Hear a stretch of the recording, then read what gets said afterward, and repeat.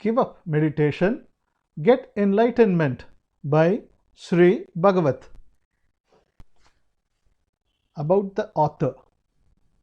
It is not easy to write about enlightened masters like Sri Bagavath because the spiritual field itself is a mysterious one. But fortunately, I have got a special privilege to be one in the inner circle of his friends for the past 30 years. We were traveling on the same road to enlightenment, so I know something about him. Though he was born in the family of spiritual aptitude, he started spiritual seeking at his age of 18. While he settled in the profession of law, he was attracted by the teachings of Ramakrishna Paramahamsa, Ramana Maharishi, Gandhiji, j.Krishnamurti, Osho, and Nisargadatta Maharaj. He attended several meetings of J.K. and he used to stay at Ramanashram once a year along with spiritual friends, including myself. He had intimate connection with the living saint Raju Swami, known as Teni Swami.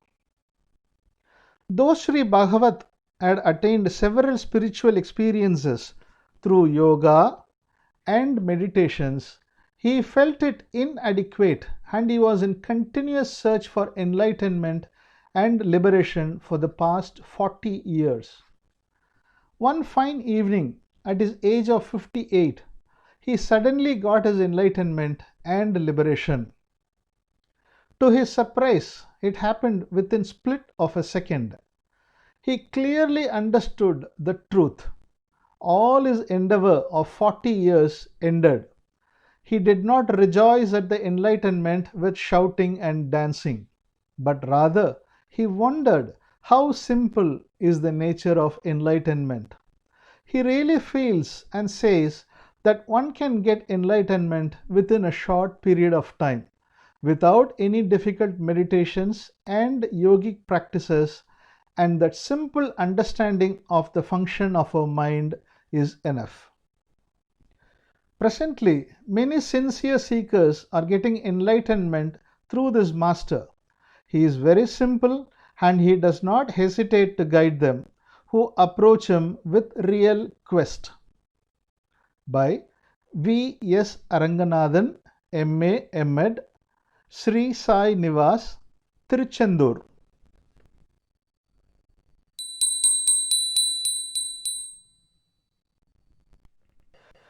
Chapter 1. Who says? Meditation is something that cannot be separated from our life. We have adopted meditation as part of our life. Most of the people are doing daily meditation.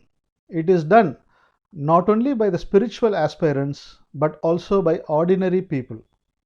Tension, do meditation. Now, this is the normal advice given by most of the physicians. The number of persons doing meditations are increasing day by day. Under these circumstances, it will definitely raise confusion if one is asked to give up meditation. When you are doing your daily meditation with sincere involvement, and if I ask you to give up meditation, will you leave me easily? You are not single person doing meditation. There are so many people practicing meditation like you. Institutions which charge money for the training of meditation are also developing nowadays. At this instance, if I ask you to give up meditation, surely there will be opposition that I know for myself.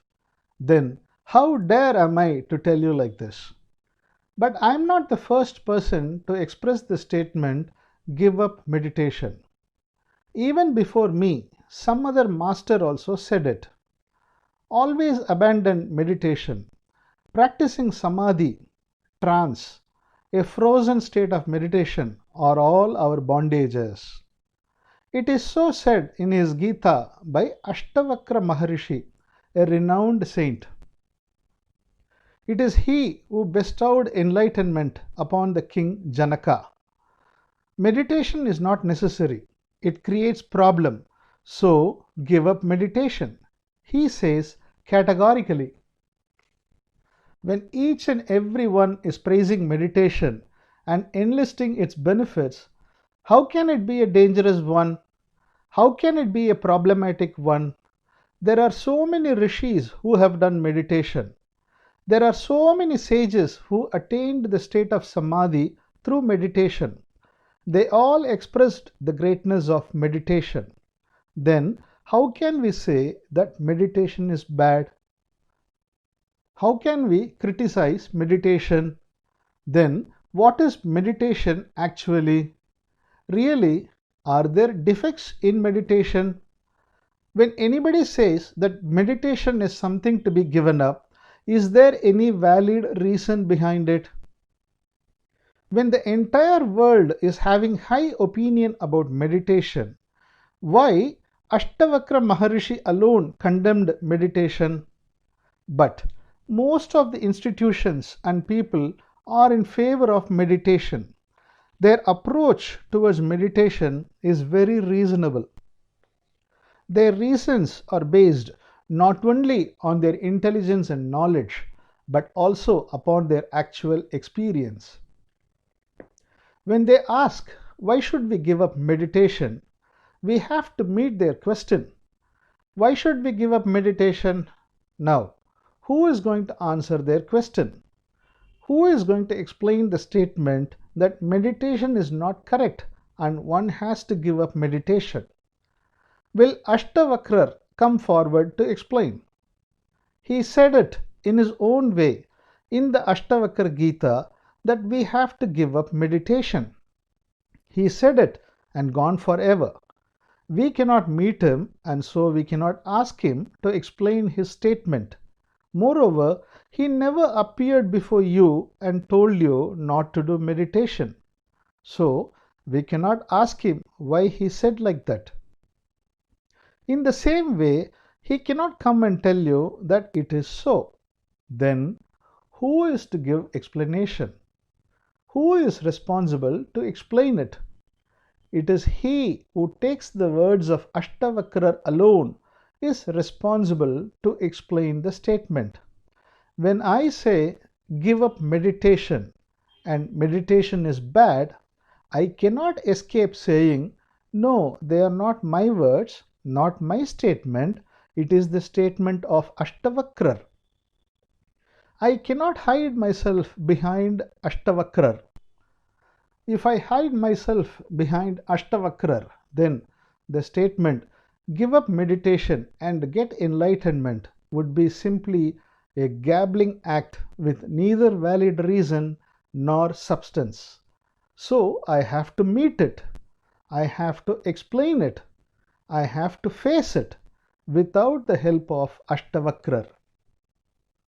Okay, is there any reasoning in the statement give up meditation and get enlightenment?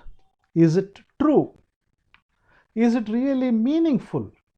Is there any valid reason behind the statement? Actually, what is meditation? What is enlightenment? What is the relationship between the two? Is there any defect in the meditation which is regarded as supreme by many? Is meditation not necessary for enlightenment? Can we attain enlightenment without doing meditation? What is the actual truth which satisfies all these questions? Now, let us examine.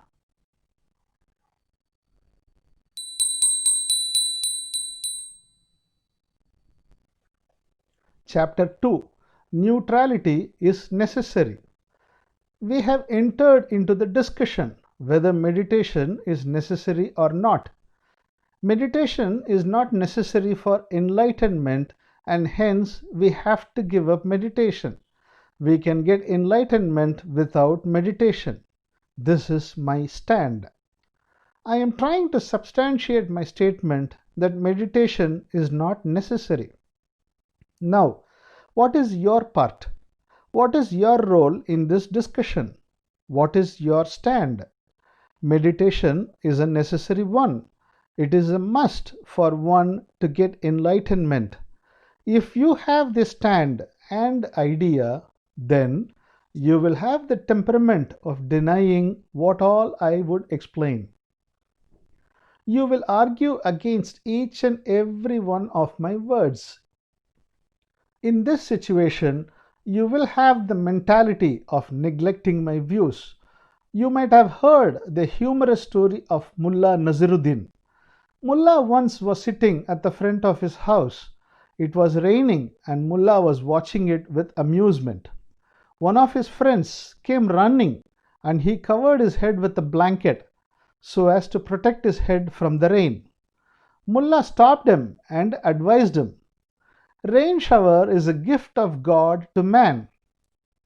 You should not avoid rain that falls on your head. If you do so, it is really a humiliation to God."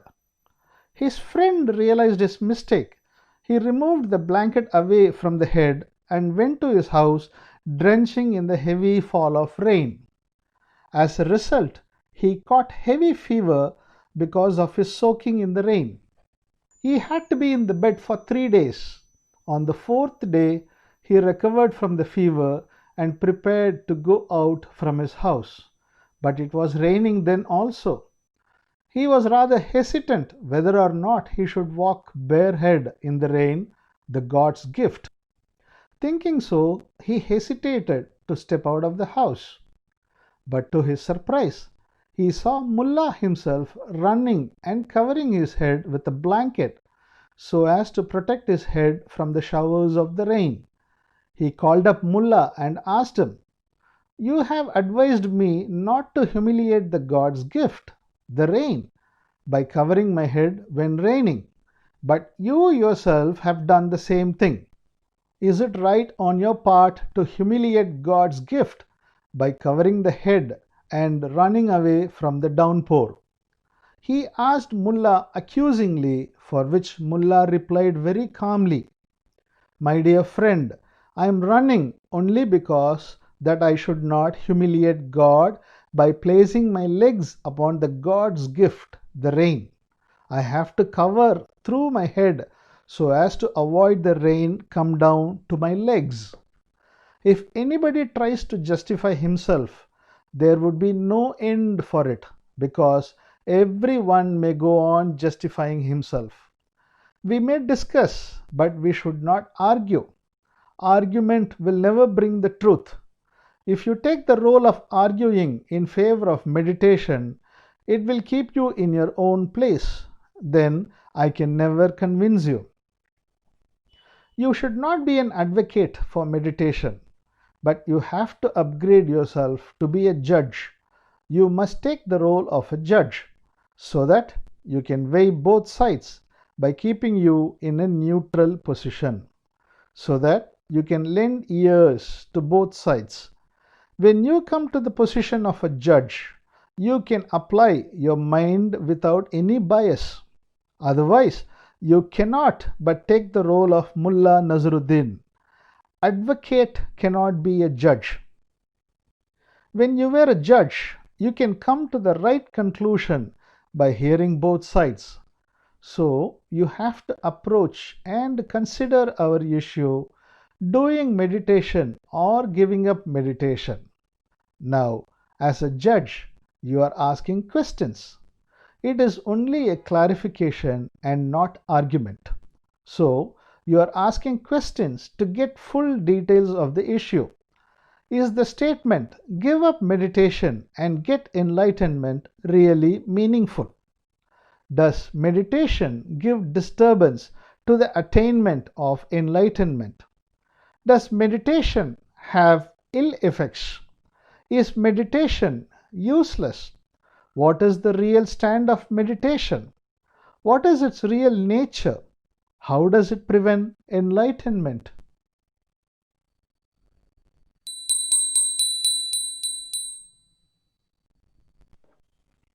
Chapter 3: The Way to Enlightenment. We cannot assure that everybody is interested in the spiritual field.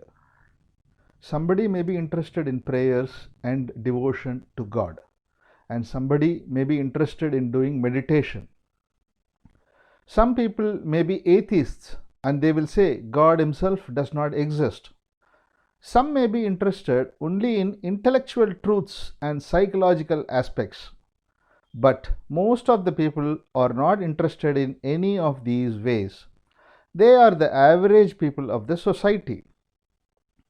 Among the persons interested in the spiritual field, enlightenment is regarded as the highest state that one should attain. They work all their best to attain this highest state, the enlightenment. It is so if they are interested in spirituality, but it is not in the case of an ordinary person. He does not know even the word enlightenment itself. What all he knows is that one must live without any sorrow or suffering, and that one must live with peace of mind. There should be no sorrow in life. This is the highest state concerning with an ordinary human being. This is the good and desirable state for himself. Spiritual people demand enlightenment. Ordinary people demand sorrow-free state. What is the difference between the two? Are we heading towards some other direction instead of knowing what meditation is? No, we are not going away from the question as to what meditation is. Rather, we are going towards it step by step. Enlightenment and sorrow-free state. Is there any relationship between the two? The famous Tamil poet Thiruvalluvar says in his magnum opus Thirukkural, "Those who reach God's feet alone can conquer sorrow." Reaching God's feet means nothing but the highest state of spirituality. It means enlightenment itself. In other words, it is said that the enlightened person alone can be free from sorrow and suffering.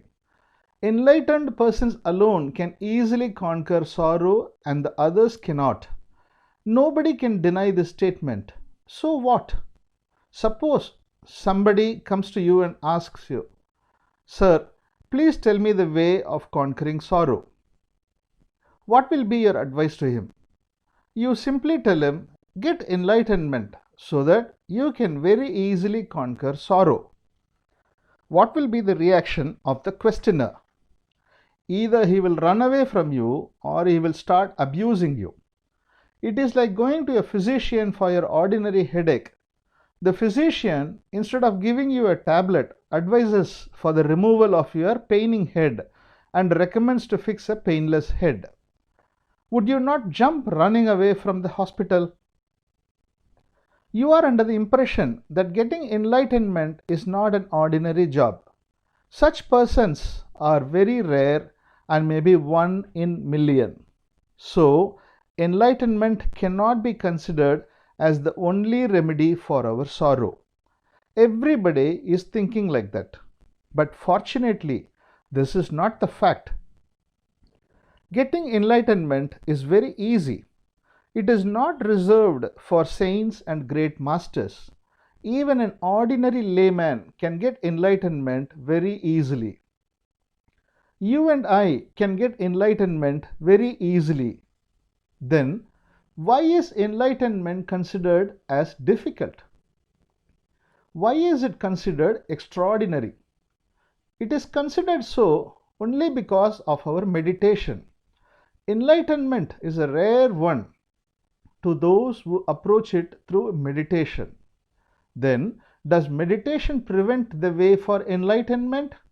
There are so many yogis doing meditation. Are they wrong? Are those meditation blocking the way to enlightenment? Yes, certainly they are wrong. They all prevent enlightenment. They delay the occurrence of enlightenment. They all mislead us from the way to enlightenment. Actually, there is no causal relationship between enlightenment and meditation. We do not know what enlightenment is. We do not know the nature and structure of enlightenment. That is why we are connecting it with meditation. But really, both are different in nature. Enlightenment is something totally different from meditation. They, each one, are in the opposite poles. One is on the south pole and the other is on the north. So, first of all, let us know what enlightenment is. Let us know what the nature of enlightenment is. If we want to know what enlightenment is and what the nature of enlightenment is, we have to understand the ways of sorrow and suffering, because we cannot separate the two. The problem of human sorrow gets solved only at the time of enlightenment. In the same way, enlightenment is recognized and understood only when the problem of sorrow is solved. So, understanding the nature of sorrow and solving it and getting enlightenment are one and the same. If we know the ways of salvation of sorrow, it is nothing but knowing what enlightenment is. In the same way, if we know what enlightenment is, it is nothing but knowing the ways for the salvation of sorrow. So, we can travel and explore in any one of the two ways. Either we can examine the nature of sorrow and its salvation, or examine the ways to enlightenment. But considering both, the way to enlightenment is rather difficult, because there are differences in opinion regarding what enlightenment is. Each one explains enlightenment in one's own way. There are so many contradictions and confusions around enlightenment. So, instead of examining the ways to enlightenment, we can safely enter into the examination of sorrow, because our sorrows are very open and outward. Everybody knows and experiences sorrow and suffering. They meet it on their day-to-day life. No one can say, I don't know what sorrow is in my life, because sorrow is the experience of everybody. But enlightenment is not so. It is not our day-to-day experience. Sorrow is our actual experience, and it is not imaginary, but rather we have to imagine as to what enlightenment is. Because most of those who describe enlightenment refer to it only as an imaginary thing. So, if we base our examination on enlightenment, it may lead us to an imaginary world. But instead, let us travel in the actual world by exploring the nature and salvation of sorrow in our day-to-day life, so that we may also actually know what enlightenment is.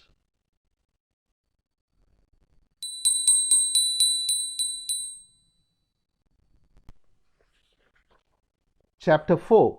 Why do we have mental worry? How does meditation prevent enlightenment?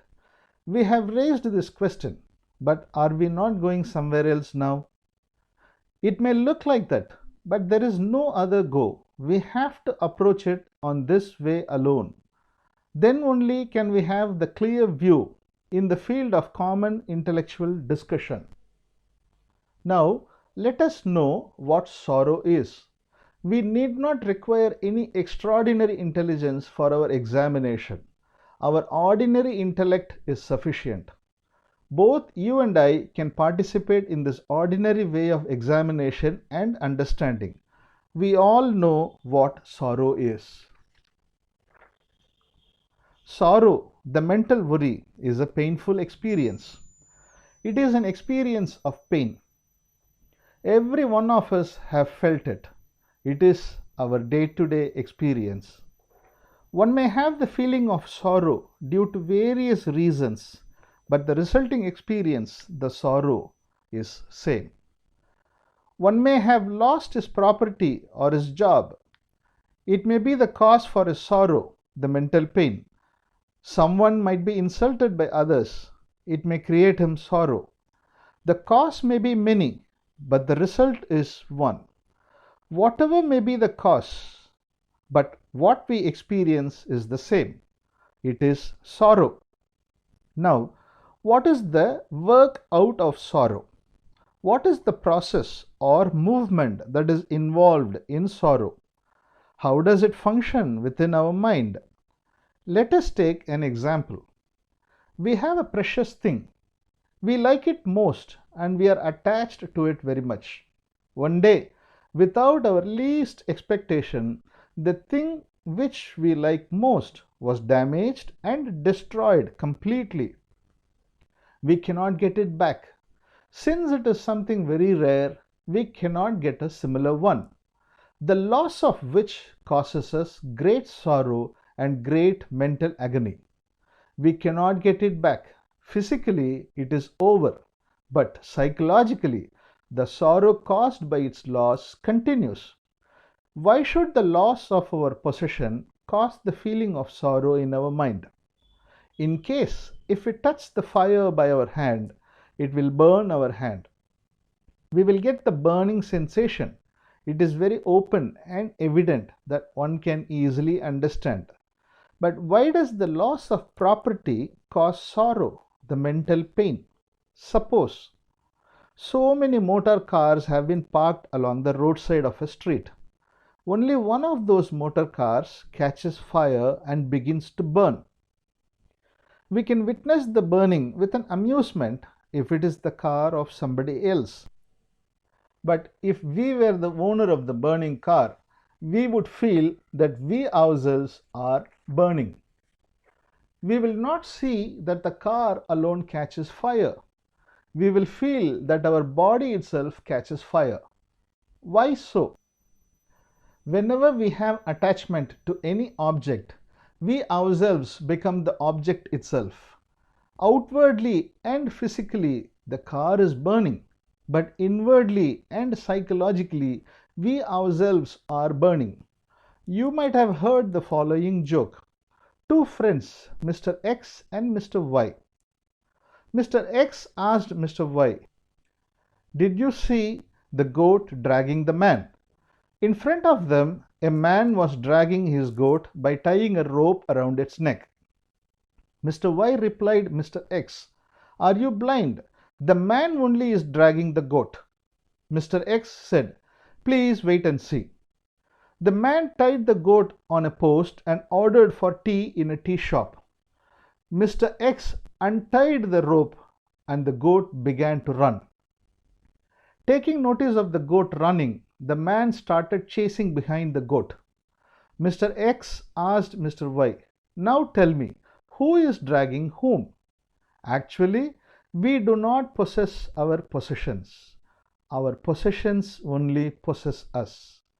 When our car catches fire, we feel our body itself catches fire, because the thing to which we are attached becomes a part of ourselves. So, whatever happens to the thing we are attached to, we consider the same happens to ourselves. Right, let it be. But why does it create pain in ourselves? The damage caused against our thing, the car, is the damage caused against our willingness. Whenever our willingness, our desires are affected, we feel a mental crisis and an inward compression to set things right. It is really a force developed inwardly to set things right. This inward compression gives us pain. We name it as mental pain or sorrow. So far, what has happened? The thing which we love most was destroyed, which caused in our mind mental agony. What do we do next? We are not only unable to bear with the loss of the thing, but also we are unable to bear with the pain of sorrow, the pain of agony. The sorrow is painful. The agony is painful.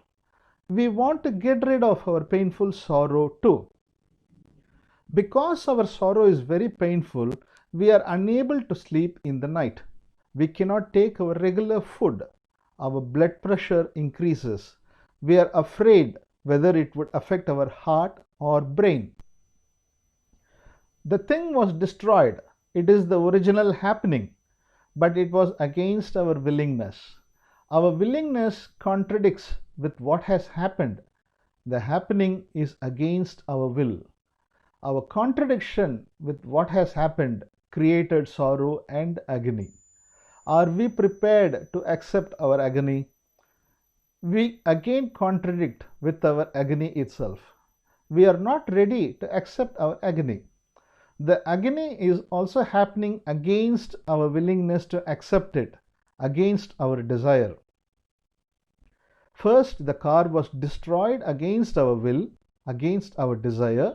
Now the sorrow is also happening against our will and desire. Our desire without our knowledge brings contradiction. Does every desire bring contraction? What is the nature of desire? What is the mechanism of desire? What is the work out of desire? If we know it, it is like understanding the tap root of each and every one of our problems. So, what is desire by itself? Let us know what desire is.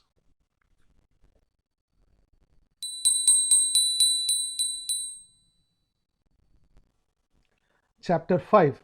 The root cause of sorrow. The desires are the cause for all our contradictions.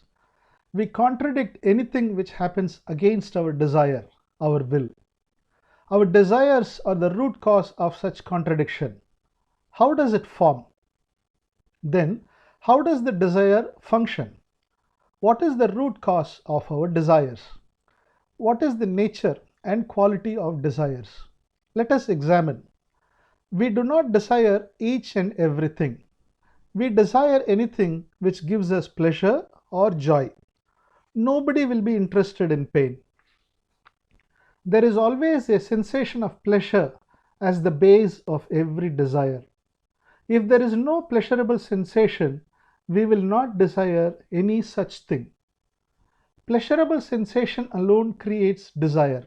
Rather, it demands desire. If there is no demand for pleasure, there would be no such thing in the name of desire. Without the demand for pleasure, there would be no desire. When there is no desire, there would be no contradiction. And when there is no contradiction, there would be no sorrow or suffering. There would be no problem. So, the demand for pleasure is the cause of all our problems, all our sorrow. When there is no demand for pleasure, there would be no desire. When there is no desire, there would be no problem.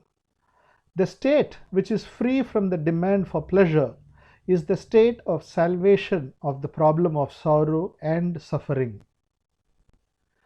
If we were in the state which is free from the demand for pleasure, there would be no problem of sorrow and suffering. To get ourselves free from sorrow and suffering, we have to get ourselves free from the demand for pleasure.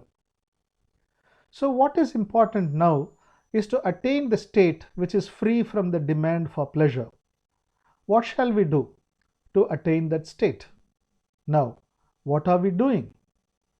Are we not interested in achieving the state where there is no demand for pleasure? What does it mean? It is good if we were in the state where there is no demand for pleasure. I am really interested in that state. There would be no problem in that state. I like that state. I like that sorrow-free state. I like this demand-free state. So, I would like to attain that real state where there would be no demand for pleasure. But is not our approach itself a modified continuity of the demand for pleasure? We want the demand-free state since we think it would give us a pleasurable sensation. So, whatever it is that we like to achieve is itself a demand for pleasure. Whatever may be the way, if we are desirous of attaining anything, certainly it is a demand for pleasure. We may try to attain a desireless state, but the very urge to attain the desireless state is itself a desire. So, unconsciously, we enter into the demand for pleasure. Now, where are we standing? What is happening to us? What is our actual stand? We have desired to attain enlightenment. We have desired to conquer our mental agony. But even though these things are regarded high, they are all nothing but the demand for pleasure. But wherever there is the demand for pleasure, certainly there would be conflict and problem. It is inevitable. We cannot blame anything because it is natural. Then, what is the use of effort? What is the use of striving for our betterment? Then, is there anything in our effort of attaining such a noble state? Our very effort itself, our striving for nobility itself, gives life to agony, our problems. We are creating misery in the name of searching for a pleasurable state, in the name of attaining enlightenment. Our very search for joy and pleasure creates confusion and misery. Then, where is the way for our salvation? How can our sorrow and suffering come to an end? But if we do anything towards such end, it turns against itself. It is like taking a medicine to cure our disease, and the medicine, instead of curing the disease, increases the disease itself. Then, what shall we do? Is there any other way? Actually, this is the crux of our problem. Each and every one of us is caught and held up in this junction. Where is our way? How do we meet the situation? How do we have to solve this problem? Most of the renowned enlightened persons also had met the same crisis. They all had met the same problem. It would be helpful to us if we know how they had approached the problem. We all know about the great enlightened master Gautam Buddha.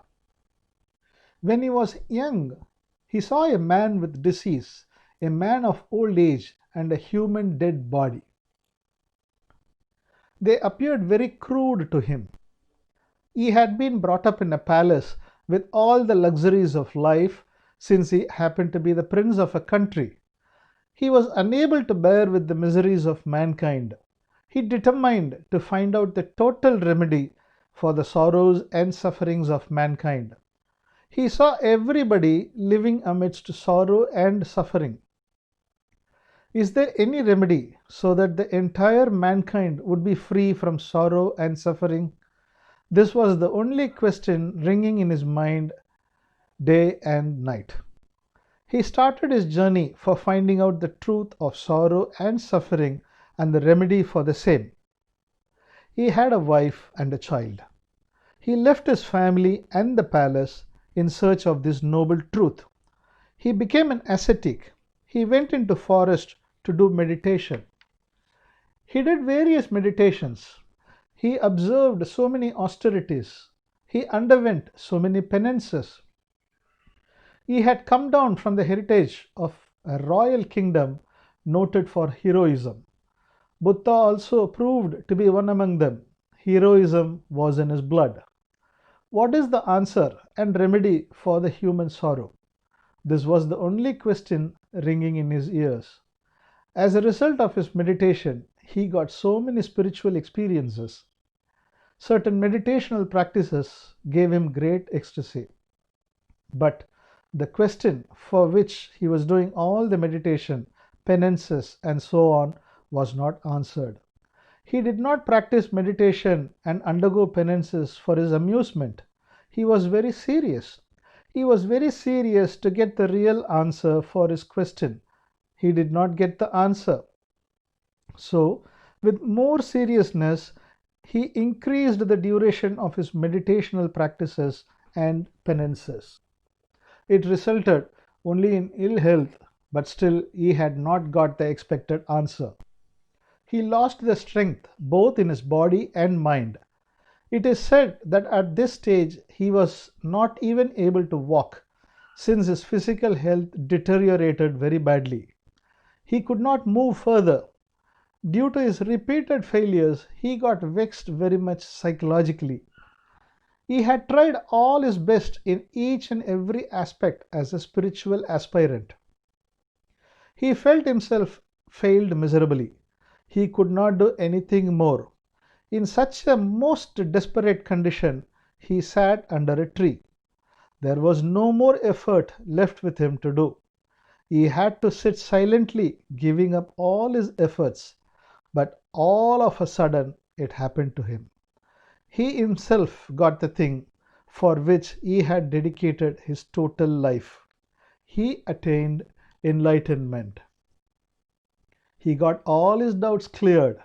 He himself got the great remedy which could heal the total sorrow of mankind. But he could not believe in himself. He had done nothing, yet he got it. He was very much surprised how it happened to him, because he had not done anything for its happening. Rather, he sat idle, abandoning all his efforts in utter desperation. What had happened to him? What sort of remedy he got? What is the nature of his attainment? What is the enlightenment he got?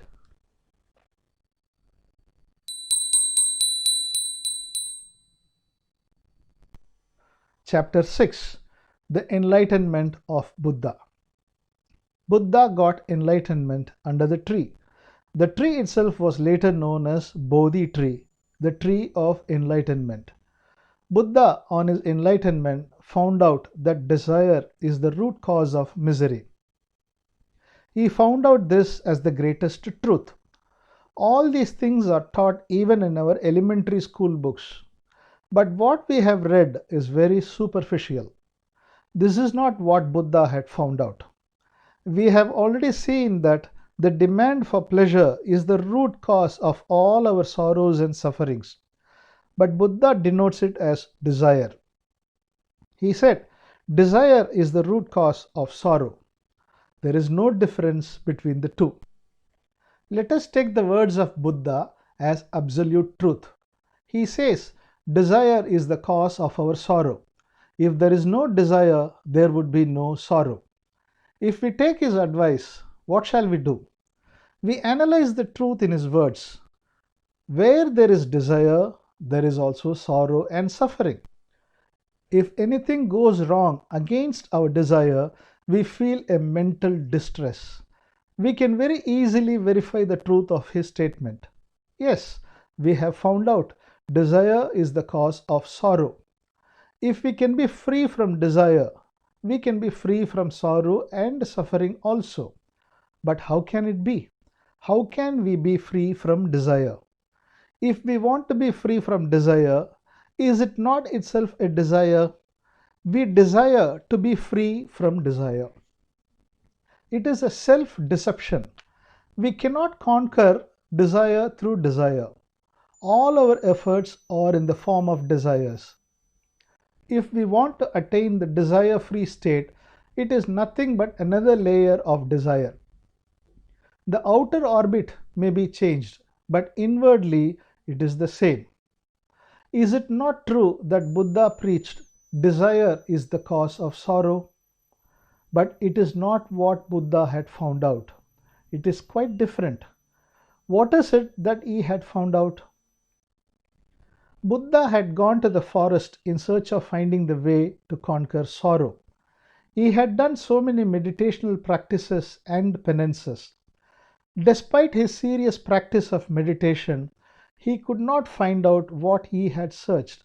He could not endure his failure. He felt that he had failed miserably. As he had failed in all his efforts, he could not take any more effort. He did not know what to do next. At this state of utter failure, and when he was unable to do anything, it had happened to him. The thing that he searched for had happened to him. He attained the thing which he could not have attained, even though he had torn his body to pieces in the name of effort. He wondered how it had happened to him without doing anything. What had happened to him? He silently observed what had happened within himself. He examined the inner movements of his mind. To his surprise, he found a different kind of movement that was going on in the functioning of his mind. Different type of functioning? What is that? Let us have an example. When we are driving a vehicle in a breakneck speed, suppose we apply the brakes suddenly. What happens? The vehicle, in heavy force, will just turn itself to the opposite direction without our effort of turning the steering. The change of direction will occur only when the vehicle is in motion. If the movement is in a greater speed, the change of direction also would be with greater force. That is what happened in the case of Buddha. Thus, Buddha was also going fast with all meditational practices.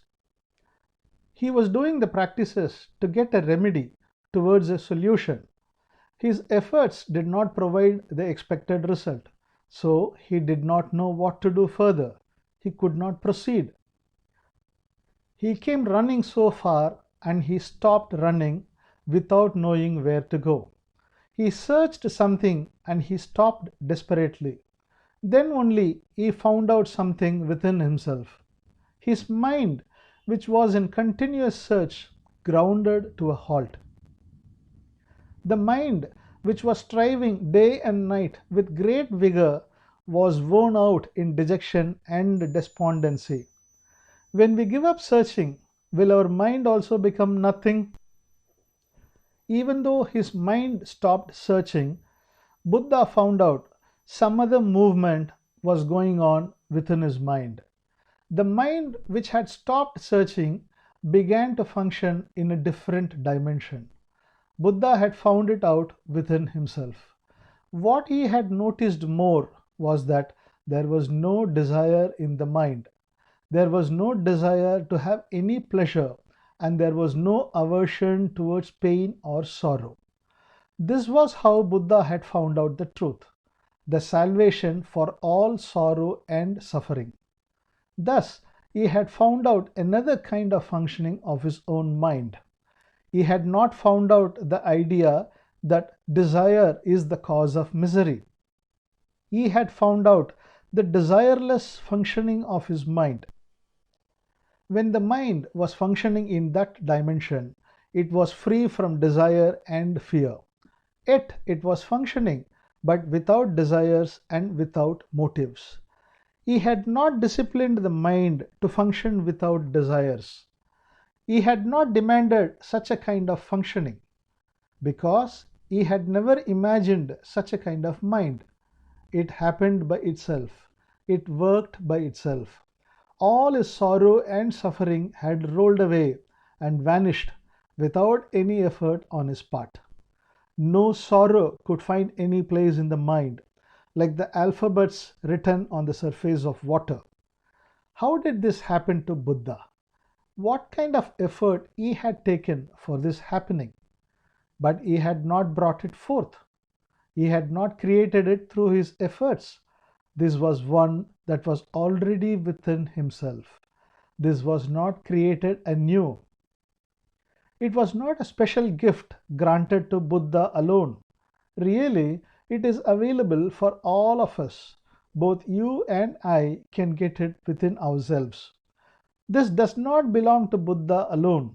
It is a common phenomenon available for all of us. This is already available with us.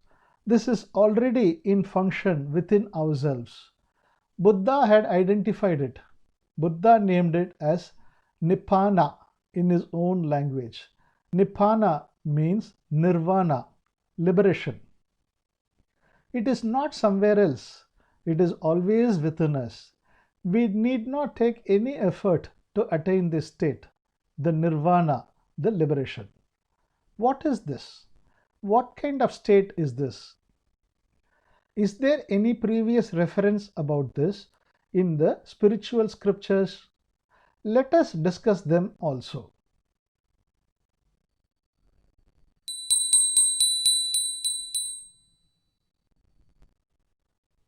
Chapter 7, Manolaya, Integration of Mind. The Sanskrit spiritual literatures deal with two aspects of our mind. One is Manolaya and the other is Manonasa. Mano means something related to mind.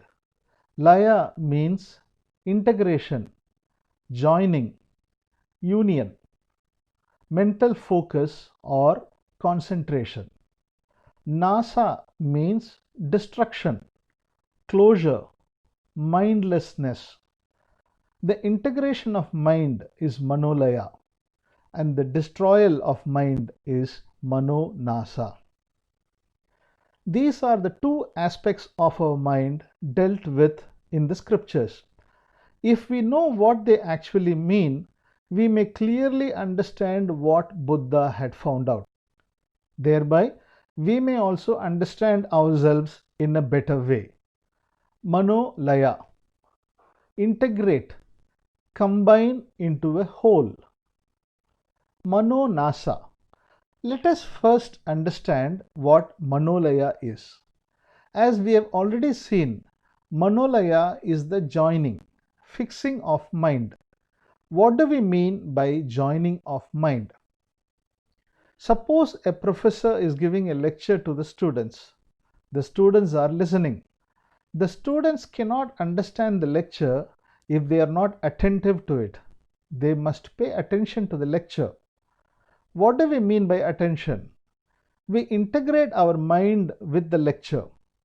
If we are thinking of some other thing when the lecture is going on, we cannot understand the lecture. The joining, the integration of our mind with the thing we are observing is called Manolaya. Is that all what Manolaya is? Yes, this is all there is to Manolaya. But the boundaries of Manolaya are so vast. It may look very simple and ordinary, but at the same time, it is very vast and deep. What do we mean by that? Suppose we hear the news of our success in our examination or some other thing. Our mind at once expresses a feeling of joy or pleasure. Our mind joins with the joy. In the same way, when there is sorrow or suffering, our mind joins with the same. If our mind does not join with the pleasure, there would be no pleasure at all. If our mind does not join with the suffering, there would be no suffering at all. We cannot experience anything without the integration of our mind.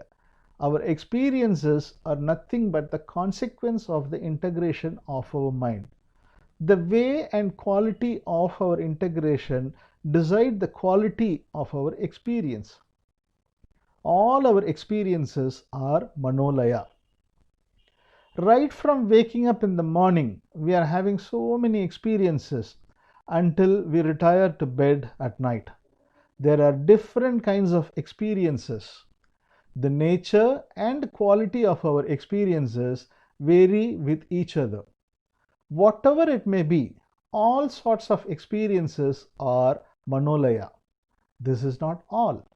Our sleep is also one such Manolaya. When our mind integrates itself with the sleep, it is known as sleep.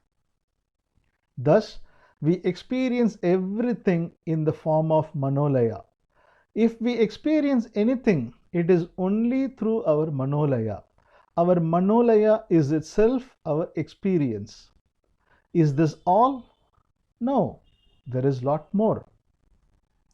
Suppose we are studying a mathematical sum.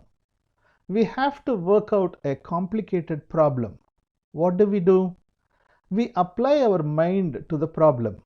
In other words, we take the problem within our mind.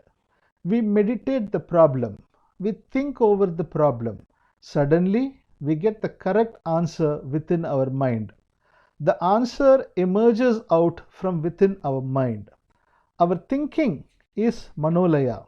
Our meditation is Manolaya. We can get not only the answer to a mathematical problem through our thinking and meditation, but also something more. We can get so many benefits through our thinking and meditation. All our scientists have invented everything through this process of thinking and meditation.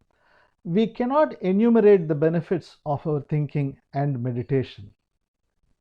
Some other persons are getting so many experiences and powers through meditation. The spiritual experiences are considered to be extraordinary. The special powers they get by way of meditation are called siddhis or occult powers.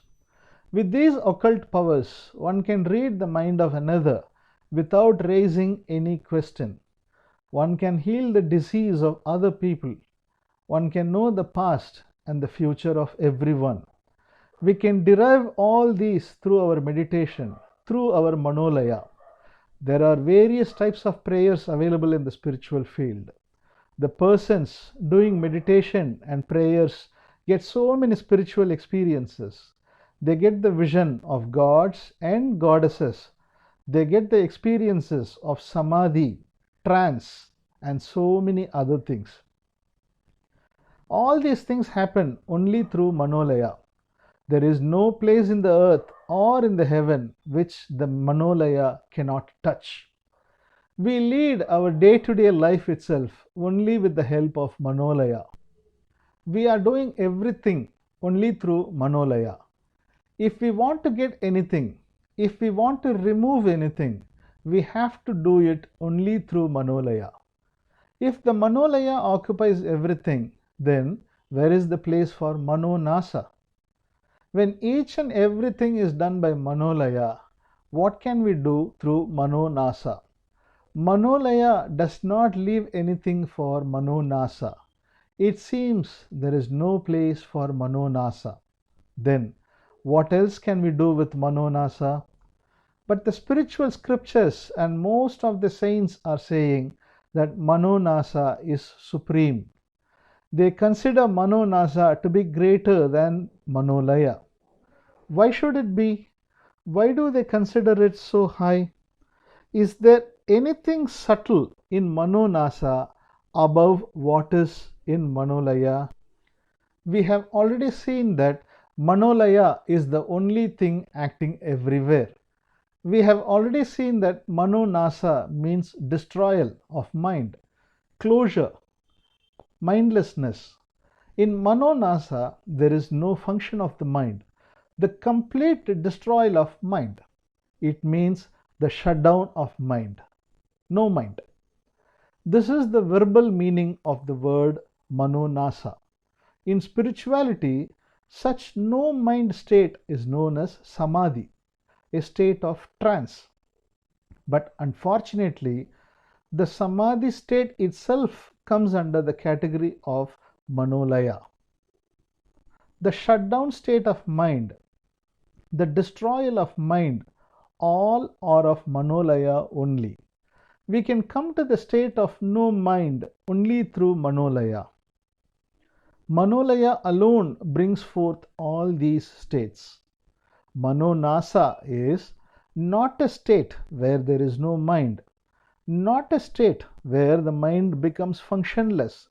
It is not an actionless state. Then, does it have any action on its own? We have already seen we are doing everything through Manolaya. When everything is done by Manolaya, what is the scope for the action of Manonasa?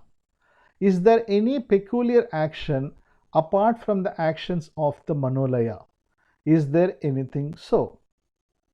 Whenever we are doing anything apart from our action, there is also a feeling of doership.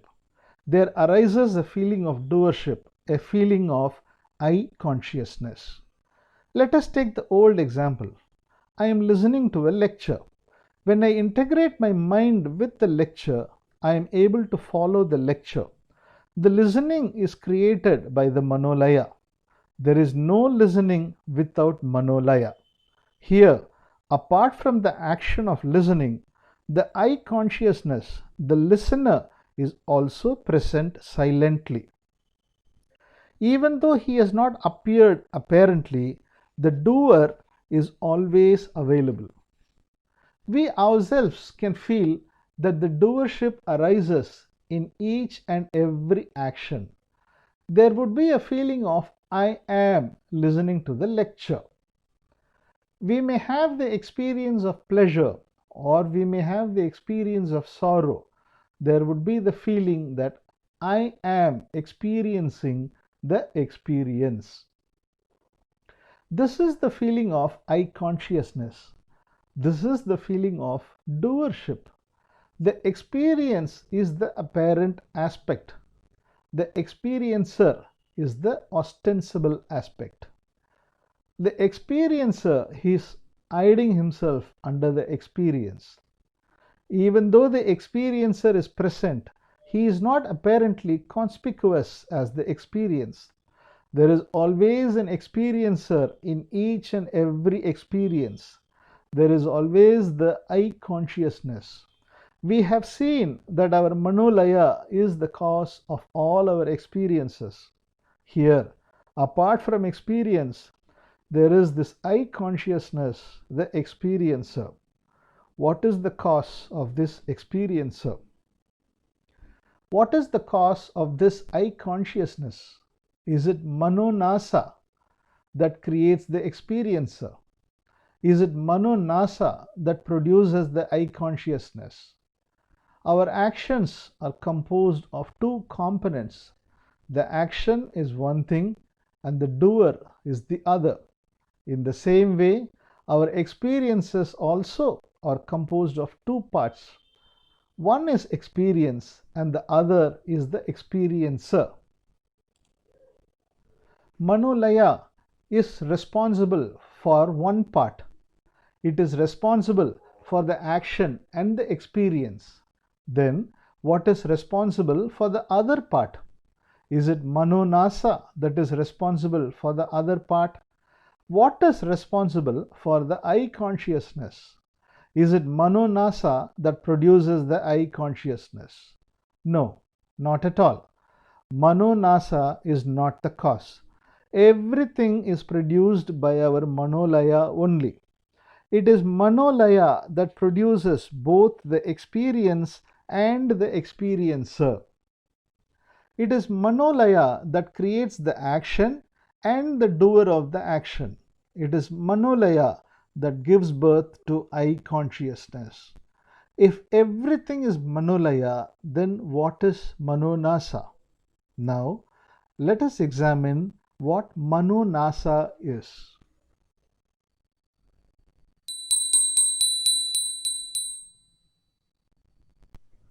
Chapter 8, Manonasa, the no-mind state. Manonasa is considered to be the supreme state in the spiritual field. Buddha denotes it as the state of nirvana. After Buddha, his followers consider this as Buddhahood, the state of Buddha. But is it a mysterious state? Manonasa is not a mysterious state. Even though it is described as mysterious, actually it is not so. But when anybody tries to describe it, inevitably it creates an impression that Manonasa is a mysterious one. When they describe it, they say, it cannot be attained through effort. One cannot be transferred to other person. It cannot be searched out. In other words, we cannot get it either through our effort or through our search. They are branding it as a puzzle. So, naturally, we also come to the conclusion that Manonasa is a mysterious one. But really, it is not mysterious. It is very apparent. It is very simple and evident. At the same time, the aforesaid statements are also true, not falsehood. We have seen Manolaya and Manonasa are the two aspects of our mind. We are dividing our mind into two only for the purpose of understanding our mind. But actually, there is only one mind. There are no two minds as Manolaya and Manonasa. We have divided it in the way of its functioning. It functions in the form of Manolaya and Manonasa. We have sufficiently dealt with what Manolaya is. Now, what is Manonasa? Mano means mind. Nasa means destroyal, closure, no mind. When one says it is a destroyed mind, naturally one would take it as a no mind state. But it is not a no mind state. Actually, the word ought to be Manolaya Nasa. It means a mind where there is no Manolaya. So, if we take it as Manolaya Nasa, it would be convenient for us to understand what Manolaya is. Actually, Manonasa refers to a mind which is free from Manolaya. We all know what water is. What is the structure, the shape, and the appearance of water? If we pour water in a vessel, the water will take the shape of the vessel. If we put it in a bottle, it will take the shape of the bottle. If we put it in a bucket, it will take the shape of the bucket. If we take the water away from the container, immediately it will lose the shape. It releases from the shape it has already taken. Suppose we freeze the water in a vessel. What will happen to it? What will happen to its shape? The water in the vessel will become ice and take the solid form of vessel. If we take it from the vessel, it will not lose the shape of the vessel. It will take time to regain its original state of water. It will lose the shape of the vessel only when it gets melted. In the same way, the natural state of our mind is like a liquid. Manolaya means the frozen state of mind. When our mind experiences anything, our mind takes the shape of the experience. Our mind experiences the experience as it takes the shape of the experience. If it does not take the shape of such experience, it cannot experience anything. When the experience is over, our mind becomes relieved from the experience. Then the shape of the mind disappears. The laya, the shape, disappears.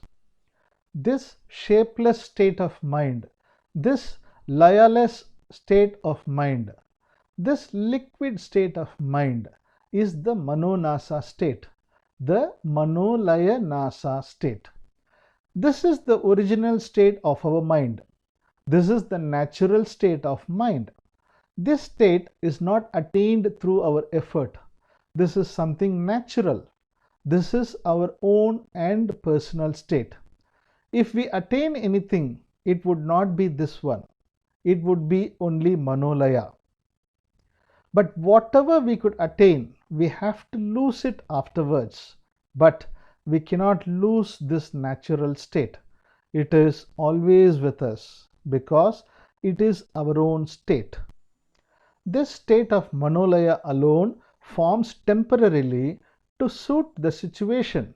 It comes and disappears afterwards. The state of Manolaya is an artificial state. It is only a created state made out of necessity. Our mind takes a shape to satisfy our demand. It takes a shape of our experience. After the necessity, the shape of the mind also disappears. The experience also disappears. The Manolaya also disappears. When we take water in a vessel, water takes the shape of the vessel. When the water is poured out of the vessel, it loses the shape of the vessel. In certain occasions, we become immersed in our sorrow or suffering. It is like water losing the liquid state and getting frozen. It takes time to return to the original liquid state. In this way, for the disappearance of Manolaya also, it takes time. Whenever there occurs a frozen state, naturally, it would take some time to return to the original state. In this way, we may do certain practices of meditation so as to create Manolaya. The repeated practice produces a frozen quality to the Manolaya. Thereby, we can stabilize certain spiritual experiences with us. Anyhow, all these things are based on our efforts only. All these things are based on a frozen state. All these things are based on Manolaya. When we begin to lose our effort, the frozen state will also begin to melt. Our spiritual experience will also begin to fade away. But the natural and the healthy state is the state of Manonasa, the liquid state, the fluid state, the state which is free from Manolaya. Manonasa is always in the liquid state. It will take the shape of a vessel when it is put in the vessel, but it will not retain the shape. Even though it looks like bounded by the vessel, it is always free if it is in the liquid state. It is always in freedom to change its shape according to vessel to which it is transferred. But such change is not possible if it is in a frozen state. Manolaya is an experience.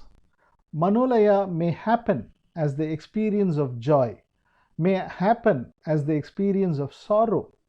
The Manolaya may be expressed in the form of mental powers, occult powers, and so on. If it is in the form of experience, if it is in the form of such powers, it is Manolaya. When the grip of Manolaya is over, the liquid state would be Manonasa. The free flow state would be Manonasa.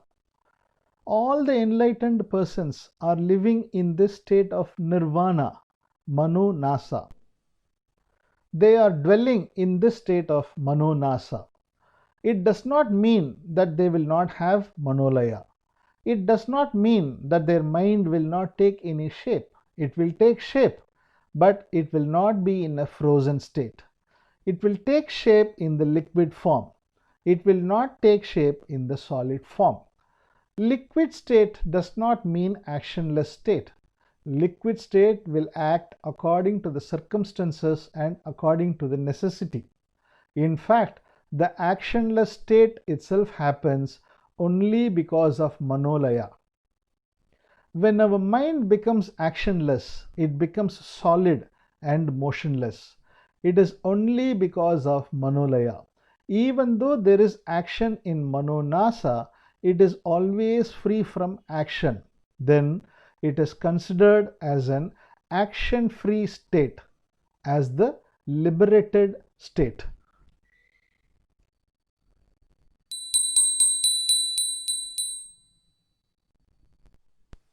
Chapter 9. The Enlightenment of j.Krishnamurti and Ramana Maharishi. Ask, you will be given. Knock, it will be open. Search, you will find it. All these are true. It is true only in the case of Manolaya. You can get anything through Manolaya. We get everything through this Manolaya. But concerning with Manonasa, it is quite different. If we ask, it will be denied. If we knock, it will be locked up. If we search, we will never find it. Asking and getting are only through Manolaya. Attaining anything through effort is only through Manolaya. Then, how shall we stabilize ourselves in the state of Manonasa? We have already seen the life history of Gautama Buddha. It has not happened only in the life of Buddha. The alchemy of change that happened in the life of most of the saints is similar. You might have heard about the great enlightened master J. Krishnamurti. The same alchemy had happened in his life. J. Krishnamurti, known as J.K., and his brother Nitya were adopted by the Theosophical Society. It is a society that deals only with the pure spiritual and philosophical aspects without giving any importance to religious faiths. Some persons in the society prophesied about JK and his brother Nitya. They predicted that JK would become a world teacher and his brother would be his associate guiding the spiritual world in the future. The society had adopted them both when they were young boys, so many special spiritual trainings were given to them. JK practiced different kinds of meditation and a variety of yogic practices. Some secret Kriya Yoga also was taught to him. JK sincerely practiced everything. He got so many spiritual experiences. He got so many occult powers. He got ESP, the extrasensory perception. He attained Samadhi state, the state of trance. Yet he could not get enlightenment. He tried to attain it through various forms of meditation. It is the natural tendency of everybody to practice meditation to get enlightenment. He tried and tried many ways, but enlightenment was evading. In that circumstance, his brother Nitya became seriously ill. He had to undergo treatment. JK attended to him. He took care of all the needs of his brother. Then there arose a situation when JK had to take up a voyage in a ship. But he was not interested in it as he did not want to leave his brother alone. Some members of the society, using divine powers, foretold that JK could take up the voyage and nothing untoward would happen to his brother Nitya. Believing the prediction, JK went on his voyage. But when the ship was in the middle of its way, he got a telegram saying, Nitya is in a serious condition. JK was unable to take decision whether to proceed or to return. Within a short while, the successive telegram that arrived carried the message of the demise of Nitya. Nitya passed away.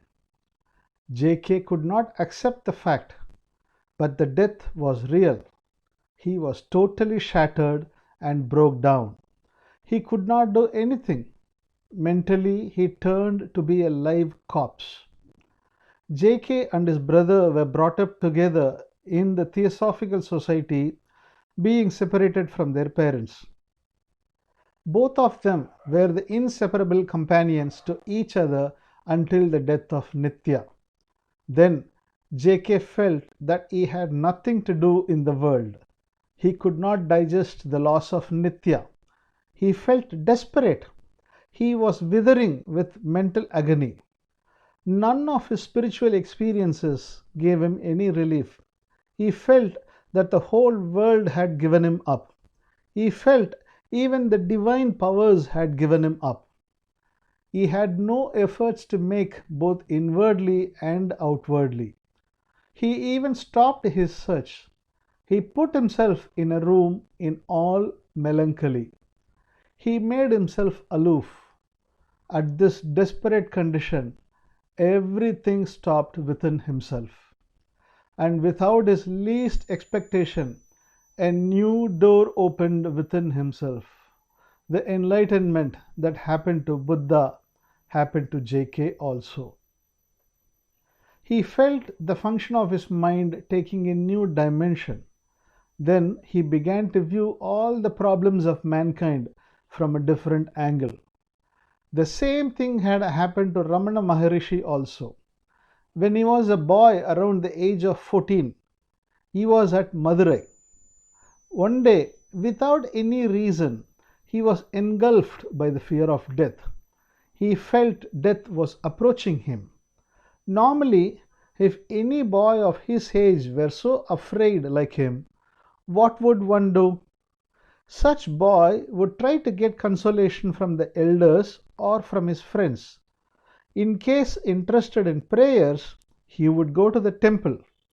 It will be the normal course of action to get out of fear. But on the contrary, he behaved differently. He submitted himself to death. He was prepared to face the death itself. He laid down on the floor and dramatized what would happen if he dies. He was a small boy. He had no philosophy about anything. He accepted the fear of death with an empty hand. He did not try to escape from the fear. He did not avoid the fear. He simply allowed the fear within himself without any protest. Here, without his least expectation, a new door opened within himself. He got enlightenment in his boyhood, but as a small boy, he did not know what had happened to him. He did not have any knowledge about scriptures, so he could not understand about the greatness of his enlightenment. In his own language, he understood that something peculiar had happened to him. He felt he was liberated. Then he went to Tiruvannamalai. Sitting and doing nothing made him to enter into the Samadhi state, a state of trance. People were surprised to see him in the Samadhi state, that too in boyhood.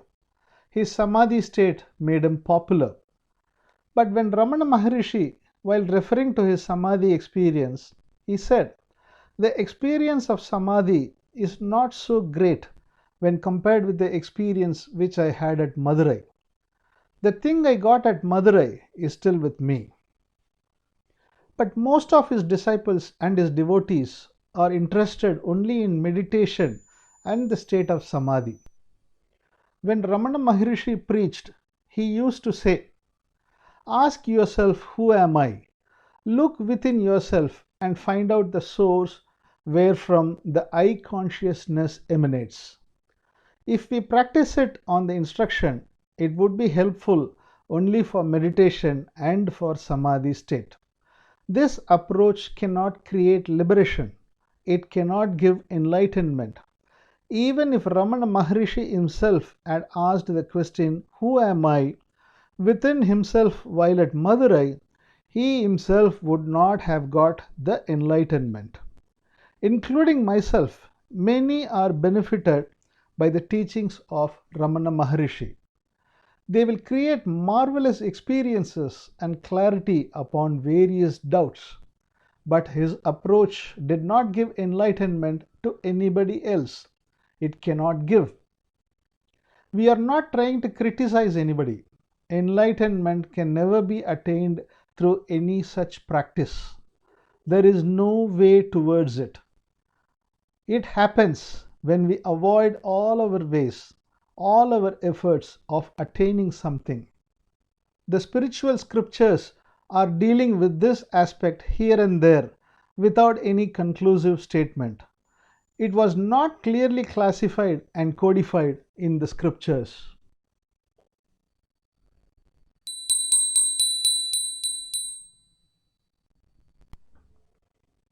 Chapter 10. Can devotion give enlightenment? There are many who have attained enlightenment, but very few have codified the nature and the workout of what enlightenment is. Out of them, Buddha is one. It is said that he had thousands of disciples. Since they had direct contact with Buddha, most of his disciples had got enlightenment, but all of them did not take the task of teaching and explaining enlightenment. In the course of time, the practices of Manolaya alone came to the forefront. So, the Manonasa, the state of nirvana, began to hide itself within them. As far as the Eastern world is concerned, most of the enlightened persons got their enlightenment only through their devotion to God. But mere devotion cannot give enlightenment. Surrender, the state of surrender, is considered to be the highest in devotion. The surrender alone can give enlightenment. Mere devotion gives Manolaya alone. It will not give Manonasa, the nirvana, the enlightenment. What is surrender? How does it give enlightenment? Surrender means giving all our responsibilities to God. When we do not have any responsibility as for anything, we take everything as done by God Himself. we accept everything as granted by God Himself. Here, there is no effort on our part. When there is no effort, we can understand how to function without effort. This is the very core of enlightenment. Here, we find out that our mind functions on its own without any pressure in the name of effort. It is very easy to attain enlightenment and liberation through surrender. In the olden days, most of the enlightened persons attained enlightenment only through such devotion and surrender to God. But they did not know the science behind their great attainment, because their approach was only through faith and nothing but faith. Since they did not know the signs of enlightenment, they could not explain the way to it. So they simply advised others to have devotion and faith. It is not wrong. One can get enlightenment very easily through devotion. But the only thing necessary is that it must ripen as surrender. Devotion is very simple and easy, but surrender is not so. Surrender happens to one among million, so it is considered to be very rare of all. But is it a rare one? The surrender and enlightenment through devotion is really very rare. It is nothing but the state of Manonasa. It is our natural state. It is here and now. It may be rare if it happens through devotion. We need not take a roundabout way to attain it. As we have already seen, it is not a state to be attained.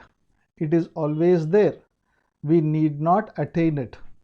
How can we attain it when it is always with us? You might have heard a humorous story. A rich man went to a saint asking remedy for his sorrows and sufferings. The saint, sitting under a tree in a street, asked him to bring £1,000 as his fee, Guru Dakshina. The rich man met the saint with the fee on the next day. The saint, after receiving the amount, asked the rich man to sit under the tree with closed eyes. The rich man sat with the closed eyes, and at once the saint ran away with the money. Even though the rich man sat with closed eyes, he found out that the saint was running with the money. He was shocked very much. How wrong am I to take him to be a saint who is really a cheat? Thinking so, he began to chase the saint. The rich man had a heavy body and the saint was very slim and young. So the saint had very easily escaped from the sight of the rich man. The rich man searched for the saint in 2 or 3 streets and afterwards returned to the original place, the tree where he met the saint in a desperate mood. But to his surprise, the saint was there under the same tree with a smile on his face. He returned the total amount to the rich man with all his blessings. The rich man was very happy to get back the lost money. The saint told him, "You came here with your sorrow. Even though you are having great wealth, you were not relieved from your sorrow. Now also you are having the same money with you, but now you are happy. Now there is no sorrow with you. I have just returned your own money. If money could be the reason for your happiness, you must be happy when you have the money with you early. The money is not the cause for your happiness. So there is happiness within you always. You need not search for it somewhere else." This is the story. We are going to analyze certain things related to this story. The man was possessing great wealth. Even though he had the money with him, he was in sorrow. He approached the saint for his release from sorrow. When the saint ran away with the money, he was shocked and bewildered. He got back the money. He got relieved from the shock and the bewilderment. The release from the shock gives him pleasure. Here, money does not play an important role. but the shock and his relieving out of it. These are the two important factors. Money or some other thing may be the cause for such a kind of shock. One may get such a shock due to any one of such reasons. Then he gets relieved from the intense feeling of shock. Thereby, he feels a relief. The feeling of relief expresses itself as a feeling of pleasure. When we succeed in our struggle, we feel a feeling of relief and pleasure. When we are relieved from the tension of struggle, our mind becomes weightless. Our anxiety subsides. We feel there is no necessity for tension and anxiety. Dejection disappears. Our mind functions with a satisfaction and contentment. All these are related to Manolaya. It brings both sorrow and pleasure. When our mind is with the quality of sorrow, we name it as sorrow. When the mind rests in the quality of joy, we name it as joy. But concerning with Manonasa, it can be both. At the same time, it is beyond both. It is water that becomes ice, which again becomes water. Water is the natural state. Just like that, Manonasa is the natural state of our mind. The water poured in a vessel takes the shape of the vessel at once. When we take the water away from the vessel, it releases itself from the shape at once. The liberated mind, the Manonasa, is always water-like. Concerning with Manolaya, even though it comes from water, Manonasa, it becomes ice. So it takes time for its return to the original state.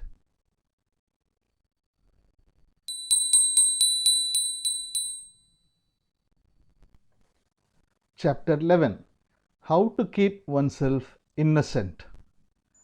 It is very easy for the enlightened persons to be in the Manonasa state. They always have the mind in the liquid state. They get Manolaya to deal with the situation, but it is like pouring water into a vessel. It never loses its liquidity. It is always prepared to change its shape. The change is not possible only when it comes to a frozen state. We have already seen that we cannot do anything without Manolaya. But if we give undue importance to Manolaya, it becomes hard and solid. Then it takes time to return to the original state. When we say Manonasa, we need not imagine it as a strange and peculiar state. We have already seen it as an ordinary state. We have seen it as our natural state. Natural state means it is nothing but the innocent state of a child. Each and every child is born only with this innocent state of mind. As long as there is no knowledge and thoughts, the child remains innocent. The gathering of knowledge and memory creates density in the mind of the child. The child begins to act according to its knowledge and memory. It begins to act towards an end. It begins to act with a demand. Now, the innocent mind of the child becomes contaminated. It becomes cunning and calculative. There is a beautiful story described in a scripture, Yoga Vasishtam by name. It is nothing but the story of our mind. It happened in the legendary period. Once there was a war between devils and angels. In support of the devils, the master of devils created a strange demon from the sacrificial fire. The devils set the demon against the angels. The angels could not fight against the demon, they could not succeed the demon. The reason told for their failure is somewhat strange, yet it is scientific. Even though it may be an imaginary story, the scientific approach made in the ancient time is really wonderful. In the story, it was said that the demon had no mind. Since it was a mindless one, no one could conquer it. So, nobody could destroy it. Then, how to destroy it? The angels got the advice of a god by name Narayana, responsible for the protection of the universe. He gave advice to the angels. You go to the demon for war and pretend fighting with the demon. You need not fight really.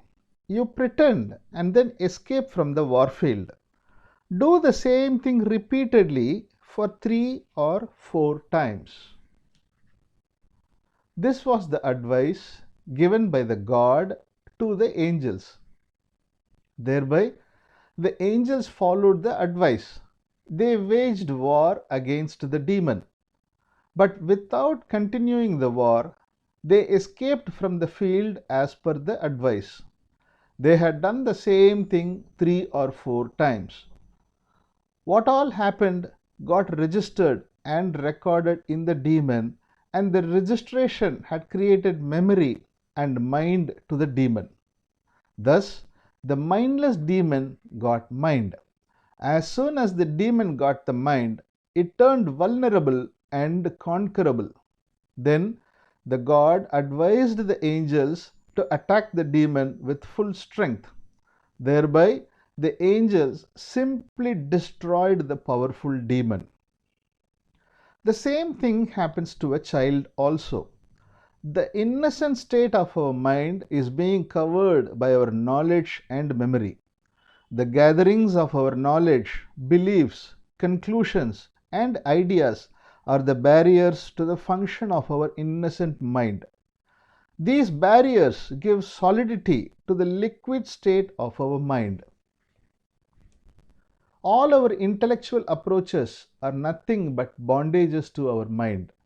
When our mind commands and confirms that something is correct, our innocent mind also accepts it.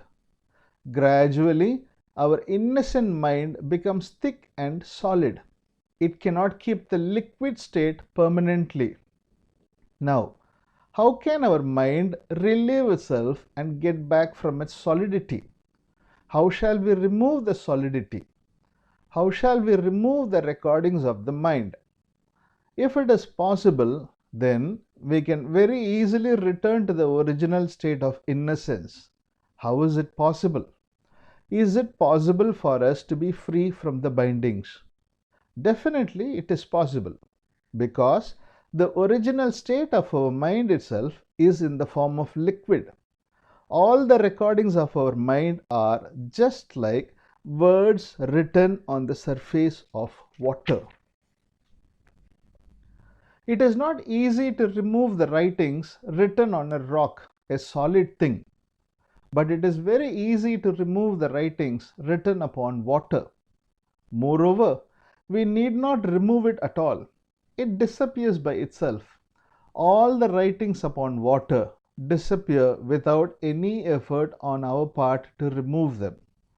In the same way, our recordings in our mind also dissolve without any effort on our part.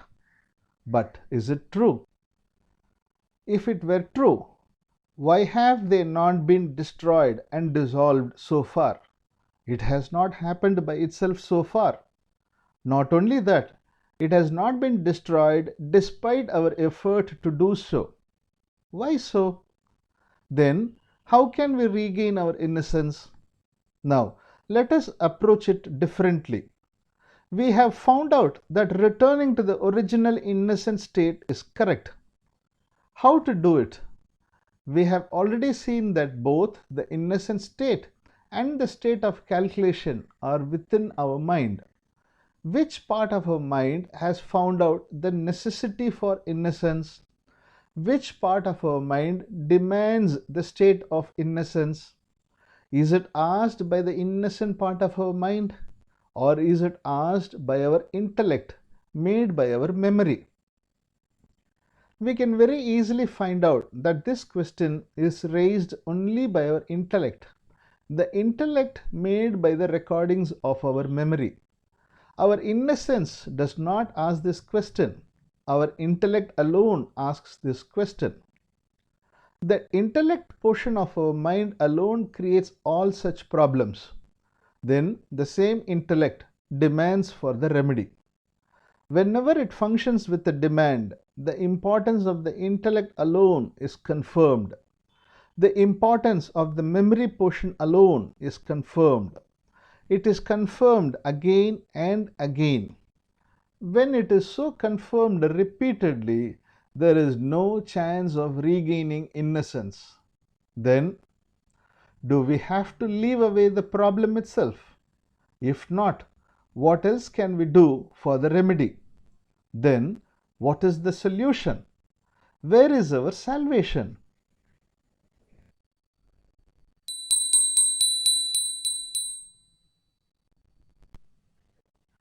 Chapter 12.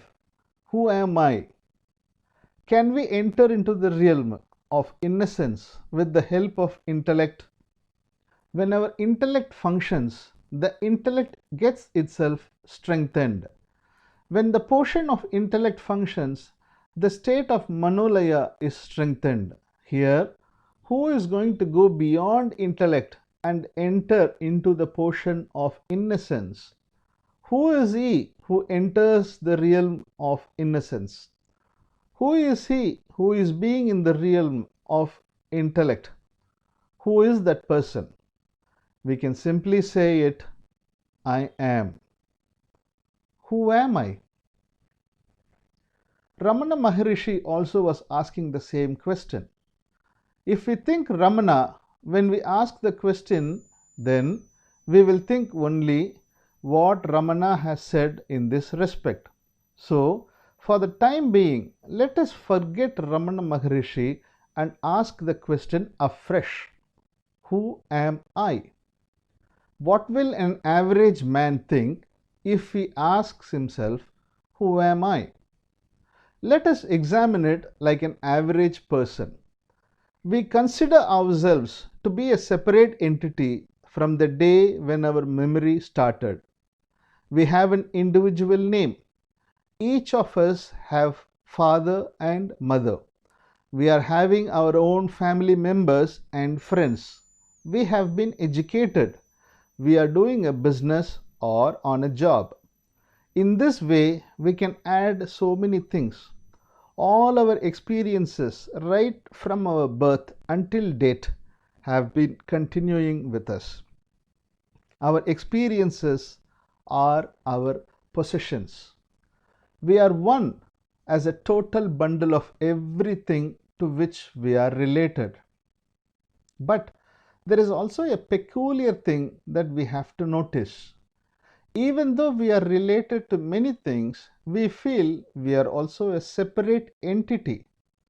We feel ourselves to be an individual person apart from the things we are related to. We may have many experiences. We may have pleasurable experiences or have sorrowful experiences. We treat them as they happen to us. We feel us as an experiencer apart from those experiences. The persons to whom we are related may change, but we feel ourselves to be a changeless I consciousness. The experiences we experience may be of various types, but we feel the experiencer, I consciousness, is always one and the same. The persons related to me may change, but the I consciousness is changeless. My experiences may change, but I consciousness is always the same. I am always there as an individual entity apart from all those things. This is what we are all experiencing. Let us take our dream as an example for the discussion of this aspect. We are dreaming in our sleep. In the dream, we travel in an aeroplane to go abroad. After reaching the other country, we travel in a train. Afterwards, we travel in a car. Then we meet many persons there. At the end of our travel, we would have met so many persons. Who are they? Are they real? Have we met them actually?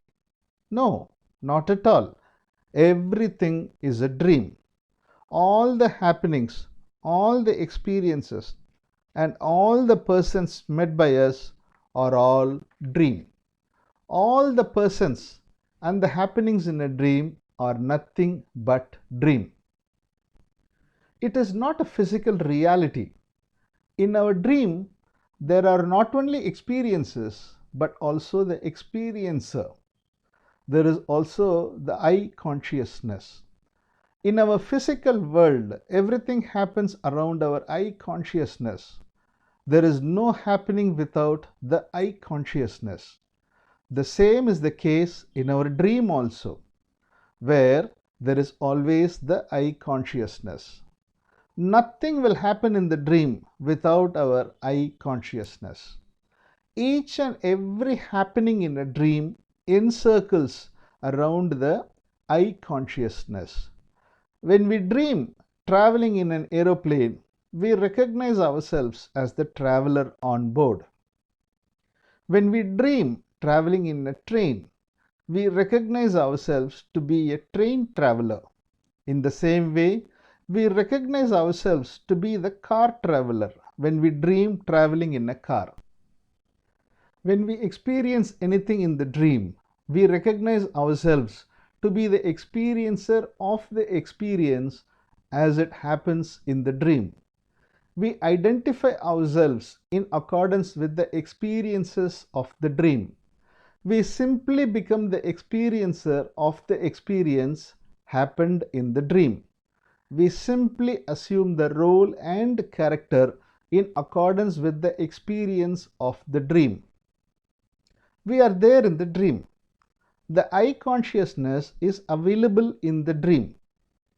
Throughout the dream, we will take a separate entity in accordance with the happenings of the dream. But nowhere we recognize ourselves to be the dreamer of the dream. After the completion of the dream alone, we can recognize ourselves to be the person who has dreamt. During the course of the dream, we prolong and remain to be the characters of the dream. Even in dreams, there are classification as the seer and the seen, the experiencer and the experienced, but both are made up of our thoughts of our dream. Dream is nothing but our thought. The thought that comes during our sleep is known as dream. The experiencer and the experienced both are made by the thought of our dream. As the two sides of a coin, experiencer and the experienced are related to each other. But which is the cause for the other? Whether experiencer is the cause for the experience or the experience is the cause for the experiencer. The experiencer is changing his role according to the experience he experiences. He is in the role of a traveler in a train while dreaming about traveling in train. He changes his role to be the traveler of an aircraft when the dream changes to be traveling in the aircraft. Thus, the experience decides the role of the experiencer, and not the experiencer creates the experiences according to his role. Experience is the cause for the experiencer, and experiencer is not the cause for the experience. Is it the condition happening in our dream alone? No, the same thing happens in our real life too. Even in our waking state, we are creating both the experiencer and the experience only through our thoughts. When there is no thought, there is neither experience nor the experiencer. As the thought in our dream is the cause of every happening of the dream, the thought is the cause of every happening in the physical world in the waking state.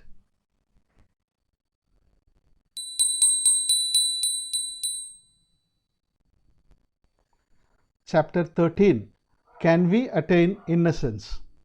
Scriptures say that our original state is Atma, soul, spirit.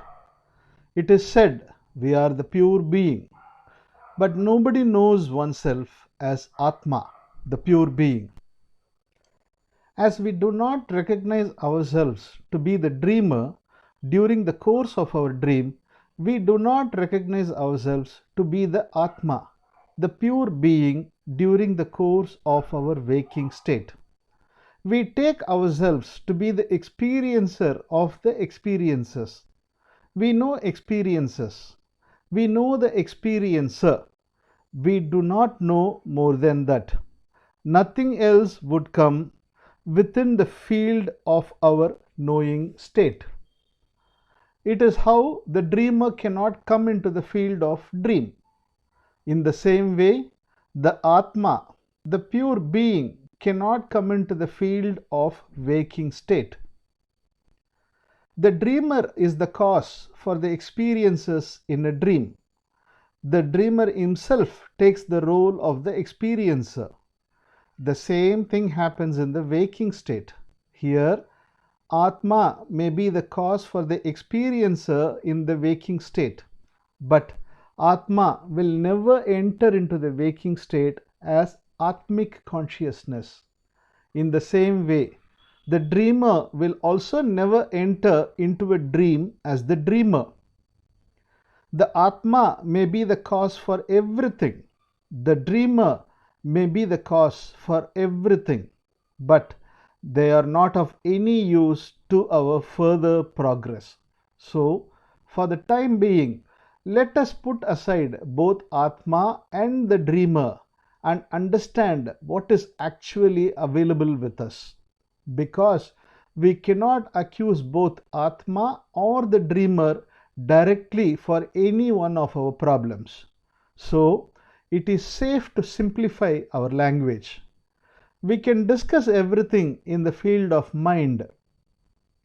Our mind itself is responsible for both the problem and the relief. Our mind itself is the cause of our problem.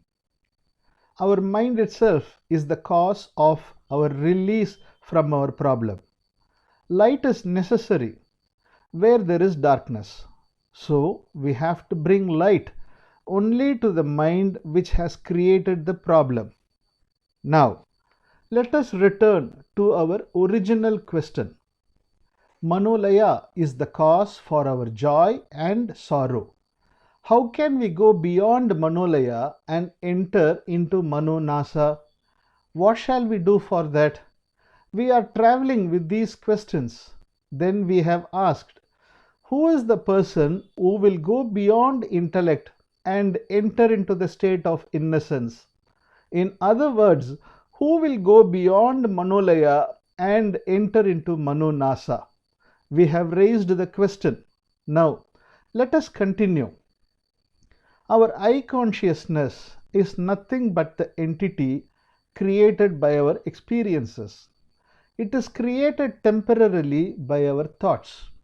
All our thoughts are temporary. They come and go regularly. Our thoughts form and come as the smoke comes from an incense stick. The smoke comes anew every time from the stick and disappears. It comes repeatedly in clusters. Just like that, our thought also emerges one by one. As our thought comes and goes temporarily, our I consciousness also comes and goes temporarily. There is no permanent experiencer.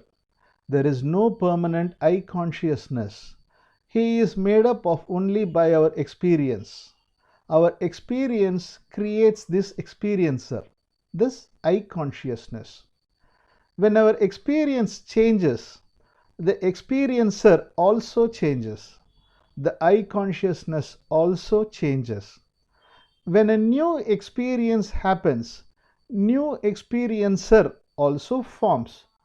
New I consciousness also forms. All our experiences are created by Manolaya. Our experiences or the expression of our Manolaya. There is no experience without Manolaya.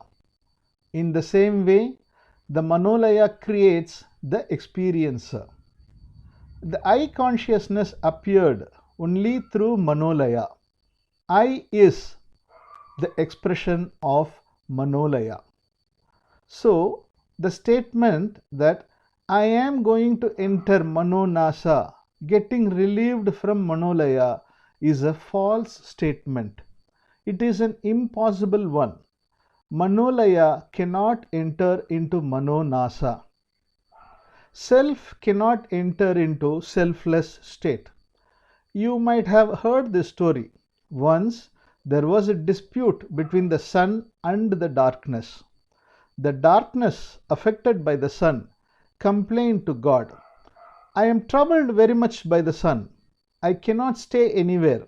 He has been chasing me wherever I go. He tortures me to the worst.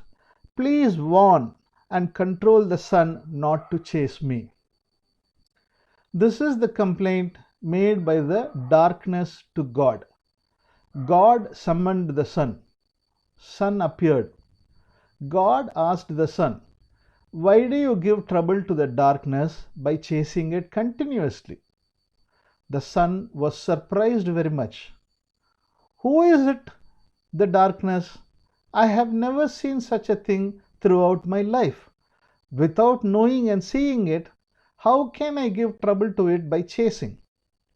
Please ask the darkness to come before me so that I can see it. But the darkness did not turn up so far in front of the sun. How can the darkness face the light? Similarly, how can Manolaya enter into Manonasa?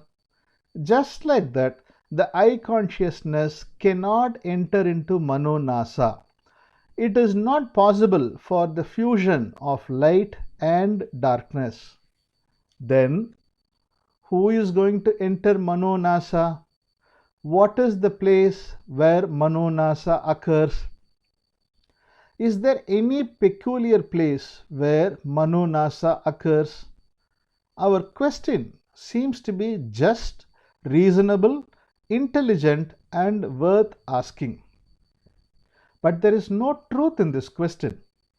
We cannot ask any question as and when we have the chance of asking question. We know what is meant by time. Time is classified as present, past, and future. Present means the time which actually prevails. Past means the time which had prevailed already. Future means a time which will prevail in the future. How can one go to the past?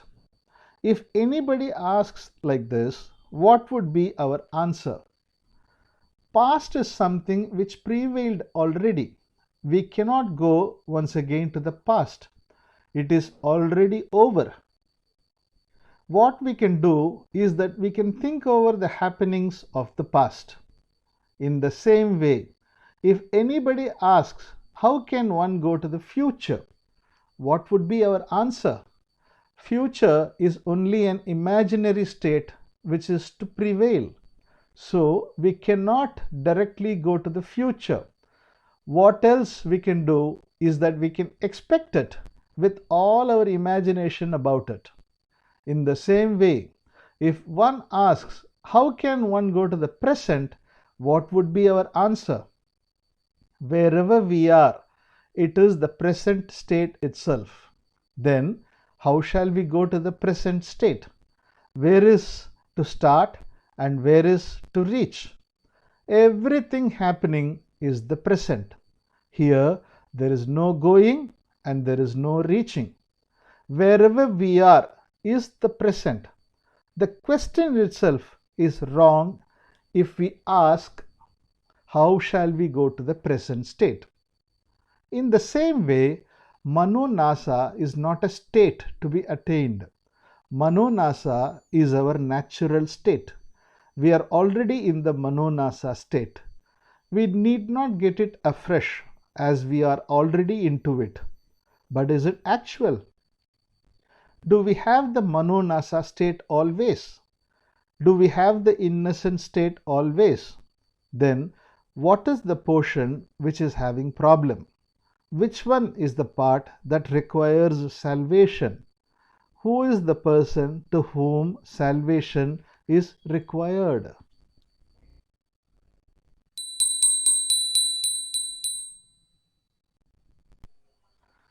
Chapter 14. The Life of an Experience. What is the place, the ground where we are having all our problems? Is it Manolaya or is it Manonasa? Where we are having our problems? Manolaya alone brings both pleasure and sorrow. When Manolaya is in action, there may be either the experience of pleasure or the experience of sorrow. So, Manolaya brings all our problems. We have already seen in detail what Manolaya is. When our mind joins and rests in our experiences, we say it is Manolaya. But when such fusion takes time for its disappearance, there happens a frozen state. Manonasa is the state which functions in a liquid state without any attachment over the fusion, the Manolaya state. Pleasure and pain happen in the Manolaya state. We fight against our pain when we want to be free from pain. If we want to extend our pleasure, we fight for its extension.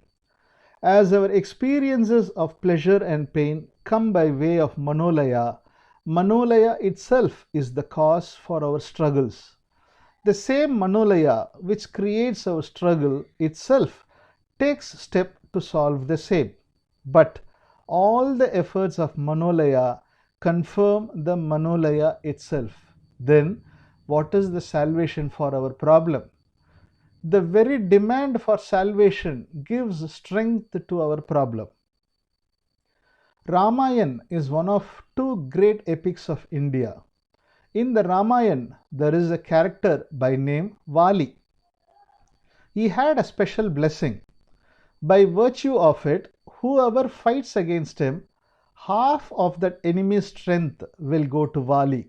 So, the strength of Vali with the half portion of his enemy's strength makes Vali more powerful than his enemy. So, no one can directly win a war with Vali. In the same way, all our efforts to conquer Manolaya give additional strength to Manolaya itself. Then, how shall we solve our problems so created by Manolaya? We have already met the same question earlier. We have already seen that the demand for pleasure is the root cause of all our problems. The demand for pleasure creates contradictions and struggles. If we do not have the demand for pleasure, there would be no contradiction, there would be no struggle. So, it is good and correct to function in a state where there is no demand for pleasure. Now, I want the state where there is no demand for pleasure. But the very demand for such a demandless state is itself the action of the demand for pleasure. Thus, our mind asks and demands something and involves itself into various problems. Now, is there any way out of it? What shall we do? Here, some renowned saints have given a solution. They said, Summa iru. In Tamil, Summa iru means do nothing. Be there without doing anything. When they say do nothing, we would ask, how is one to be in a state of doing nothing? Their answer would be, we should not do anything. We will again ask, what shall we do to go to the state where we should not do anything? It is our habit. We always do something to get something. We always follow the practice of doing something. Doing nothing, summa iru, is not at all an action. We need not execute it. It cannot be executed. If we execute it, it is not that. Then it would be something else. If we understand that we need not do anything, the very understanding results in doing nothing. We need not do anything is only an intellectual clarity. It is only an intellectual understanding. We understand our inability and thereby we find nothing to do. But without doing anything, is it possible for us to solve our problems? We know the musical instrument, the piano. It has many reeds that produce sound. If we press a reed, a sound comes as music. But how long will the sound last? The duration of the sound produced will only be for a fraction of a second. After that, there will be no sound. If we want to hear the sound once again, we have to press the reed once again. Suppose the sound comes out is not nice or we do not want the music. What shall we do? Can we drive away the sound from our room? The sound which comes out will automatically fade away within fraction of a second without us doing anything on our part. It will not give us the chance of driving it away. In the same way, we press some other reed and another sound is produced. We feel it is very nice. We like its continuance. Will we close the doors, making the sound not to leave the room? Can we extend the life of the music by closing the doors? It will also fade away within fraction of a second. If we want the music again, we have to press the reed once again. All our experiences are just like the music coming out of the musical instrument. The experiences happening to us may be either pleasurable or painful, but the span of life would be only a fraction of a second and nothing more than that. The experiences come automatically and will fade away also automatically. But without having the insight of its disappearance, we try to do something against our experiences. We begin to deal with it unconsciously. It is only because of our fighting against them our unwanted experiences are renewed again. In case we do not like the sound, we press the reed once again, thinking that such pressing will stop the music. But unfortunately, the music is renewed. Our unwanted feelings and experiences are renewed only because we have agitated against them. By doing something, we give life to them unconsciously. If we do understand that we need not do anything for its disappearance, we have to remain silent without doing anything. When we do nothing, all our experiences happened automatically will also fade away automatically. Here, what is our role? It is nothing but the understanding that there is nothing to do on our part. We understand our inability clearly. Here, our understanding alone takes the major role. Our clarity alone takes the vital role. What sort of understanding is this? What sort of clarity is this? Is it possible only for an intelligent person? Is it possible only for a select group of wise people?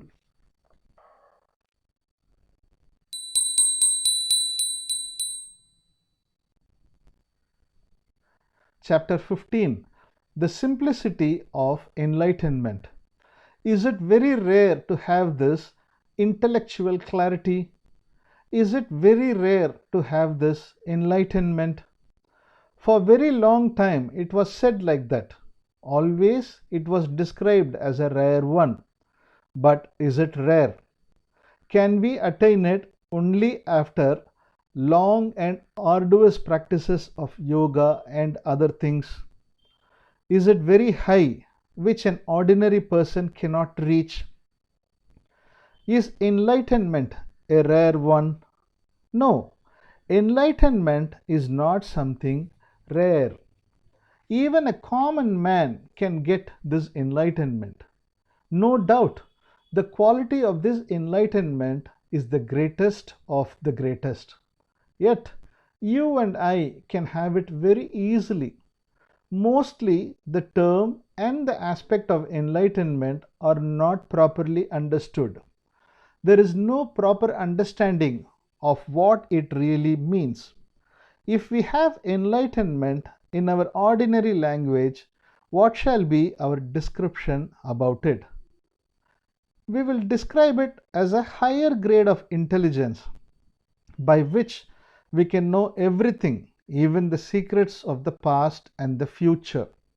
No doubt, there is also such a state of intelligence by which one can do all those things. But that is not enlightenment. It is only a developed capacity of intelligence created through our practices of Kriya Yoga and other things.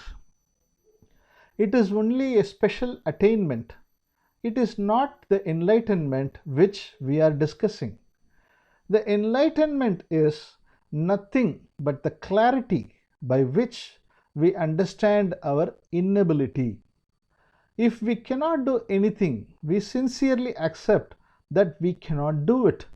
It is wrong if we consider the enlightenment to be a higher quality of intelligence. It is nothing but the sincere acceptance of our ignorance.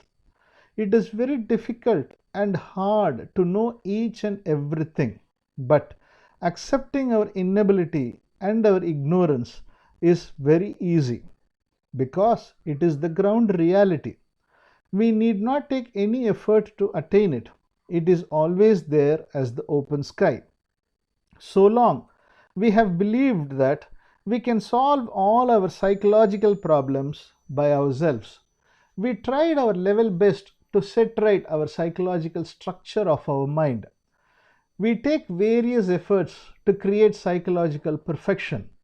We find out it is impossible. We find it out only after our various efforts and their repeated failures.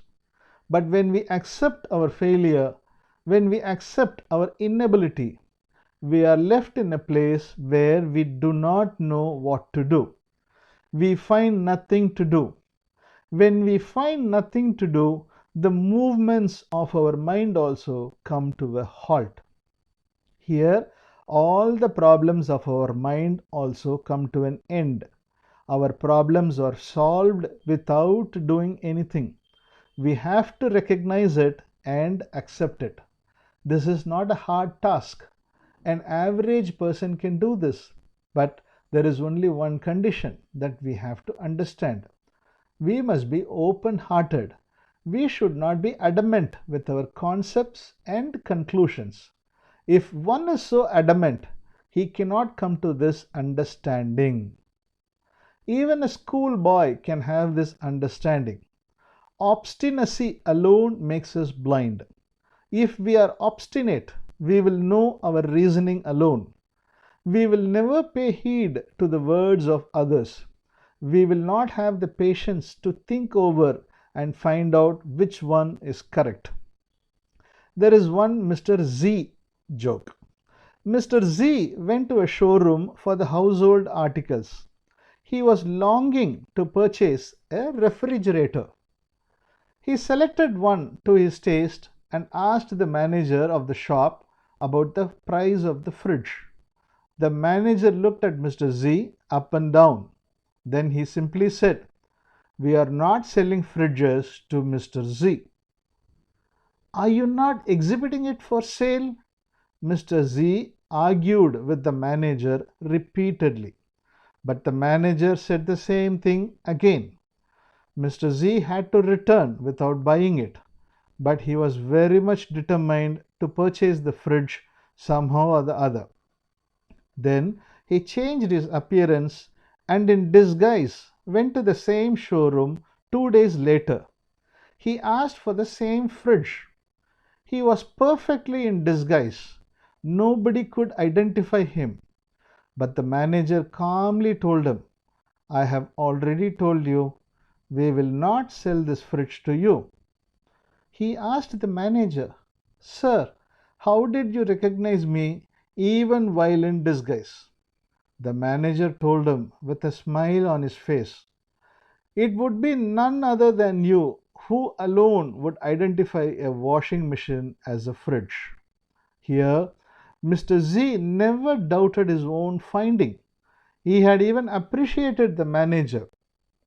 The obstinacy in our ideas and conclusions alone is the barrier to finding the truth and getting the understanding.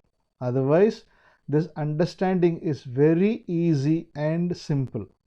Normally, if we understood anything, we use the understanding to do something. So, our understanding comes useful for our work of doing or achieving something. We use the understanding as a technique and a tool for our work. But here, our understanding is nothing but the recognition of our inability of our efforts. So, abandoning of our effort is the only result of our understanding. If we consider the understanding as the one which induces our action and effort, it is not our understanding. Really, it is hard to get such understanding which could be used as a technique for our action. In that understanding, there is both intellectual understanding and actual understanding. Suppose I ask you to tell me the way to railway station. You tell me the way. I understand the way intellectually. Then I follow the way and reach the railway station. Now I have got the actual idea about the way to railway station. The first one is intellectual understanding. The second one is actual and practical understanding. The intellectual understanding afterwards turns into actual and practical understanding. For such conversion of intellectual understanding into practical understanding, our work and effort are required. In the same way, suppose one learns a breathing technique which makes one to float in the air. Before he actually does the practice, he learns the technique intellectually. Then he practices the technique step by step. He does it again and again. Afterwards, he understands the technique by practice. First, he understands it intellectually. Afterwards, he understands it practically. For the practical understanding, our effort and practice are the important requirements. Such effort and practice are not necessary for intellectual understanding, but practical understanding happens only after such effort and practice. So, it is very easy to have intellectual understanding, but practical understanding alone requires hard effort. So, practical understanding is the difficult one. Then there is no contradiction. If one would say intellectual understanding is very easy, we all accept it. There is no difference of opinion. Here, in our understanding about which we are discussing, there is only one understanding. It is the intellectual understanding.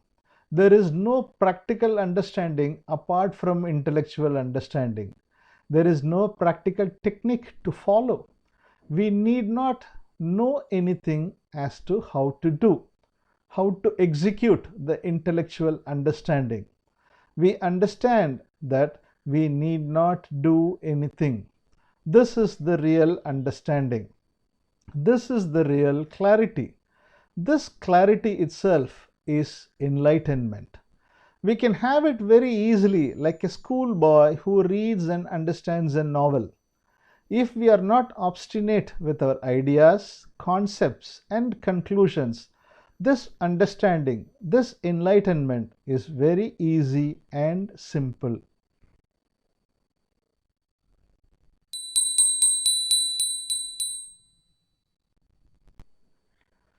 Chapter 16. Our feeling is a music. We have seen, knowing our inability is understanding. When we have this understanding, then what will be our action? The I consciousness which tries to reach Manonasa is itself the product of Manolaya. So we have seen, if we try anything through Manolaya, we cannot reach Manonasa. Thus, we see our approach through effort is completely wrong. So, we understand that there is no scope for effort. It is sufficient if we understand to this extent. Since we understand the inability of our effort stops. Even though our mind stops making effort, the other functions of our mind will not stop, but it functions in a different dimension. The mind, which had the habit of functioning with effort, now begins to know how to act without effort. The mind, which was always in search, now begins to act without any search. This is not a rare state. This is an ordinary state. We can very easily recognize it. This is our natural state of our mind, the normal state of our mind. We had the news in the newspaper that the great leader Saddam Hussein took his death sentence without any agitation of mind. He accepted his death with a calm mind. If anybody put in the same position, his mind will function in the same way. The mind cannot but accept what is actually happening because it understands that nothing would happen by its protest. But if the person who is facing death sentence has a chance to escape, then mental agitation will become inevitable. Then he will lose his mental equilibrium. But when our mind is free from effort, it functions with the ability and simplicity to accept anything which it happens to face. We always have some experiences with us. It continues till we are asleep. By the term experience, we mean only our psychological experience, our mental experience. Our psychological experiences are independent in nature for each and everybody. Each one of us have a separate and individual quality of mind. It is our quality. It is our nature. Our mind accumulates itself with experiences from the day of our birth. We have inherited so many things from our parents through genetic factor. The way we were brought up, our habits, our efforts, our desires, our fears, our motives, our ideas, our conclusions, and all our experiences totally create the nature and quality of our mind. This is our individual nature. Our individual nature is responsible for all our psychological experiences. We are having our experiences only according to our individual nature.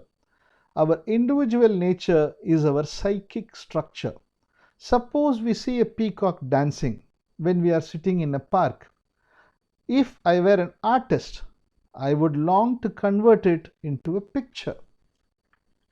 If I were a poet, I would have an idea of composing a poetry about it. Some may have the idea of playing with it, and some other may want to take a photograph with it. The happening is one, the event is one. It is the appearance of a peacock and its dance, but our response to it is different according to our temperament. We have our experience only according to our individual nature. In a musical instrument, there may be numerous reeds of music. Each reed produces separate note of music. In the same way, we have got so many aspects in our mind. Those aspects produce various types of feelings. Such feelings will come out to deal with the situations in which we are placed. We may have some aspect in our mind and it produces the feeling of love and affection. In the same way, we may have some other aspects also in our mind.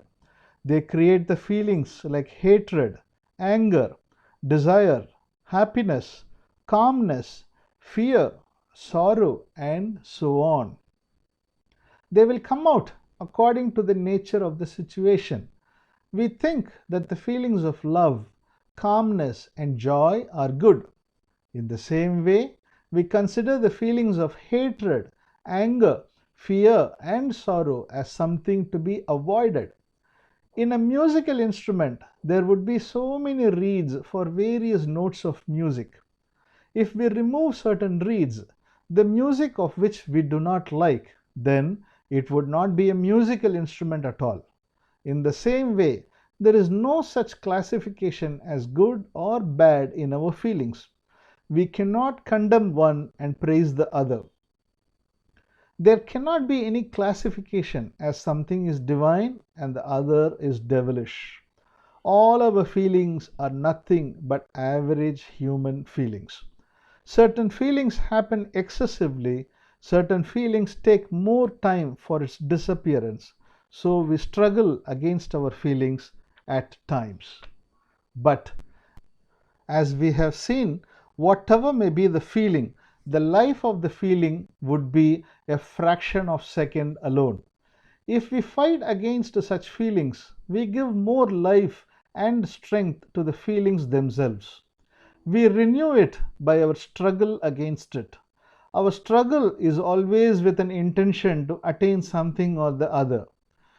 When there is sorrow, we struggle to get sorrow-free state. When there is fear, we struggle to get a fearless state. When there is pleasure, we are interested to have a sustaining pleasure state. If we struggle to achieve a definite thing, it really means that we are inviting Manolaya unconsciously. It may seem we may appear to get relief through Manolaya, but we have found out that attaining Manolaya is not the real solution. When we find that attaining Manolaya is not a solution, and when we allow all the activities of our mind to come on its own and act on its own, the Manonasa state completely occupies us.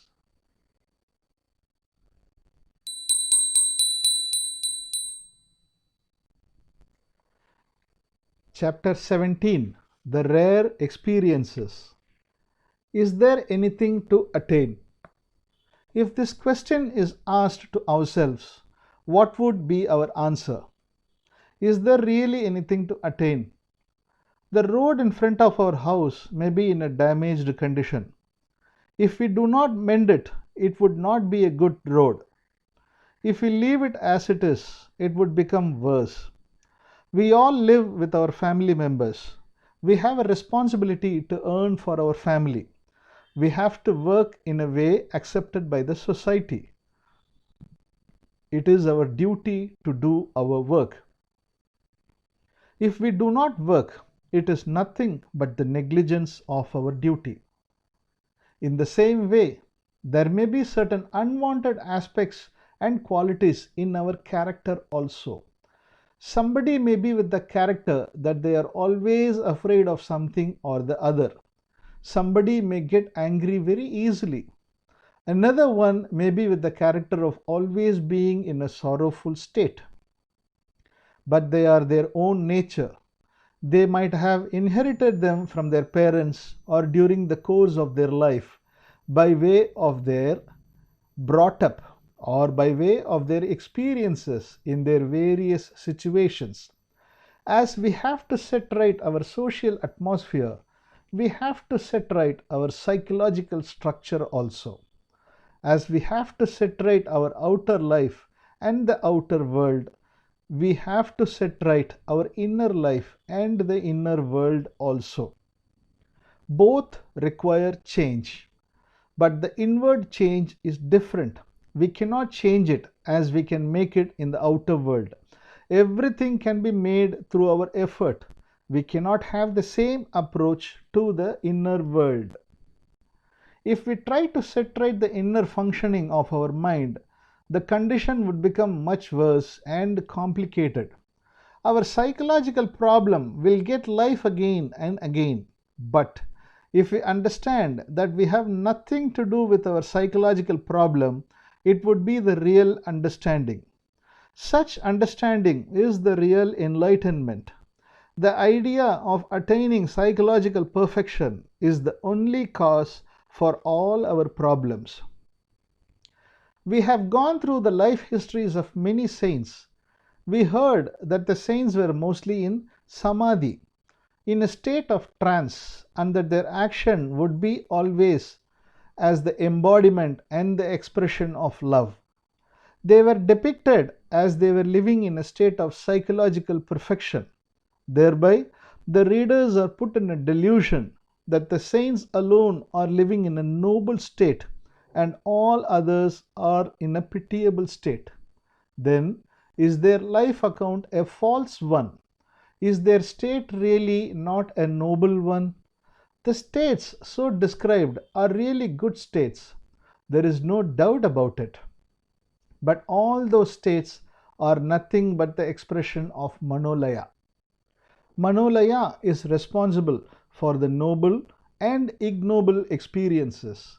When we consider Manolaya in total, there can be no classification as higher Manolaya and lower Manolaya. In short, whatever may be our experience, either it may be noble or ignoble, both must flow away. There must be the liquid state, there must be the Manonasa state. A lady came to see me. She is a lady with so many spiritual experiences. Both she and her husband are very interested in spiritualism. Due to the intensity of her spiritual experiences, she was unable to do her household duties. Even though she tried to do the daily work on the inducement given by the other people, she could not fix her mind to the work. It was very difficult for her even to look after her own body.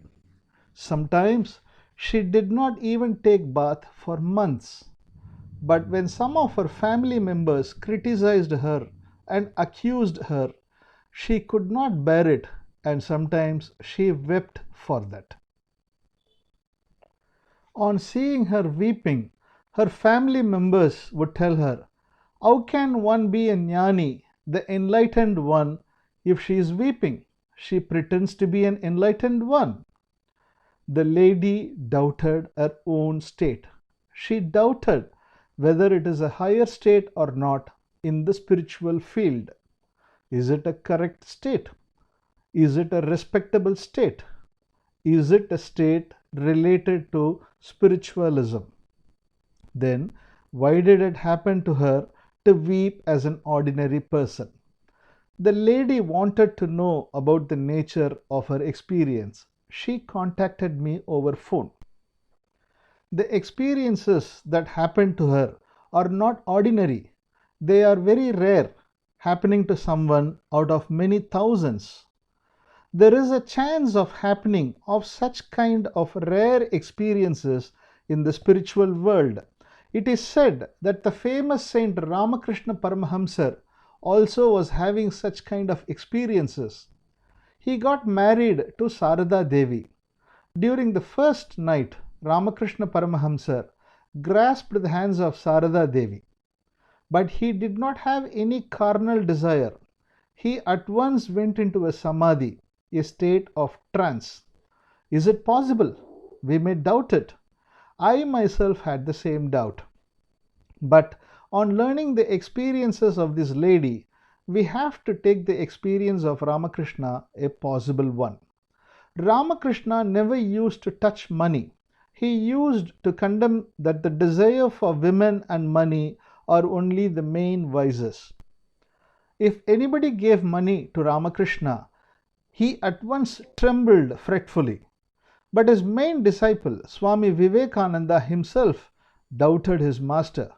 If we touch electricity, it will give us a shock. But how can the money give him shock? It is nothing but his willful trembling. Vivekananda thought like that, and he decided to test his master. He put a coin of money under the bed of Ramakrishna without his knowledge. Ramakrishna laid down upon the bed as usual, but as soon as he laid down, he jumped away as if he was stung by a scorpion.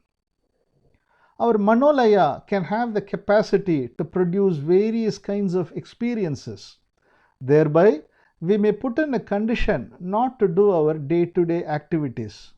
If the lady can weep when others criticize her, there is also a certain aspect in her psyche to get such reaction.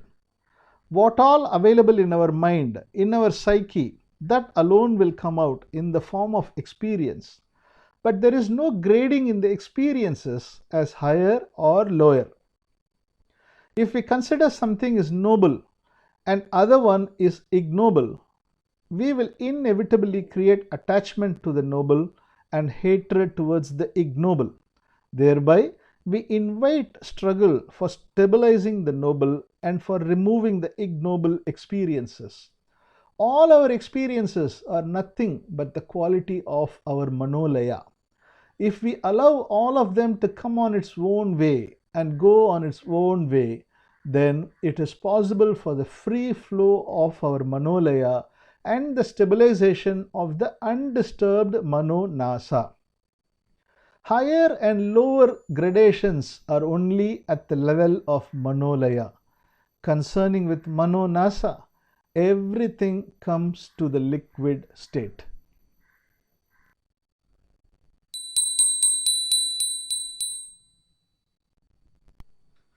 Chapter 18, The Movement of Experience. We have asked, is there anything to be attained? As far as the outer world is concerned, there are many things to be attained. So, efforts are needed for the outer world. But in our inner world, our efforts alone create problem. If we have anything to attain psychologically, then effort is inevitable. In the same way, if we have any effort with us, that means we are having something or the other to attain. If we have any struggle with us, that means we have something to attain. All our efforts are there only with an expectation of attaining a satisfactory condition of our mind. We all strive towards a psychological perfection. Actually, there is no such state. We are expecting a frozen state in the name of psychological perfection. Though there is no such state actually, at times we may have certain high quality of experiences by way of Manolaya. They deceive us that they are real. Then we try to make it perpetual. We deceive ourselves by thinking so. Now, as a supposition, let us take that such a higher state of spiritual experiences were permanently with us. Do we know what will happen to us? If we manage to retain the state permanently with us, it will destroy even our body itself. Because all our experiences are nothing but bodily experiences. We may name it as psychological experiences or higher state of spiritual experiences, but all of them are none other than bodily experiences. They all are the experiences happening in the brain and the nervous system of our body. Without the help of sensory of our body, we cannot experience any such experience. There are a few who can separate their astral body and come out of the physical body. At this stage, we can feel that we ourselves are nothing but the astral body alone. When we are in our astral body, we can see and hear the world through our astral sensitivity. We can even see our physical body as laid down upon the bed, but we do not have any other experiences. We can have other kinds of experiences only after the entry of our astral body into the physical body. We can experience the so-called spiritual experiences also only after the entry into the physical body. The chemical changes happening in our bodily cells, brain cells, and in the nervous system are the real substance, the substratum of our experiences. Then only they have the quality of sensation. All chemical changes affect the cells of our body in some way or the other. The excess of its happening affects the normal health of our body. The quality of our experience may be very high, but if it exceeds the limit, it affects the health of our body. So, it may either be of our mind or of our body. It must be in a condition where anything can come in freely and go away freely. When we catch hold of anything, or when anything stagnates in a frozen state, it affects the body, it affects the mind. The liquid state of experience is the right experience. Whatever may be the experience, it may come to us freely and it must go away from us freely. But unconsciously, we expect a permanency in our experience. We think and wish that we must be in a good state permanently. But it is an impossible one. It is against the nature. If it happens, it becomes dangerous. It becomes destructive. So we have to find out for ourselves that we have nothing to attain. We have to confirm ourselves that we have nothing either to attain or to retain. When there is nothing for us to attain psychologically, all our efforts become meaningless.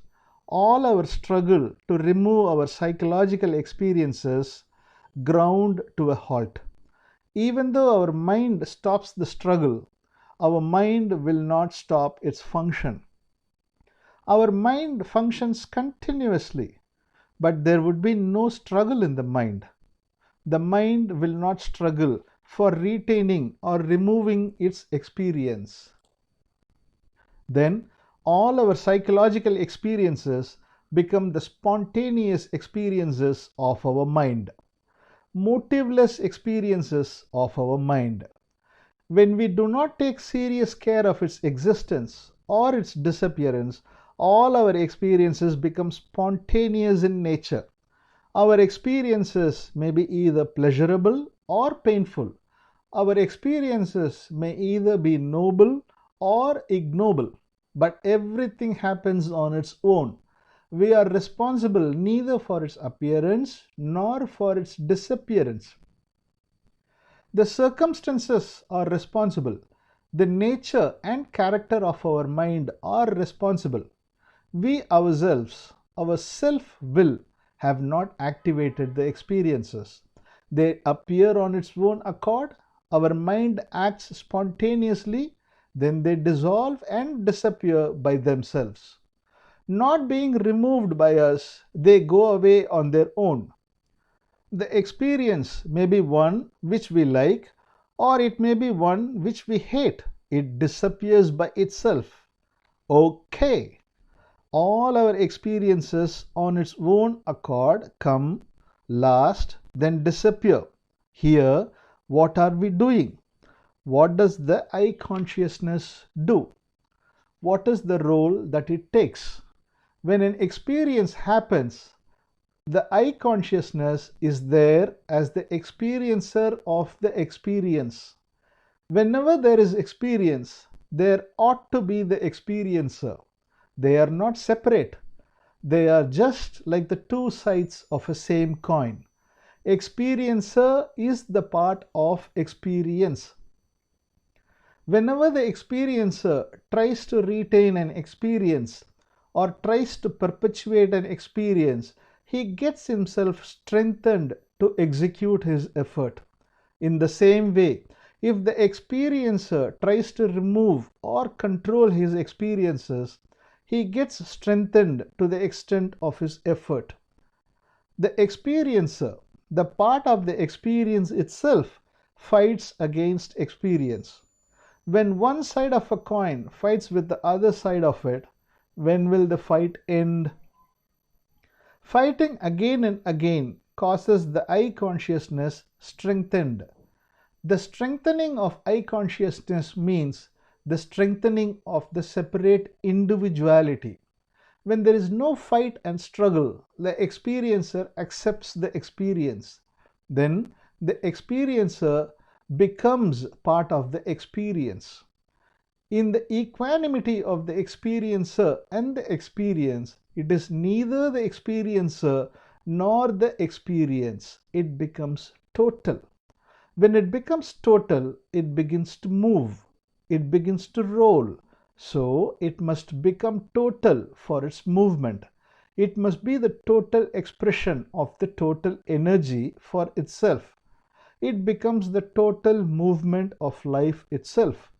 In this movement of life energy, all the dead things dissolve and fade away, and the creativity of newness begins to shine.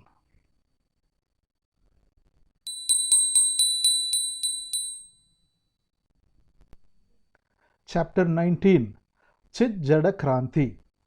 In the Vedantic scriptures, a word Chit-Jada-Kranthi is used. Chit plus Jadam equals Chit-Jadam. Chit means sensitivity, feeling, and wisdom.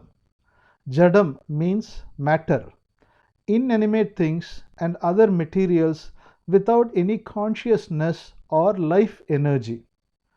Kranti means a knot. When Chit and Jadam join together and get a knot with the other, it is Chit-Jada-Kranthi. It is jointly pronounced as Chit-Jada-Kranthi.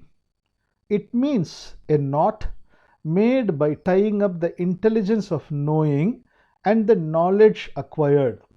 It means a knot made by the life and matter, or made by the energy and matter. It is nothing but the formation of the experiencer. The mere I consciousness, the substratum of consciousness, is considered as the Atma or soul or the life energy. All our experiences are matter only, made up of only by our memory and knowledge. The life energy of I consciousness merges with the experience, and there appears the combination, the experiencer.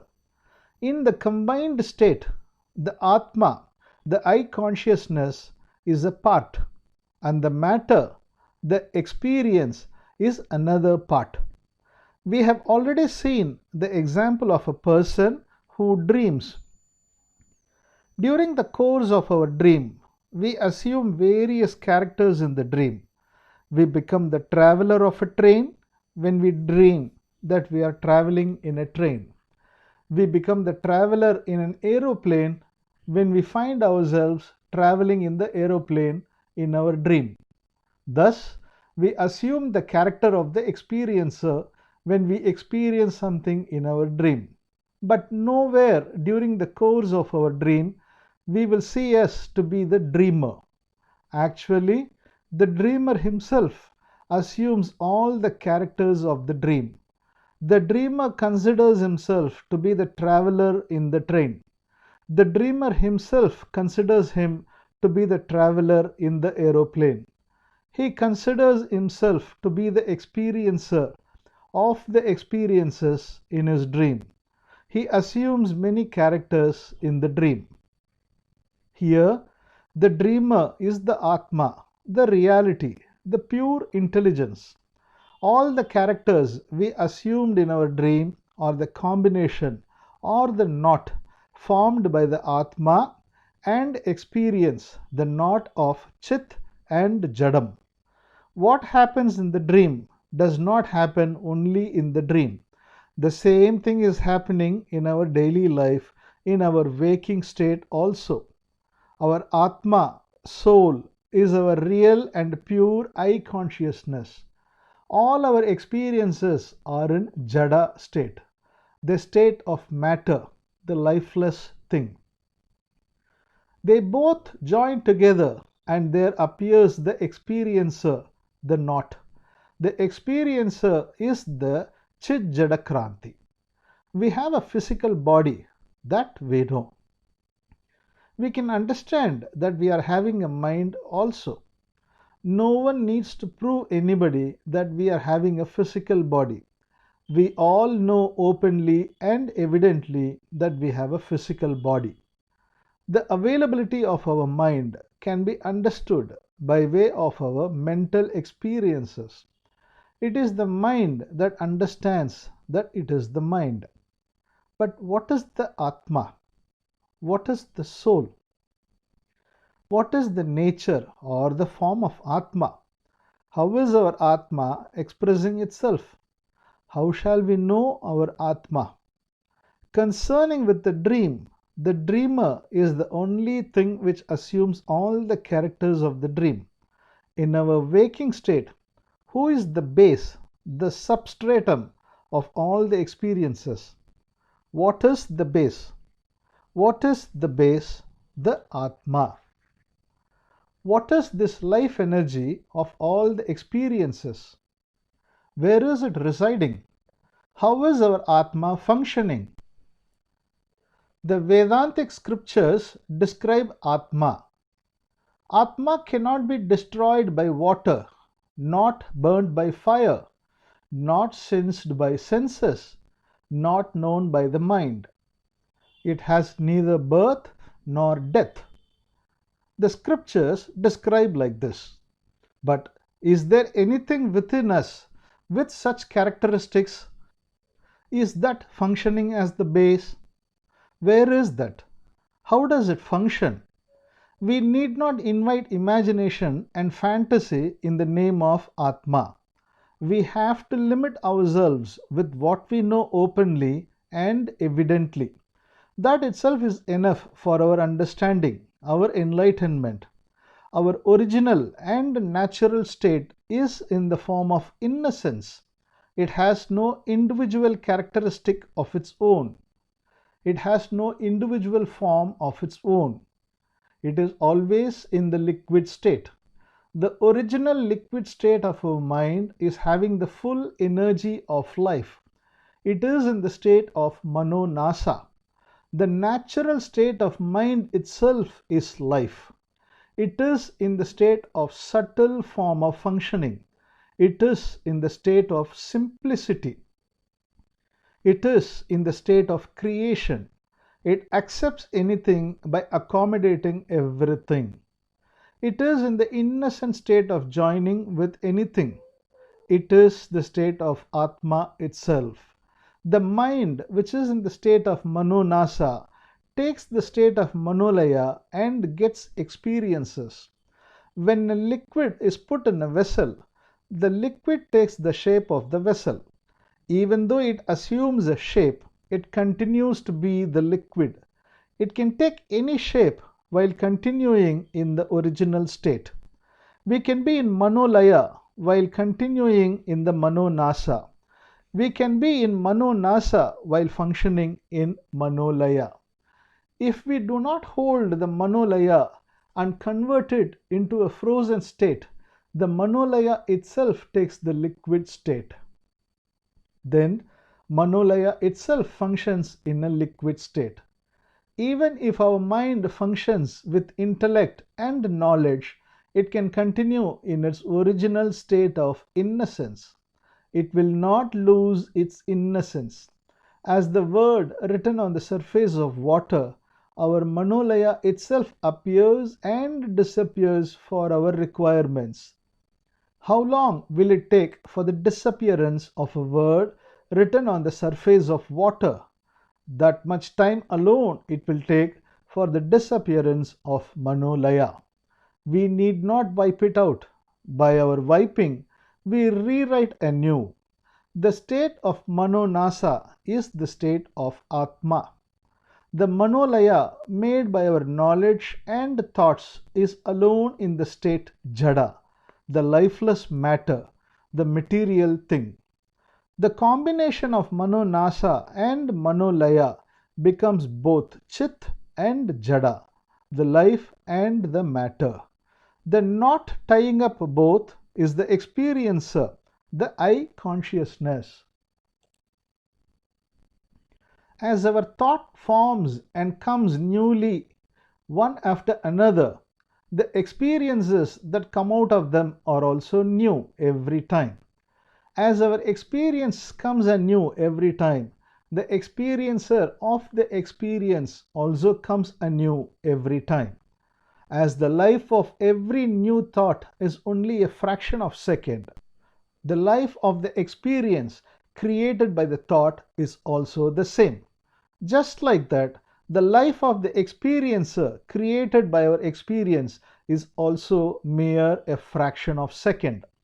The experiencer is not a permanent entity.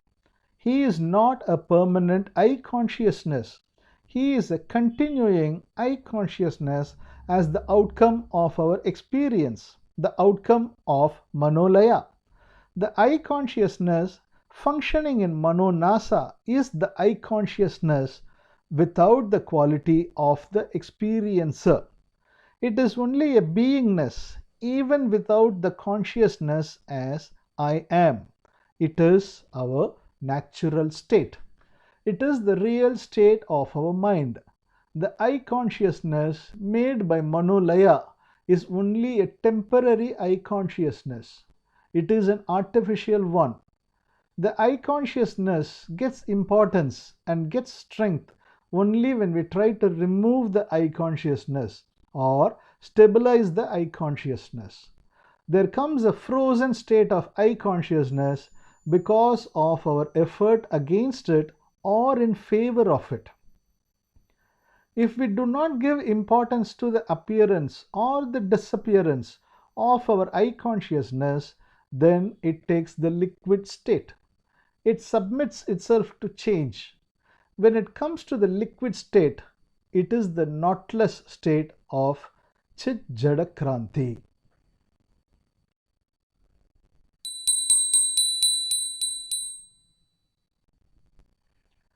Chapter 20. Adoption is our problem. The life of our experiences is merely a fraction of a second. We have already seen it. But we know some of our experiences exist for more duration. Our experience of sorrow lasts very long. Our experience of joy lasts very long. Why are they so? The experience that happened in our mind lasts only for a fraction of a second. But when we try to retain it or remove it, we think of it continuously. Thereby, our experiences get renewed. The experiences of our mind do not end themselves in the mind alone. They activate the nervous system of our body, and consequently, there happens a chemical change in our system. So, there is a change in the body also. The nature of our mind is in the liquid state, but our body is not so. It is not purely in the liquid state. It is in a semi-solid state, partially liquid and partially solid. The words written upon a solid thing will not disappear as fast as the words written on the liquid. The sensations that happened in our body will fade away definitely, but they will not disappear as fast as they disappear in our mind. The sensations of our body will take some time for their disappearance. But when our mental thoughts do not renew the sensations of the body will also fade away very soon. The liquid taken away from a vessel will lose the shape of the vessel immediately. If the thing taken away were one made up of clay and water instead of the liquid, it will also lose the shape of the vessel, but it will not be so quick as in the case of liquid. The psychological aspect is like liquid, but the bodily aspect is like the combination of both solid and liquid. If we do not put it again and again in the vessel, soon it will lose the shape of the vessel. When it takes a fraction of a second for the change in the mind level, it will take more time for the physical change. This is the difference between the two. We have seen all our thoughts come on their own, also disappear on their own. All our experiences come on their own and disappear on their own. We have also seen that controlling of them is also unnecessary. All right, but suppose I have a thought or inducement to do something wrong. Suppose I have a desire to steal some other's possession. The desire unconsciously arises in our mind. Will not our desire activate us to do the wrong? Good thoughts bring good actions. Just like that, bad thoughts bring bad deeds. It is good for oneself and others too to think good and do good. When we have bad thoughts and thereby do bad deeds, it is not good for ourselves or for others. We have seen that we need not struggle against our thoughts and feelings. If we do not fight against them, we have seen the thoughts and feelings come on its own and also disappear on its own. But before its disappearance, if it activates our bad deeds, what shall we do? Suppose we are sitting in the sit out of our house, facing the street in front of our house. Many persons are going here and there along the street. Most of them are not known to us, but somebody who is known to us also are going along there. We can see them going, but they cannot see us. If we call that person saying, "Hello sir, how are you?" at once he will stop and come inside our compound. If we have not asked him so, he would not enter inside our compound. Such is the case of our thoughts and feelings. The thoughts and feelings, according to the nature and characteristic of our mind, will come and also go spontaneously as the case of the passers-by. But when we ourselves invite the thoughts and feelings and adopt them as our own, then only it becomes action. Then only they create action. Among the passers-by, some of them known to us may enter into our compound even without our invitation. But in the case of thoughts and feelings, they would never create action unless we ourselves invite them and adopt them as our own.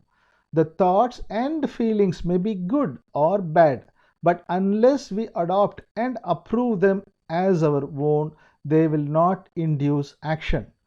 It is commonly said that we should not place any cotton near the fire. We all have seen in our house where we try to light fire in the metal or earthen lamp. The wick of the lamp would be made of cotton itself. It takes time to light fire in the wick, even though it is made of cotton. It will not catch fire on the very touch of fire. We have to allow the wick with the fire constantly for some more time for the catching of fire. Such is the case of our thoughts and feelings. They take time for the conversion into action. When we adopt them and approve them as our own, then only they trigger action. If we do not approve them and if we do not adopt them, the feelings that come automatically, the thoughts that come automatically will go away automatically. They will fade away automatically. The feelings may be bad and cruel. The thoughts may be bad and cruel. They will not bring bad or evil actions. They will not induce bad actions. The thoughts and actions occurring unconsciously without our willful participation will not cause any harm to anybody. When there is any willful participation on our part, then they are poisonous, they are dangerous. Whether thoughts or feelings, whatever emerge out of the natural characteristic of our mind may even be bad, but they are harmless. They will dissolve and disappear on their own.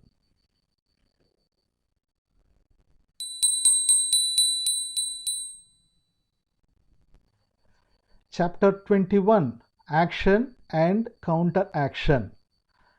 He is an ardent seeker in the spiritual field. Once he raised a doubt. We have studied so many spiritual literatures. We are doing so many spiritual practices in our daily life. Yet, if anybody misbehaved with me, it at once raises anger within me. My mind and heart are affected very much.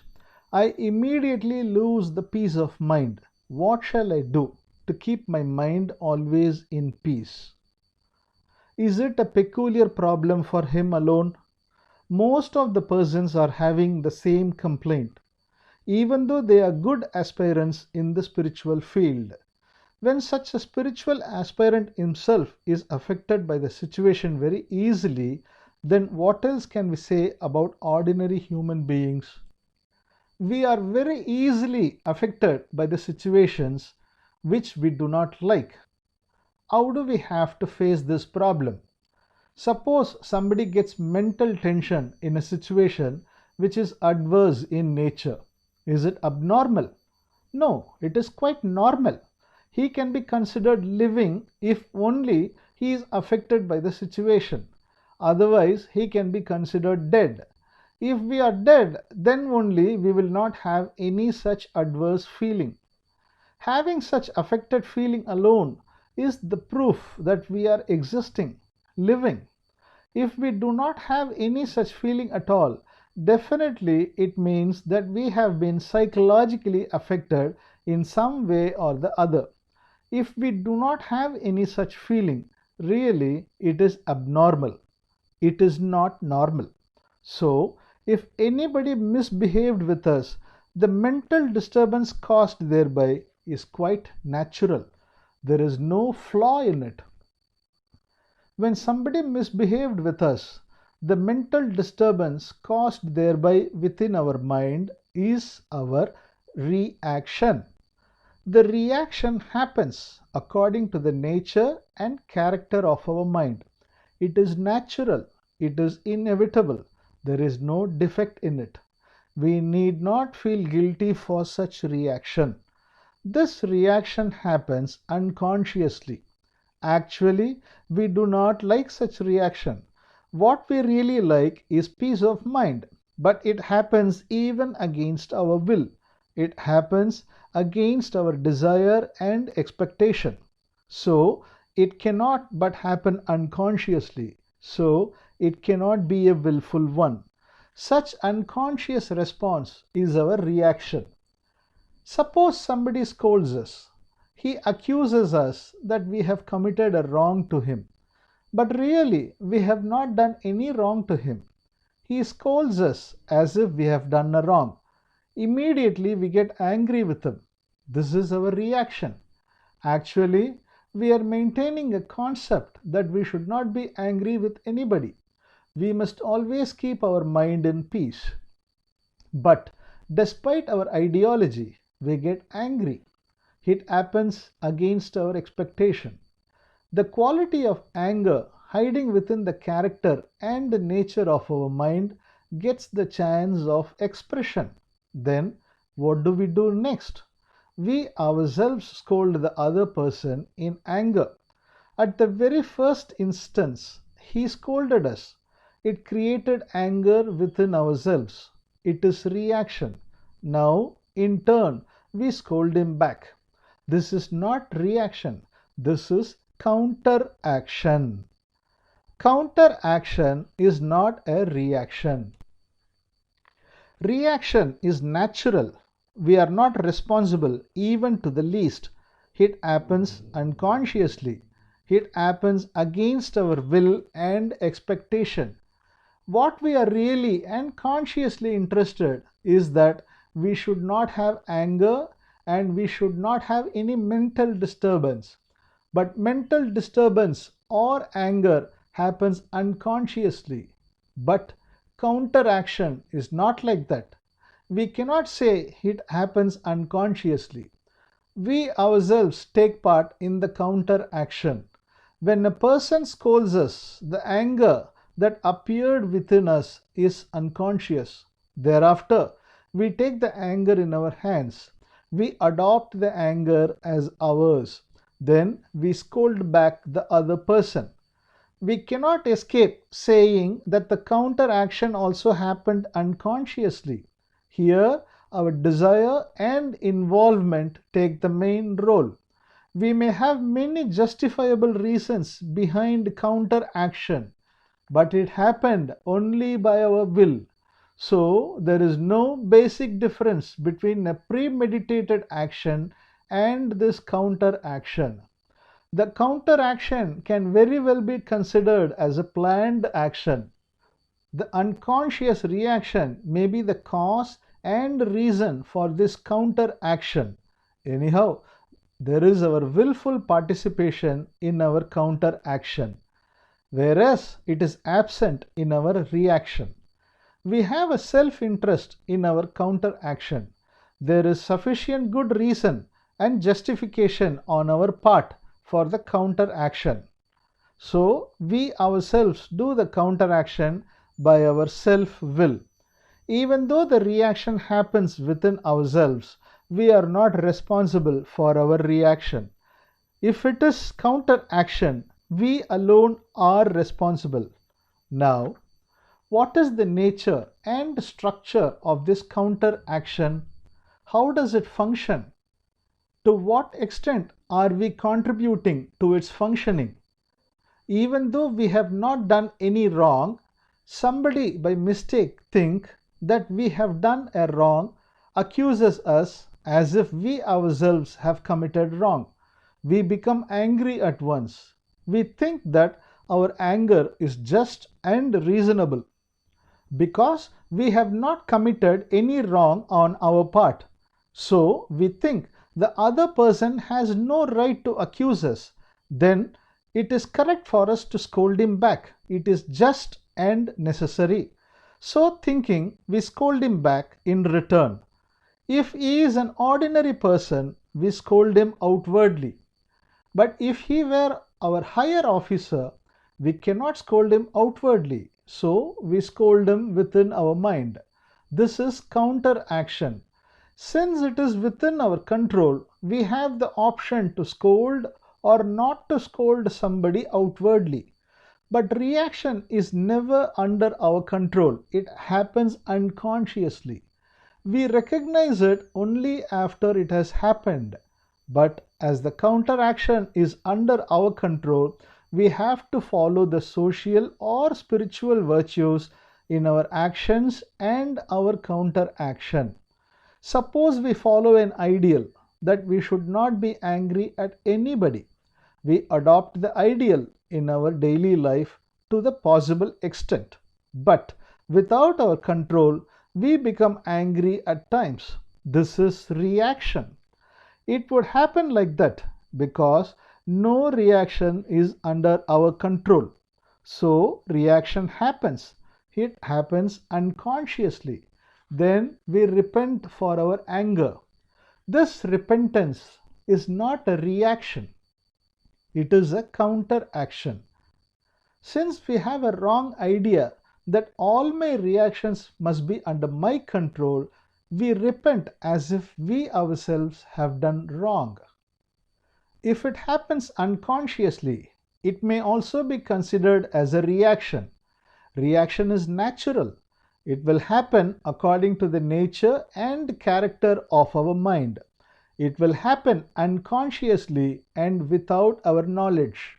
But the life of such unconscious reaction is mere half of a second. When we give importance to the reaction by trying to remove it or approving it for our use, then only the reaction gets life renewed. The reaction gets confirmation only by way of counteraction. It is only when we give the reaction gets life. Otherwise, all our reactions will disappear as the words written on the surface of water.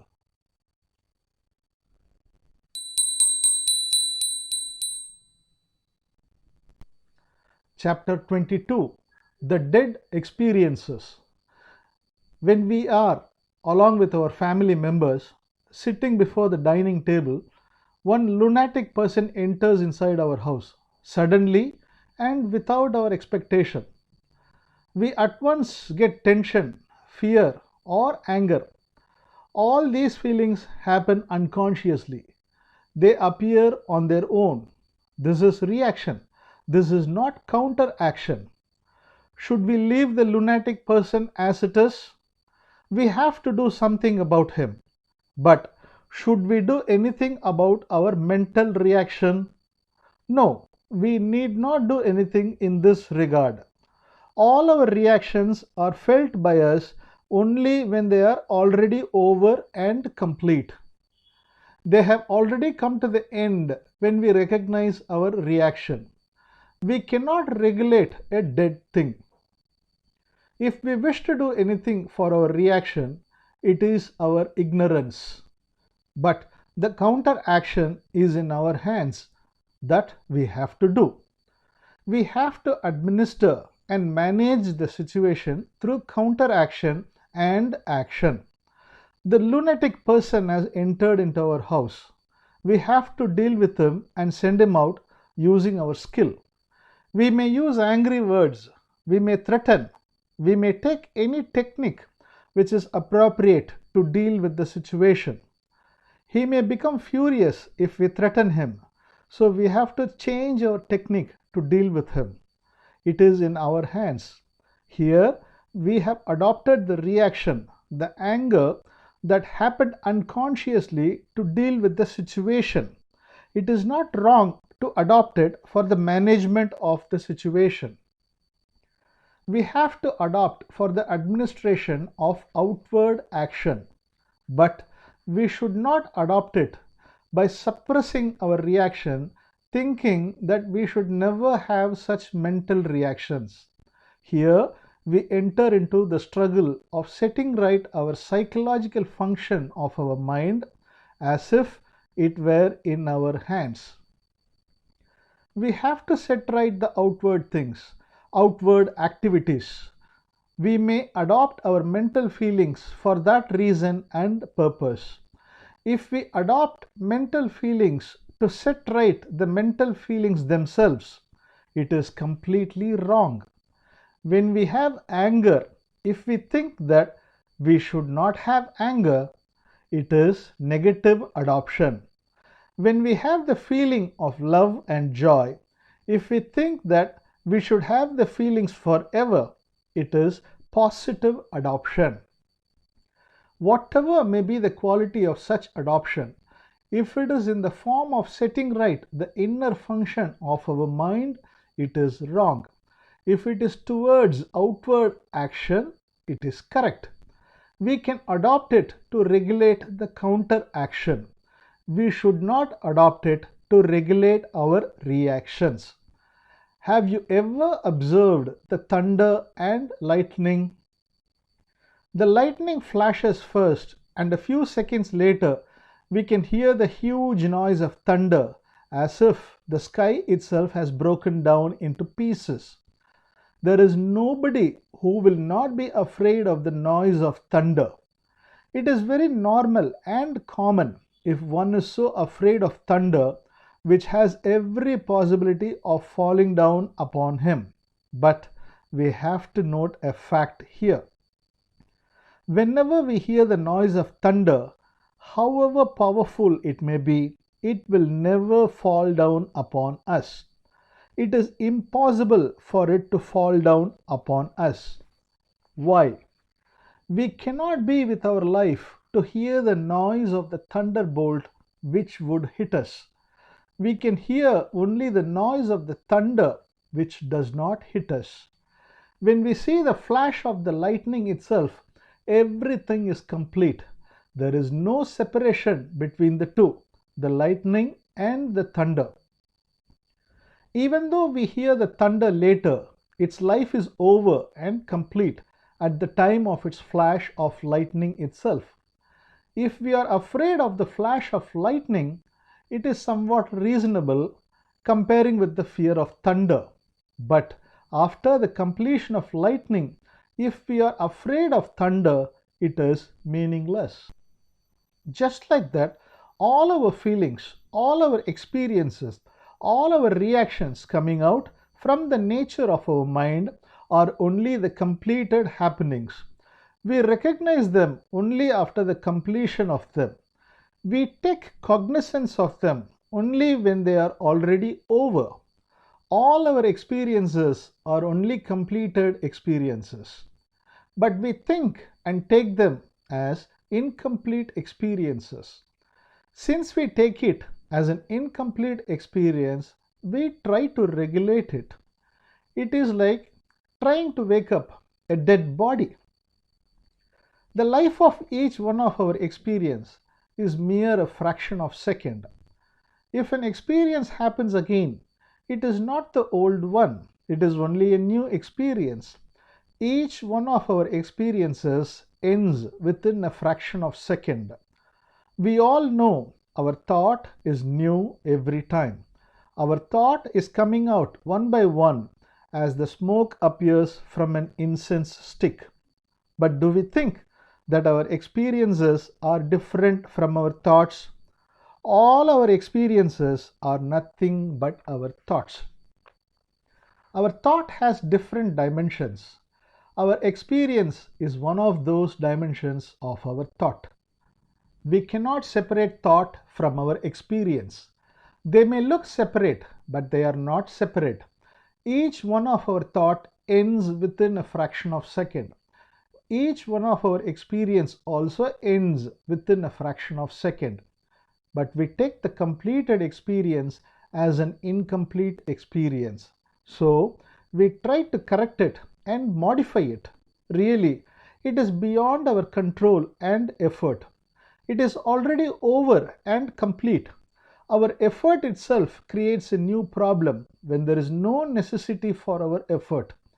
It creates all our psychological problems.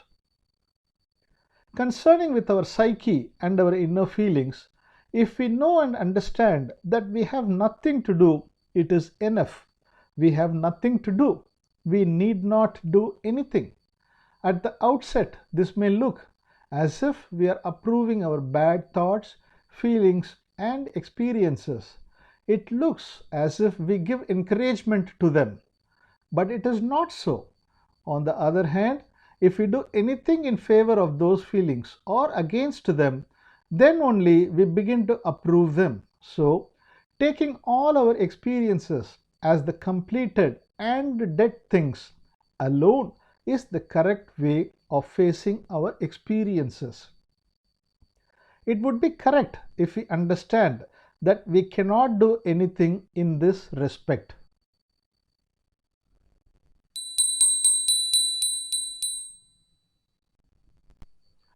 Chapter 23. Meditation is necessary. Enlightenment is greater than meditation. Manonasa is greater than Manolaya. We have seen that. Then, is meditation an unimportant one? Is Manolaya an unimportant one? No, it is also important. If it is important, to what extent? Or does it not have any importance at all? In Tamil literature, there is a great book known as Tirukkural, written by Thiruvalluvar. In his book, he raises a question. In the common vicinity of our world, we see most of the people are in poverty and very few people alone are prosperous. He asks, why? Then he himself answers his question. At the very outset of his poem, we can understand that as a result of one's good and bad deeds, one may get prosperity and poverty respectively. If anybody does good, he will have prosperity. If he does bad, he will get poverty. But the real meaning of the poem by which he wants to convey is different. What he wants to say is, meditation is the only thing which determines the status of our life. There are so many meditational techniques taught in the field of spiritualism. Rishi Patanjali speaks about various forms of meditation. So many meditations are described in some other texts as revealed by Lord Shiva to the goddess Parvati. In the heritage of Buddha also, there are many practices of meditation. Other than that, many other saints and yogis also have given their meditational techniques. There are various types of meditation. Out of them, what type of meditation does Thiruvalluvar speak about? We have already seen meditation is nothing but Manolaya. Manolaya means the joining and the participation of our mind. When a professor gives lecture, he has to take care and arrange his lecture in a manner so the students could understand it easily. It is possible if he unites his mind and attention to the action of the lecture. In the same way, if the students want to understand the lecture in their turn, they have to unite and concentrate their mind with the lecture. If they have a wandering mind and they do not pay attention to the lecture, they cannot understand anything in the lecture. This participation of our total mind is Manolaya. Our total participation with our mind is meditation. We cannot do anything perfectly without the total participation of our mind. If we want to do anything with perfection, we have to do it through meditation. Doing anything with perfection is yoga. It is meditation. Correct and perfect action will bring good results. Action means not only action, not only the execution, it also includes planning. If we want to plan our action and then to execute the action, we have to do it only through Manolaya. We have to do it only through meditation. Sitting with closed eyes alone is not meditation. Doing an action with the required planning and its execution is also meditation. It is meditation. It is Manolaya. There are many factors which are necessary to do a thing with all perfection. In the same way, there are so many factors for the failure to do a thing or to do it badly. If we can avoid the adverse factors and coordinate the required factors, it is meditation. If one is successful in his life, it means that he knows how to coordinate the necessary factors. It is nothing but meditation. If he is not successful in his life, it means that he is indifferent of knowing the technique to coordinate the necessary factors. This world is made up of action. There would be no world without action. Every successful man must be a karma yogi. He must meditate his action. He must attach meditation with his action. He will be successful to the extent he is a meditator of action, to the extent of being a karma yogi. If he is not a meditator of action, his actions will end in failure. If a student can integrate meditation with his education, then he can succeed in his educational career. If his attention gets diverted, then his success also will get diverted. Since the meditators of action are few, the successful persons are also very few.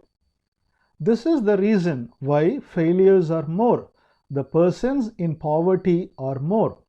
We cannot separate meditation from our life. Our life would be perfect and orderly to the extent of our participation with meditation. We have seen in the beginning that we have to give up meditation for the attainment of enlightenment. Now, if we give importance to meditation, what does it mean? Is meditation important? Then is not enlightenment important? Concerning with our inner life, enlightenment is the greatest. But concerning with our outer life, meditation is a must. We cannot neglect the outer world. It is also important, just like the inner world. He must be an enlightened one, a Gnani in his inner life, and he must be a yogi, the meditator in his outer life. Only then he is a complete man. A complete man can also be named as a divine man or a godly man. He does not have any effort concerning with the inner world of his mind. All his inner experiences are nothing but spontaneous happenings. He does not do anything against or in favor of his reactions. They happen on their own and disappear on their own. His psyche becomes a flowing one.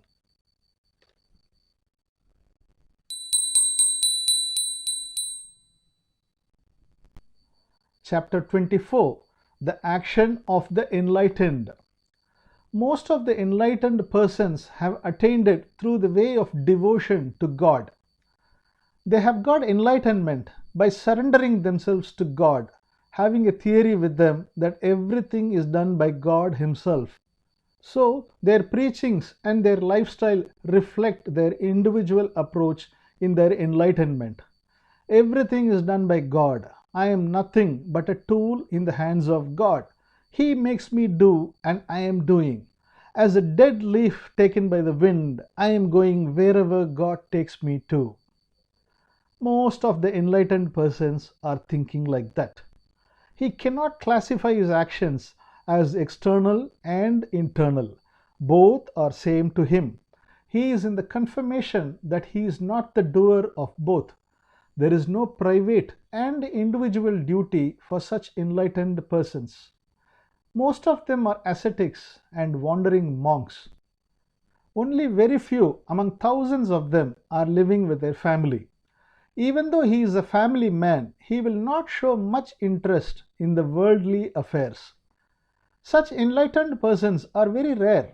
They are like a fruit in the tree, covered mostly by the leaves.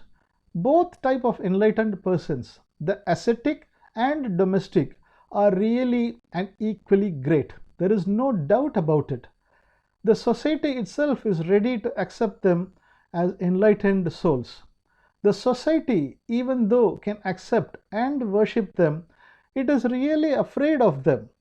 Even though they praise them outwardly, they are afraid of them inwardly, because the enlightened persons are looked like effortless and slothful persons.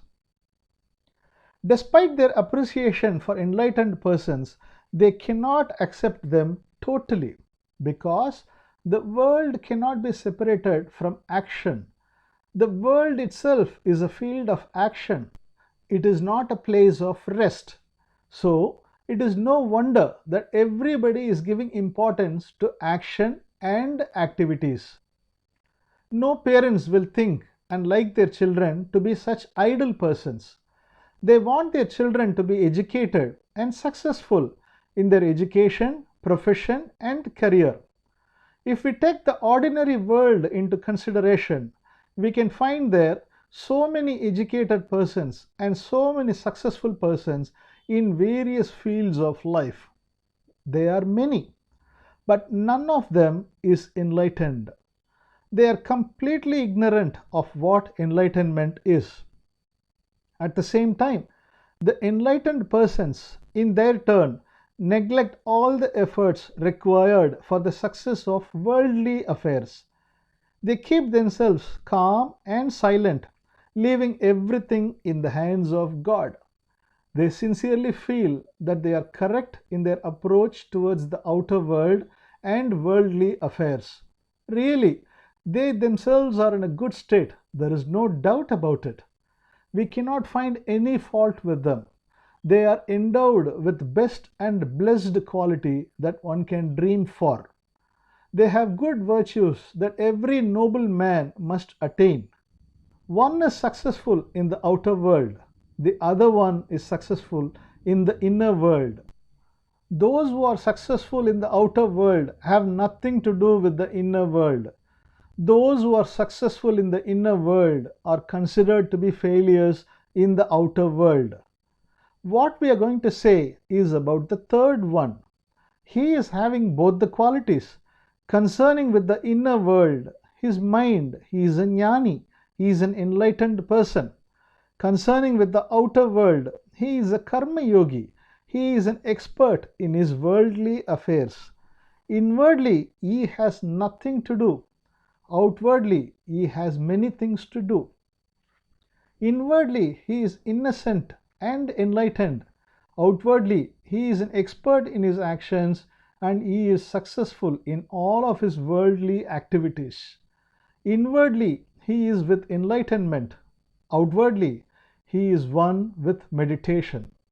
He is actionless inwardly as he finds nothing to do.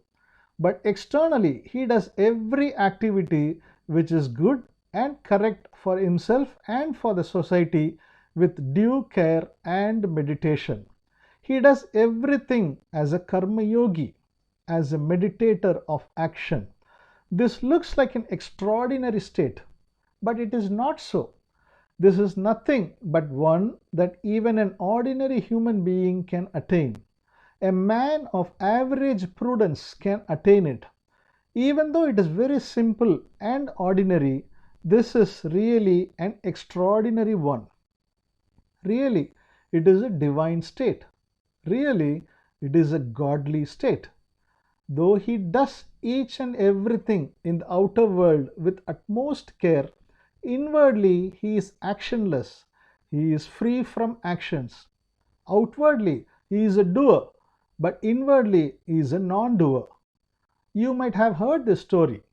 Once, some village women who used to sell their milk products in the nearby town were unable to cross a river for their return to their native village. When they crossed the river in the morning, the water level was very low, but it was very high at the time of their return. It was impossible for them to wait till the water level recedes. They all prayed for the help of a saint who was meditating by the side of the river. The saint promised them to help if they could provide anything with for his hunger. They all gave him milk, curd, and cheese to eat. The saint, after eating all the offerings, addressed the river. "O beautiful river! O divine river! If it were true that I maintain fasting without eating anything today, please give way to these innocent women." The women were surprised very much because before their very eyes he had eaten everything offered by the women. But he openly lied that he had not eaten anything and that he was maintaining a fasting also. They all were perplexed, but to their surprise, the river accepted the request of the saint and gave way to them. The central theme of this story is that the outer actions will not disturb the inner calmness of a saint.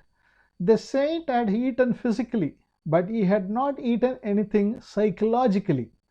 There are so many stories like this mentioned in the spiritual literatures. An enlightened person is always without action in his inner world, but he functions in the outer world as a diligent person, as a prudent man with utmost care.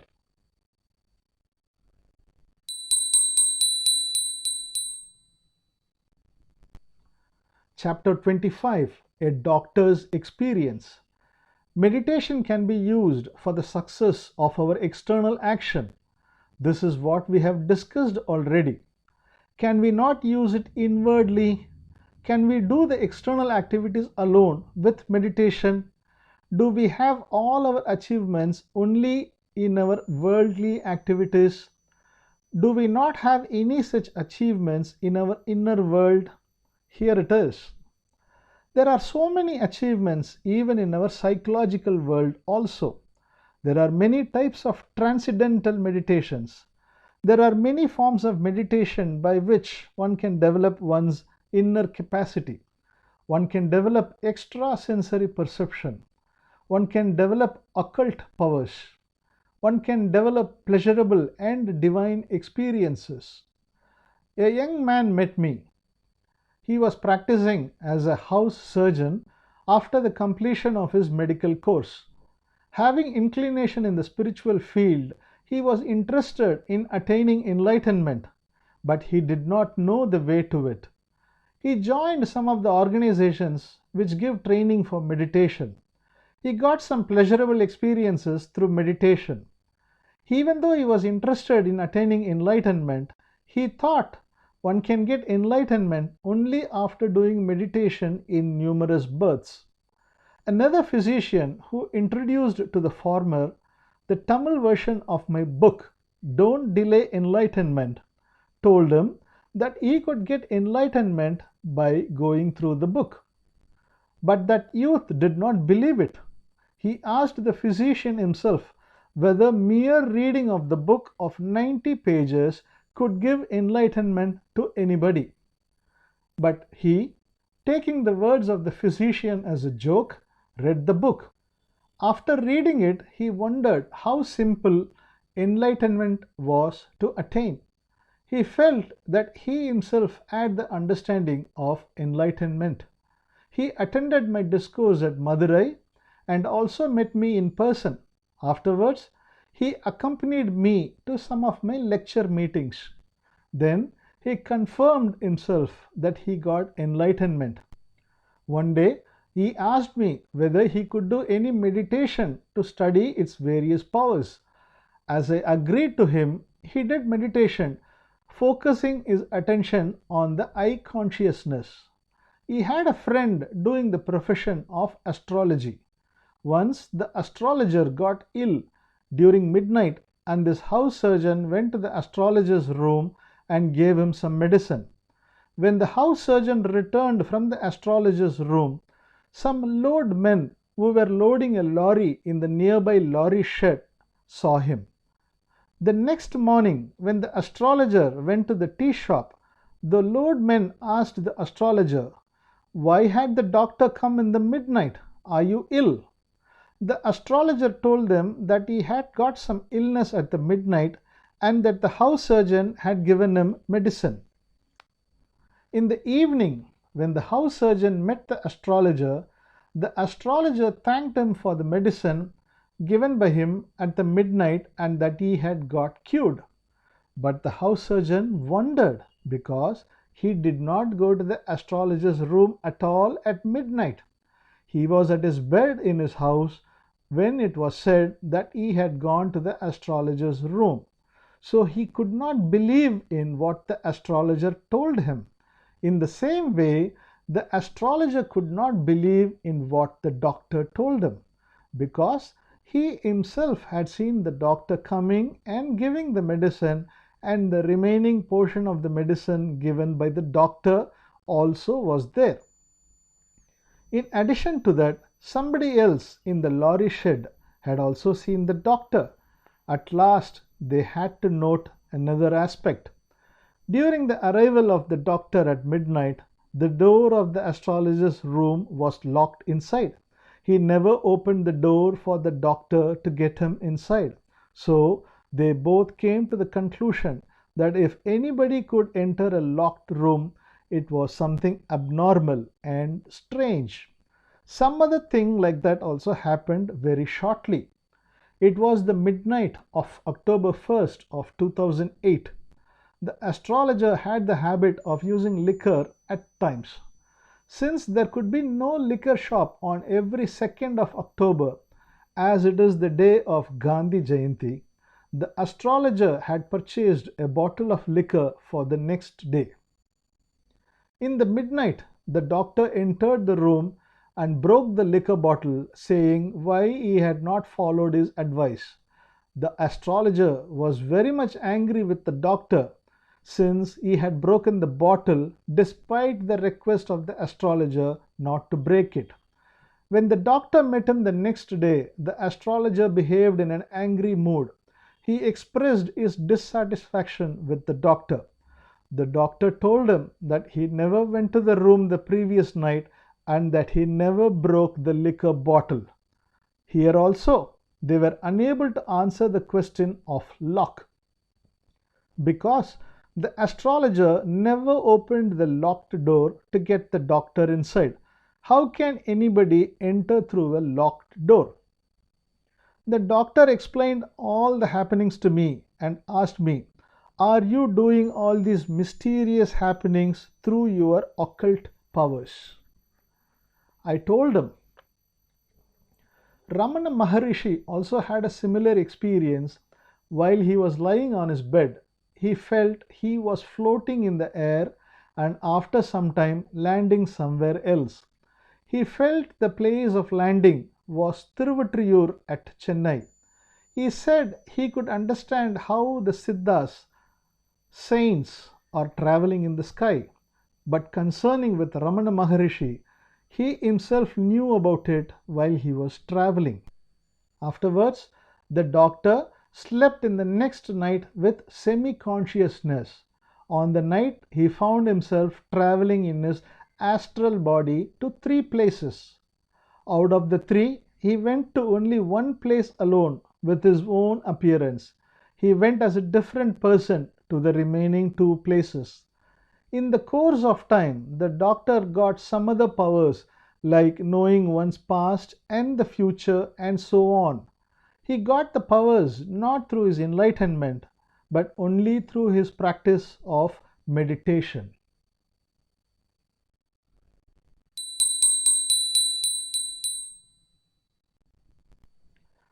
Chapter 26: The Supernatural Power. Meditation is a practice. It is a pattern of action. If we follow the practice in the prescribed order, definitely we can have proper results. But by enlightenment, we mean the abandonment of all our actions, the total negation of all our actions, the total giving up of all our efforts. It means doing nothing. Here, the action does not mean the outward actions. Doing nothing does not mean the outward actions. It means doing nothing inwardly. It means the foregoing of all our inward ideals. When the young doctor got such mystic power, he got popularity and respect amidst the persons who knew him. But the doctor himself regarded that enlightenment alone is higher than such powers. The Saint Ramakrishna Paramahamsa himself had done some practices of Kriya Yoga, the Tantric Sadhana. He described that such practices can create occult powers, but he warned that one should not have any attachment with such occult powers. It happened around 20 years before when I was practicing as a lawyer. One lady by name Papa Swami met me for her problem. During the lifetime of Ramana Maharishi, she had stayed in his ashram and she told that Ramana Maharishi himself knew her very well. She was a Christian by birth. When she was 10 years old, the godly power of Anjaneya entered into her without any effort by herself. Thereby, she had got supernatural powers. She herself was regarded as a god by the people around her. She had also granted all the boons to her devotees. She had the power to turn the sand into gold. She healed incurable diseases. She could disappear from one place and appear in some other place. She had many other powers like this. When she met me, she was above the age of 80 years, but still she was healthy. I asked her what her problem was. She told me that his neighbor was always giving trouble to her.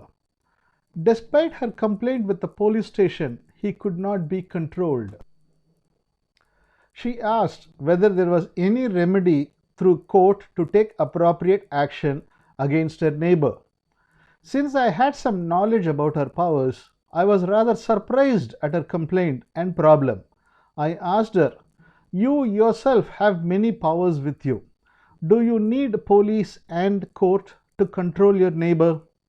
She answered calmly, "Still, I am having those powers with me. I have with me all the powers of Anjaneya, the Hanuman. He even now tells me, 'You give me consent, I will smash him.' But it is a great sin, so I refuse to give consent. I have helped everybody whoever comes to me. I have given them whatever they asked me. I have given acquittal even to murderers who surrendered to me. I have used all my powers for the sake of others. but as a result, all have returned to me as karma, a bad effect of their evil deeds. So I set aside all the powers as useless tool. Those powers are still with me, but what is the use of them? I do not consider it a power at all. It seems to be a bundle of sins. Nowadays, I never use the powers either for me or for others. In my village, one rich man has a coconut garden. Now I am watering the garden for daily wages and I am living by the wages alone. This was the position of the lady at that time. She had a person who accompanied her. I asked the other person who he was. Then I found out he was one of my distant relatives. I asked about his history. He told me when he was young, he had developed himself to be a local rowdy. He had 18 criminal cases against him when he was at the age of 18. He had an antagonistic view upon Papa Swami, who was then considered to be a god. Many people gave respect to her, and they even took her out for a procession, placing her upon an elephant. He could not bear with the respects given to her. He openly challenged her. He told her that she was a cheat and that she had no powers at all. Papa Swami also was put in a position to accept his challenge. The reason behind her name Papa Swami is also a peculiar one. Even though she being a lady, she used to sit upon the waist of other ladies as a baby. Papa means baby. That was the reason behind her name to be Papa Swami. The one who carried her would feel as if carrying a soft cotton pillow or an air pillow on their waist. He and Papa Swami had the challenge. The challenge was nothing but the challenge what Angadan had made in the court of Ravana, described in the epic Ramayanam. Angadan placed his leg on the ground and challenged that no one could remove his leg from the ground. The same was the challenge between that person and Papa Swami. She had placed her right leg on the ground and she challenged him to remove it from the ground. He accepted the challenge. The bid is that if he could remove her leg from the ground, she should accept her to be a fraud. If he failed, on the other hand, he offered that he would serve her as her devotee. The story of Angadan had happened. The young man had tried his level best. He could not shake even a bit of the leg of the lady Papa Swami. He, instead of pulling the leg, even tried to pull her hands. He even pulled and pushed her body, but in vain. Papa Swami, without holding anything for her support, stood herself as a rock without any motion. He could not but accept his failure. Yet he lived like a hero, keeping his words. He served her as her devotee. When I met him, he was also at his age around 80.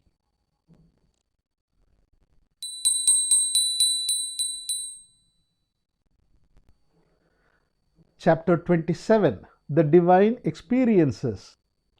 They are very rare who warn about the spiritual experiences of bliss when everybody is mad after such blissful experiences. Ramana Maharishi is one among them.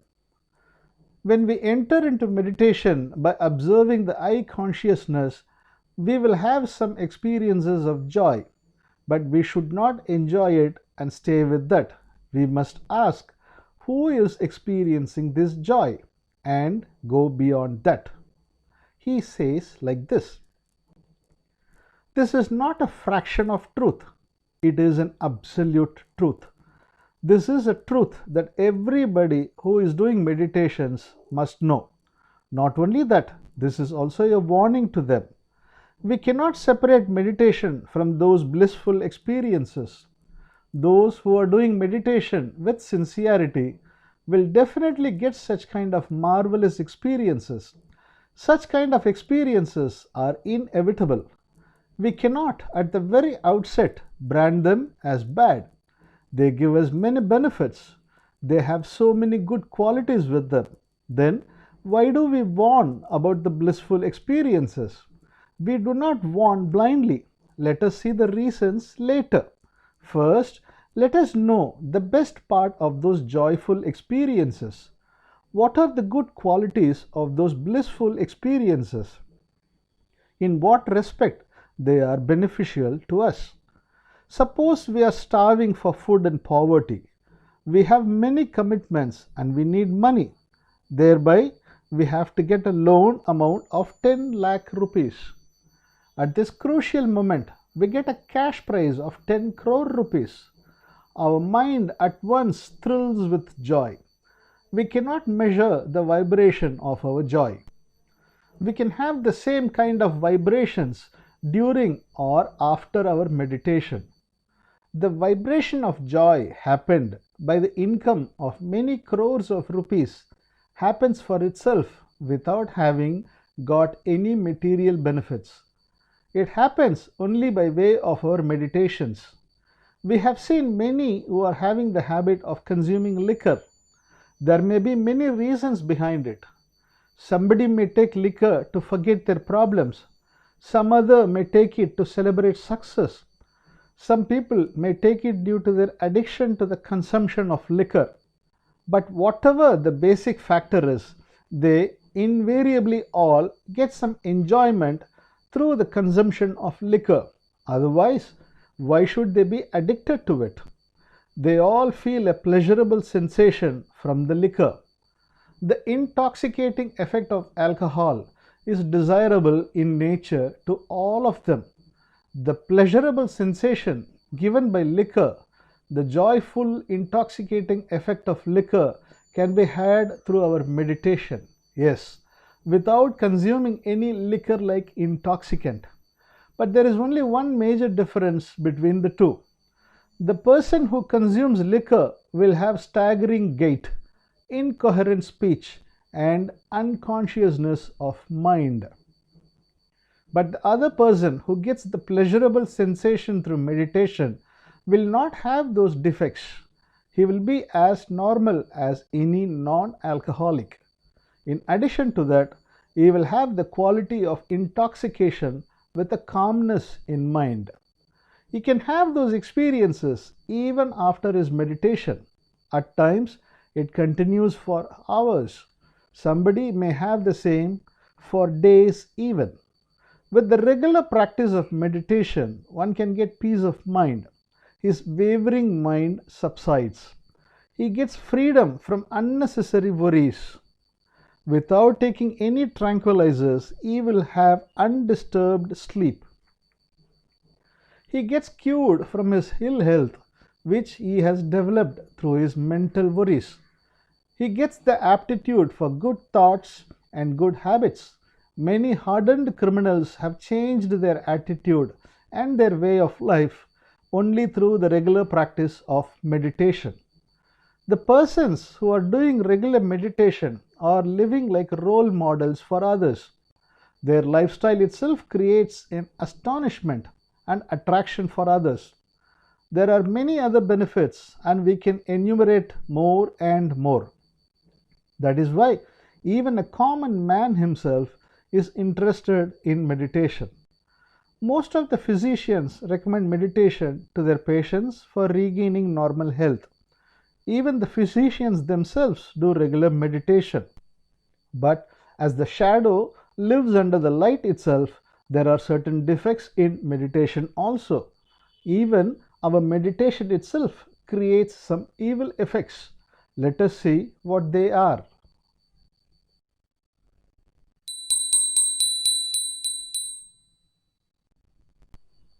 Chapter 28, The Experience of Bliss. One gets training how to shoot with a gun. He even gets prizes for shooting. In short, he is good at shooting with gun. But when he is at his house with his family members, a thief enters into the house having knife in his hands. Now he is in the duty to save his family. He takes the gun. He cannot hold the gun since his total body is trembling with fear. So trembling, he even hands over his gun to the thieves themselves.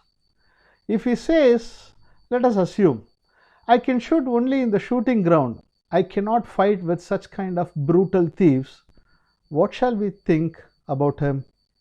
This is the case of our meditation also. We may have beautiful meditations, then our mind would become calm and serene.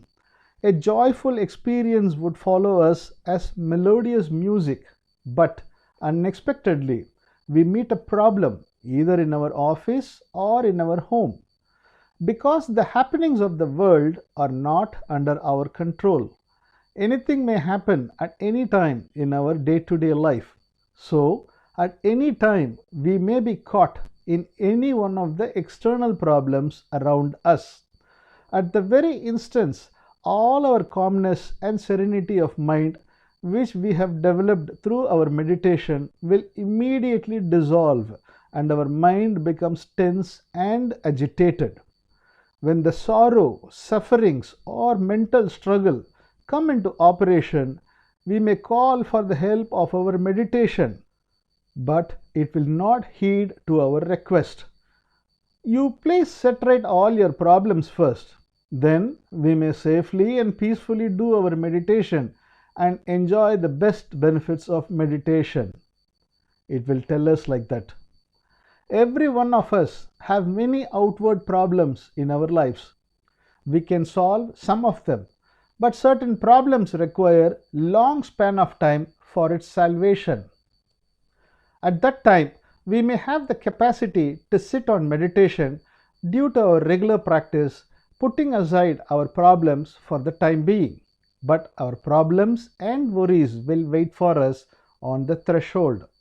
They will wait, saying, anyhow, you have to come away to meet us. When the vibrations of our meditation begin to diminish, our worldly problems and worries will catch hold of us immediately. All our unsolved problems will again start giving us worries and struggles. But it is one of the main instructions that are normally given. We should not do meditation when we are agitated with our intense external problems. When somebody breaks the rule and does meditation forcibly for his release from mental worry, he unconsciously enters into a situation where he can get mental breakdown at any time. It creates the necessity for medical treatment. So, we cannot demand the pleasurable experiences of meditation forcibly. He is a computer engineer from Bangalore. After reading my book, Don't Delay Enlightenment, he called on me at my residence. He told me about his experience. It happened to him on the first time when he studied his 7th standard. Then he was on the bed and he had an inducement to go to the bathroom. He stepped down from the bed. After stepping down alone, he came to know that he had not only stepped away from the bed, but he had also stepped away from his physical body itself. Even though he came out of the physical body, he was able to see and hear the world. He could see his physical body laid down upon the bed. Then he once again joined with his physical body. He, in his later life also, had such kind of experience several times. Some other persons also have told me about their similar experiences. One among them is living in Chennai. Once he had undergone a surgery. After the surgery, he was at his bed with an unbearable pain. It was at that time he had this experience of going away from the physical body. Coming out from the body, he could see his physical body as if it were the body of some other person.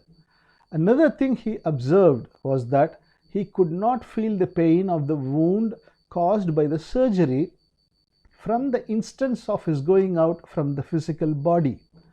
It was half an hour later he once again entered into his physical body.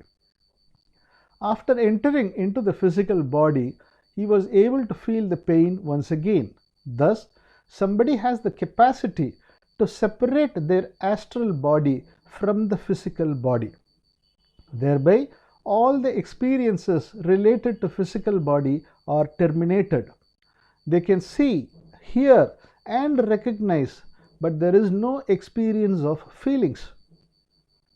The blissful experience of meditation and other spiritual practices cannot be experienced without the help of our physical body. Our spiritual experiences are experienced only in the brain and the nervous system of our body. We can experience them when we have both physical and astral body joined together. Whatever may be the experience, if the density of the experience is heavy, our physical body cannot bear it so easily. When the joyful experience of our spiritual practice is experienced beyond its limit, it destroys the health of our physical body. The spiritual aspirants are not aware of the intricacies of the spiritual field and the experiences they derive from. That is why the joyful and blissful experience of the spiritual field is regarded as high. But really, it is not so. We should not give much importance to such kind of experiences. When it exceeds the limit, it destroys the health of the spiritual aspirant. Some of them are unable to do their day-to-day duties due to the density of those experiences. Some others who are very much interested in those experiences neglect their duty to their home and to the society.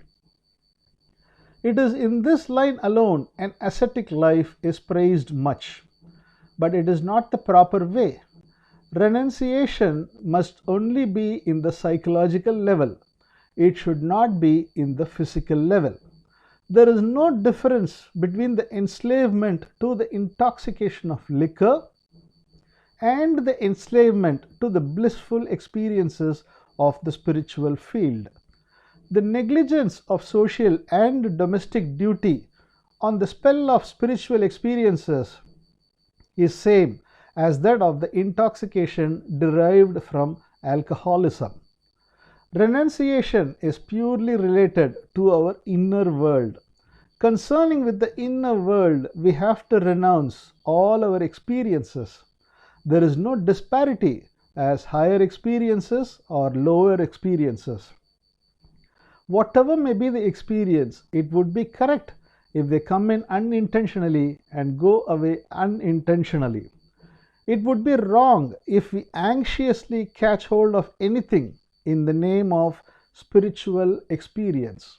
Renunciation is not applicable to the physical external world, where love and care that unite everybody is the proper and best way of life.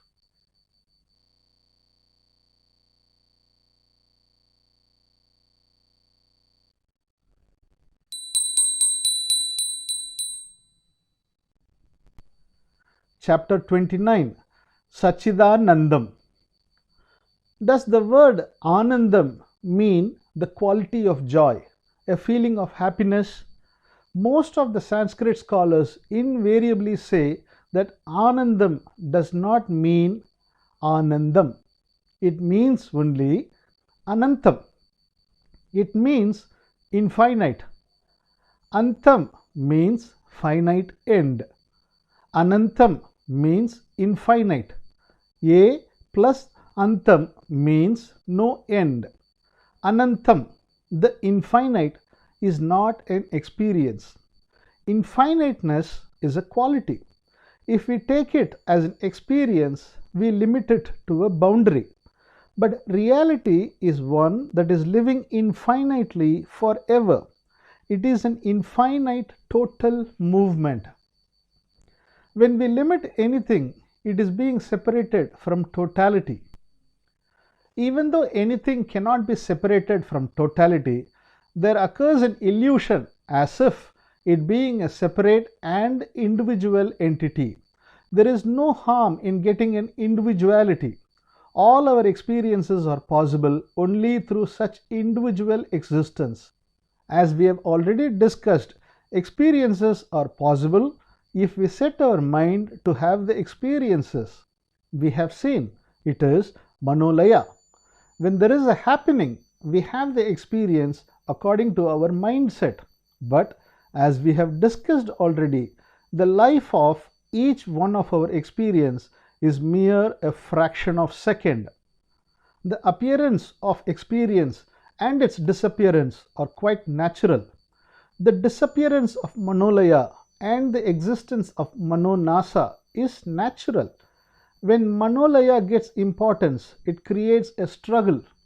When we struggle to retain our Manolaya, we give importance to Manolaya in a positive way. In the same way, if we struggle to remove our Manolaya, we give importance to Manolaya in a negative way. These struggles are related to Manolaya. So, these struggles give importance to Manolaya itself. Thereby, a vicious circle or eddy forms in the regular and free flow of water in the free flow of Manonasa. Our Manonasa is flowing like a river where our Manolaya forms a circular and spiral movement. Till the circular movement dissolves into the regular flow, it establishes itself to be a separate entity having separate movement and action. There is no flaw in individuality. There is no mistake in experiences. If it is in the quality of forming and dissolving, then it becomes the part of the total movement, even though there is individuality in its existence. It becomes a part of the total river. We all are individuals. Our experiences are private. If there is no individuality, then there is no you and no I. All our experiences are individual and private. Pleasure, pain, desire, fear, everything is individualistic in nature. When there is no individuality, there is no world. There is no movement in the world. Individuality means a stable thing. It means completeness. If we do not hold it with self-interest, either by way of positive assertion or by way of negative negation, our individuality loses its importance. The completeness loses importance. When the completeness loses its importance, it becomes a part of the infinite flow of eternity. When our experiences come on its own and disappear on its own, they become parts of the infinite, the Anantam. Each one of such Manolaya becomes the part of Manonasa. Sat and Chit are always there. Since Anantam has been considered as a blissful experience, the real meaning of the word is invisible and deceptive. When we take it as the infinite one, everything becomes the part of the total movement. Everything becomes the part of Sat, Chit and Anantam.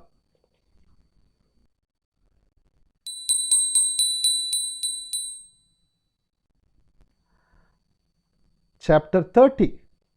The observer is the observed. In the spiritual literatures, there is one another important feature. It is Tiripudi. Tiri means three. Pudi means state. It means three states of experience. The three states are observer, observation and observed. Observer means the person who is observing. When I see a tree, I who sees the tree is the observer. The tree which is seen by me is the observed. The seeing of the tree is the observation. These are the Tiripudi, the observer, observation and the observed. Who is this observer? Inquire who am I and find out its real nature. Thus says Ramana Maharishi. And The observer is the observed, says J. Krishnamurti. We have already seen the example, the dreamer and his dreams. The dreamer himself assumes various characters in his dream. The dreamer, when he dreams, becomes the passenger in a train, then he becomes the traveler in a car. In this way, he assumes many characters throughout the dream, but till the end of the dream, he will never recognize him as the dreamer. He will not be the observer of the dream, but he functions only as the observer of the experiences happening in the dream. This is the case in our day-to-day life also. This is what is happening in our waking state also. In our waking state, we are having experiences in each and every moment of the day. But we will not consider ourselves to be a separate entity apart from the experiencer of the experiences. We always consider ourselves to be the experiencer, the observer of the experiences. We become the reflecting entity who reflects the observed. When there is the experience of anger, we become the person who has anger. When there is the experience of pleasure, we become the experiencer who is having pleasure. Experience does not happen to the experiencer. Experience itself creates the experiencer. The experiencer is formed according to the experience, but we will not take it so. What we feel is that the experiencer is a changeless entity and experiences happen to him all the times. So we try to set right our experiences. Since we feel that they happen to us, we try to change the sorrow and suffering. We try to retain the pleasurable experiences.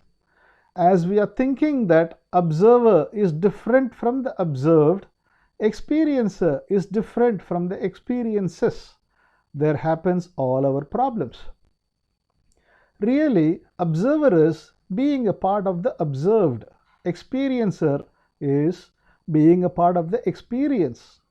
If we can join both the experiencer and the experience as one, then all our problems will come to an end. There will be no problem if the observer and the observed become one. What shall we do for that? What shall we do for joining them as one? Two ways are prescribed by a Tamil scripture known as Unmai Neri Vilakkam. The meaning of it is explanation to the way of truth. Two duties are explained and given to us to achieve the goal. We should be actionless. This is the first duty given to us. The second one is we should become the other thing, the observed. The first one given is that we should not have any duty or action for ourselves. We must keep ourselves actionless. Suppose I experience fear or sorrow. What should be my duty in the situation? Here, I am advised to keep myself actionless. So I have no duty either to control the fear or sorrow or to run away from them. When I have no duty, then what is that I have to do? There comes the second duty. I should become the other thing, the observed. That means I must become the experience of fear itself. I must become the experience of sorrow itself. Then we do not have any duty on our own, and when we become the experience itself, what will happen then? Then there will be the union of the observer and the observed as we have seen. But it is said in the scripture that when we have executed the two duties, God Himself does all our duties on behalf of us and He takes us to be the part of Himself. Now, let us know and consider the implications and details of the said two duties.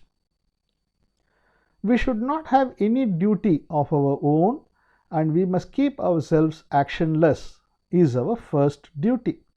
What does it mean to be actionless? If we have to do anything, we may ask, how can I do such thing? Here we cannot ask what I can do to be actionless. Doing nothing itself is being actionless. So we need not do anything to execute our first duty. Now, what is the second duty? We have to become the experience itself. The experiencer must become the experience itself. The observer must become the observed itself. Now we have to do something. There comes action. Shall we have to accept the experience as part of ourselves? When we accept the experience as our part, is there not a possibility of the union of the experiencer and the experienced? But we have seen that the experiencer himself is the product of the experience. So the experiencer is bound to the experience. Therefore, the experiencer cannot contain the experience as his part. Okay. The experiencer cannot make the experience as his part, we admit. But instead, can the experiencer himself enter into the experience and become part of the experience? There is a proverb. Either Muhammad has to go to the mountain or the mountain has to go to Muhammad. Anyhow, both must be united.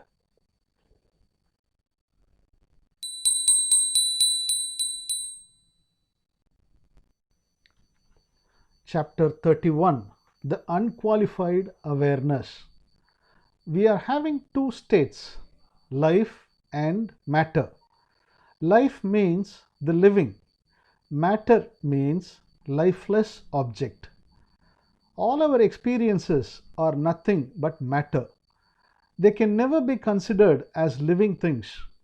The experience can never have the quality or state of doership. It can never become a subject. It always continues to be an object only. So, the experience cannot act as a doer and cannot contain the experiencer as its part. Even though the experiencer happens to be the product of the experience, there is also a quality of life in the experience. In the base of his being, the experiencer is a living thing. He cannot be considered as a material object totally. Even though the experiencer in a dream is made up of the experiences of the happenings in the dream, he has got his basic life from the dreamer himself. The experiences in a dream may be the reason for the outward appearance and action of the experiencer, but he gets his basic life, the Sat, from the dreamer.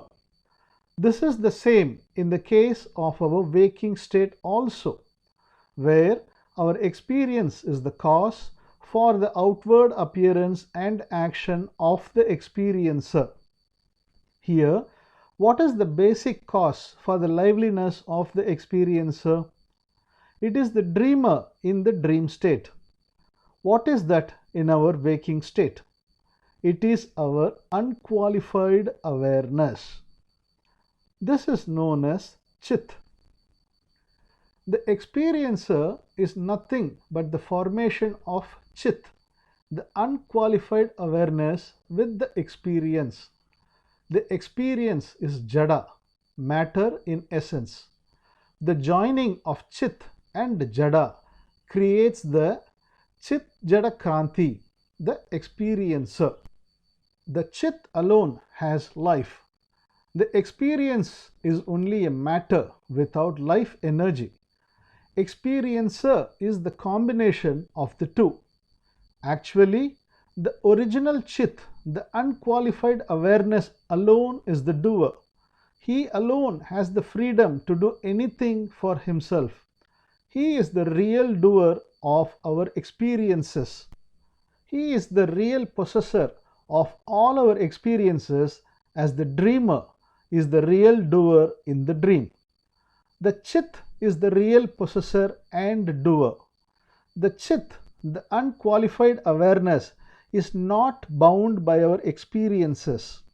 Hence, It never gets itself affected or stained by our experiences. So the Chit, the unqualified awareness, is always free. It is always free from the control of our experiences. So it has no necessity to get itself free from any experience or to change any experience. Then who is having all these problems?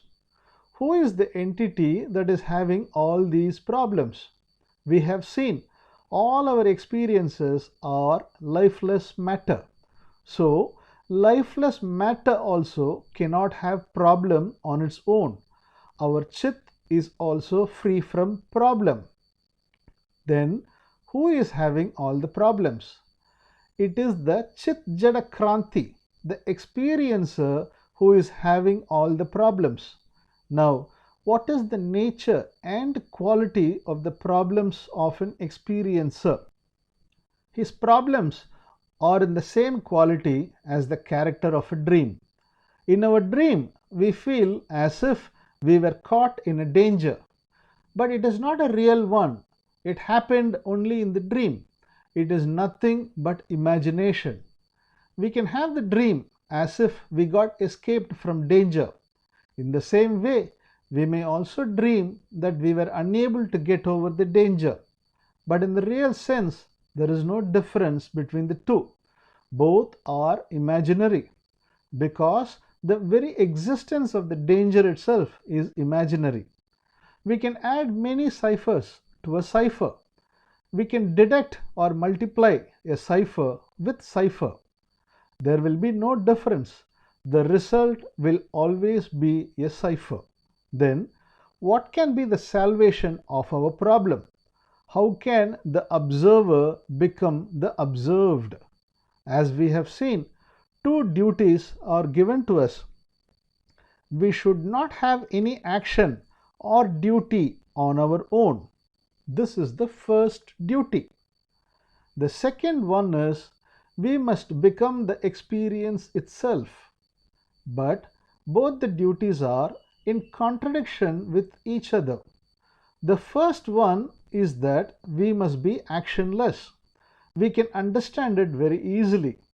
But the second duty is somewhat strange. We have to become the experience itself. When we become the experience itself, the becoming itself becomes an action. So, when we do the second duty, the first duty, that we should not do anything, is also affected. One is keeping silence without talking. But if he says, I am keeping silence without talking anything, his very act of talking is against his silence. So, our problem gets complicated. We have to satisfy the first duty, and also we have to do the second duty. Then, how shall we solve the problem? What shall we do? We have tried to do the second duty. Since it is also defective, we have to return once again to the first duty. What does it mean that we must be actionless? When there is nothing to do, it is the actionless state. It is meaningless if one would say that I am trying to be in an actionless state. Here, being in an actionless state is not important. Need not do anything is the important one. Where are we? When there is no need to do anything. Then we will be in the actionless state unconsciously. Now, what is important is to know the demandless state. When we are in a necessity to do something, we should not be in a state of not doing anything. So, our necessity or demands brings action. When there is no necessity, then is there anything for us to do? If we do anything, it means that we are in need of something or the other. So, whenever there is demand and necessity, there must be action. So, instead of asking, when can I be actionless, it is correct to ask, when can I be demandless? Now, when do we become demandless? When does the demandless state happen?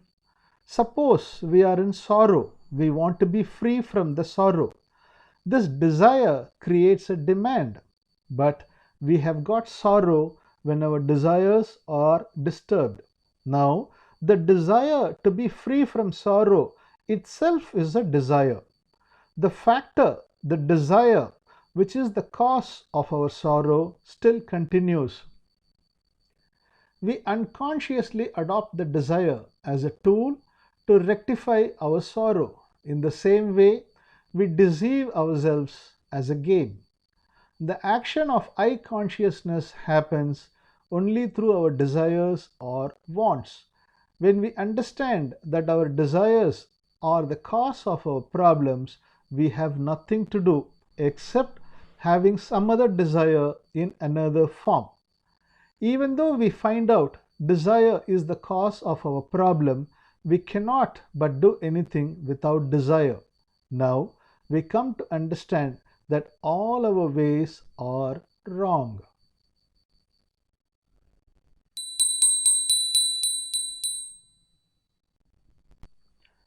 Chapter 32, The Infinite Movement. Desires are the only cause of all of our problems.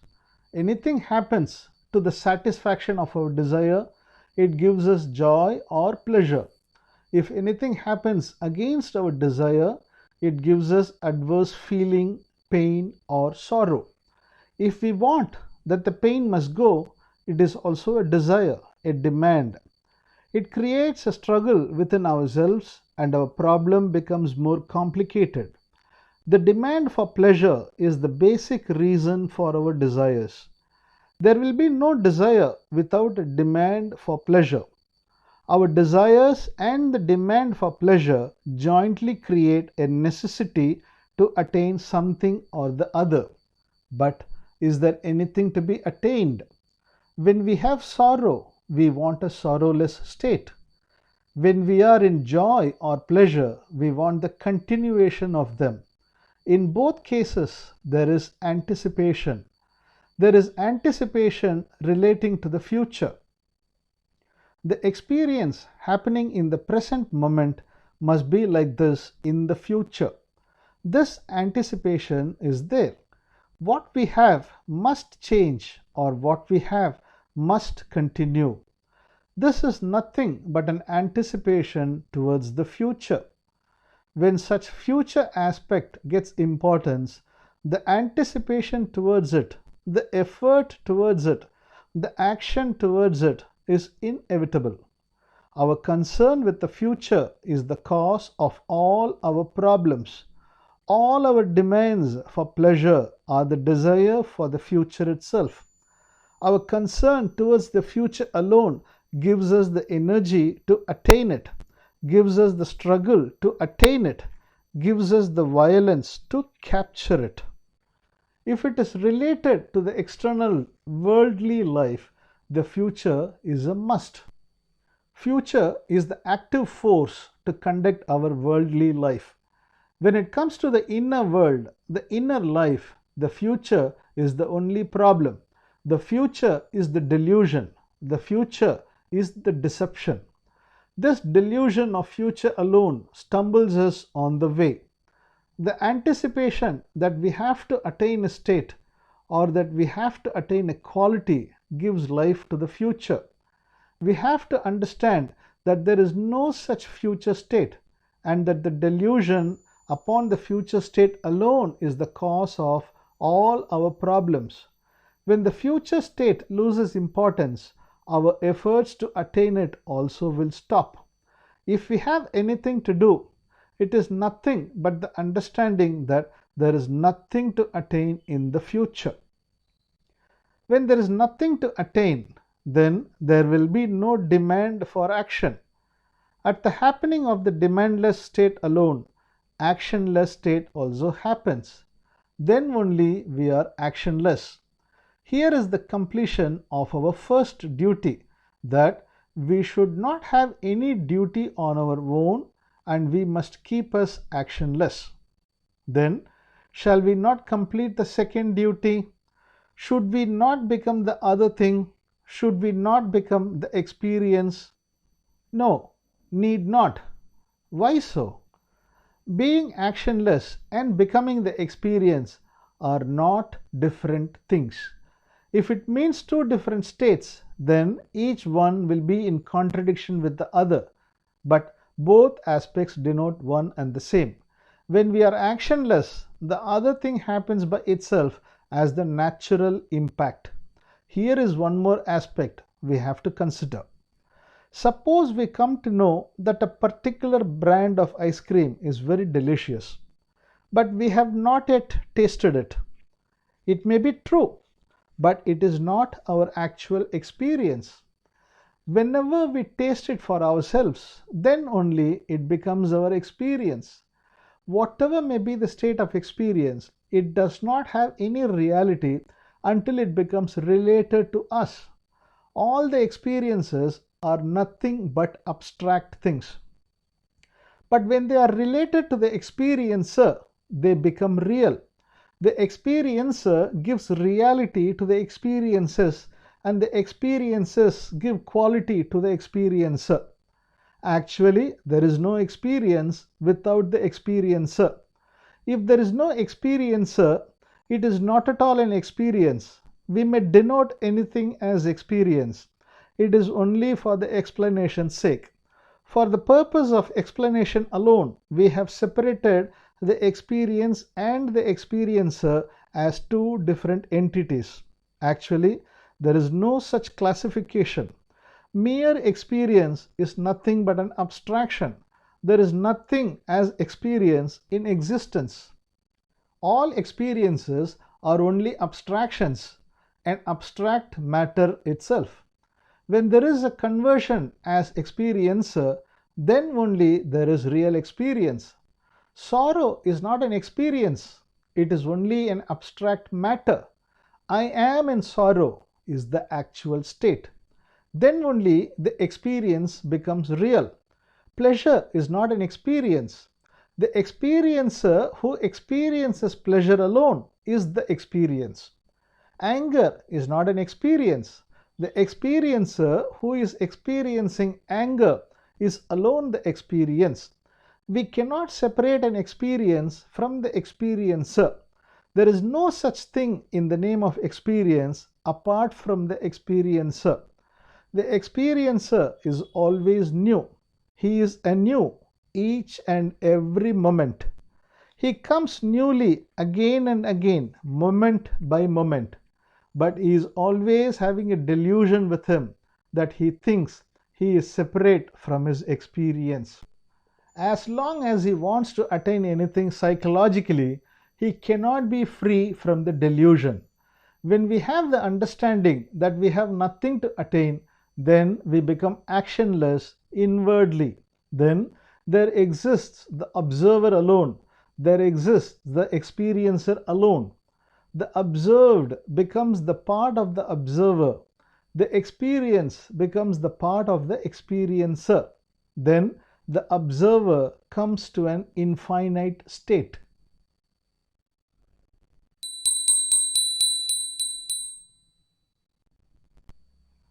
Chapter 33. The ever-flowing reality. He was an old man. He was begging for alms, holding an old dirty begging bowl. He had a very poor sight. He could not walk steadily. He took alms in the bazaar, shaking the coins in his vessel. He asked a shop owner to give him alms, stretching his dirty vessel. The shop owner, looking at his dirty vessel, started abusing him. "You fool!" The old man murmured. "Why do you scold me, sir? If you do not have the mind to give me anything, please let me go away." The shop owner at once snatched the begging bowl and forcibly threw it away to the ground. The coins in the bowl were scattered here and there. The people nearby crowded immediately. Everybody felt pity upon the old man. They asked the shop owner with anger, "Why do you behave like this with the old man? If you do not have mercy, why don't you tell him to go away?" The shop owner at once picked up the bowl he threw away on the ground, speaking up in all calmness. The old man is doing a foolish thing which he does not know. Actually, the begging bowl is not an ordinary one.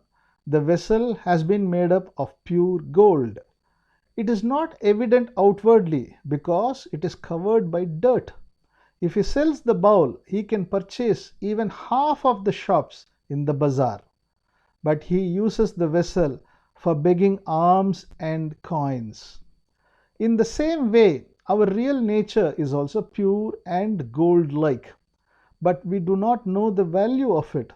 More or less, it can be compared to the begging bowl in the hands of that old man. Suppose we are walking in the bazaar. A rich man of international fame gets down from his royal motor vehicle and salutes us so humbly. We will think that he salutes somebody walking behind us. So thinking, we look behind, but nobody is coming. Hence, we come to a conclusion that he has saluted us only. At the same time, we may have a doubt that the rich man might have mistaken us, taking us for someone else known to him. So, we cannot easily accept that he has saluted us. We may think and say, God is everywhere. We may say that God is omnipresent, as ghee is everywhere within the milk. We may admit God to be the life of our lives. Even though we say that God is present within ourselves, we take him to be an outsider. We cannot accept us as the person to be saluted. We never admit that our natural state itself is the godly state. We cannot admit that our natural state is the Buddha state. Actually, the state of Manonasa is our real state. The infinite ever-flowing state is our real state.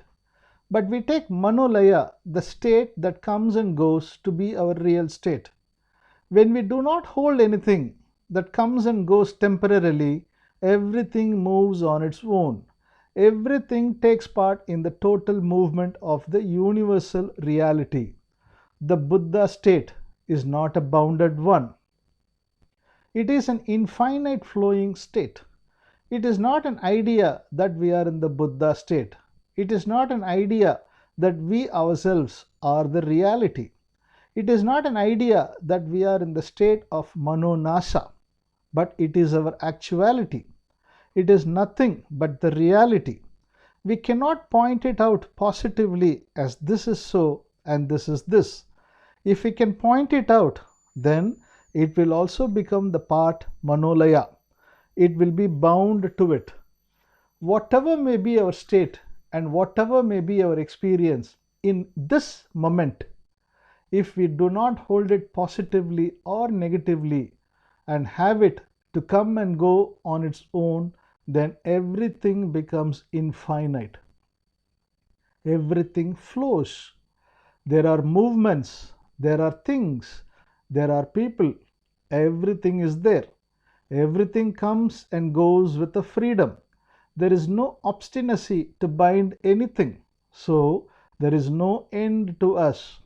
We are infinite when we do not bind anything, saying this we want and this we do not want. Then everything is infinite. Everything is free. Everything is flowing forever.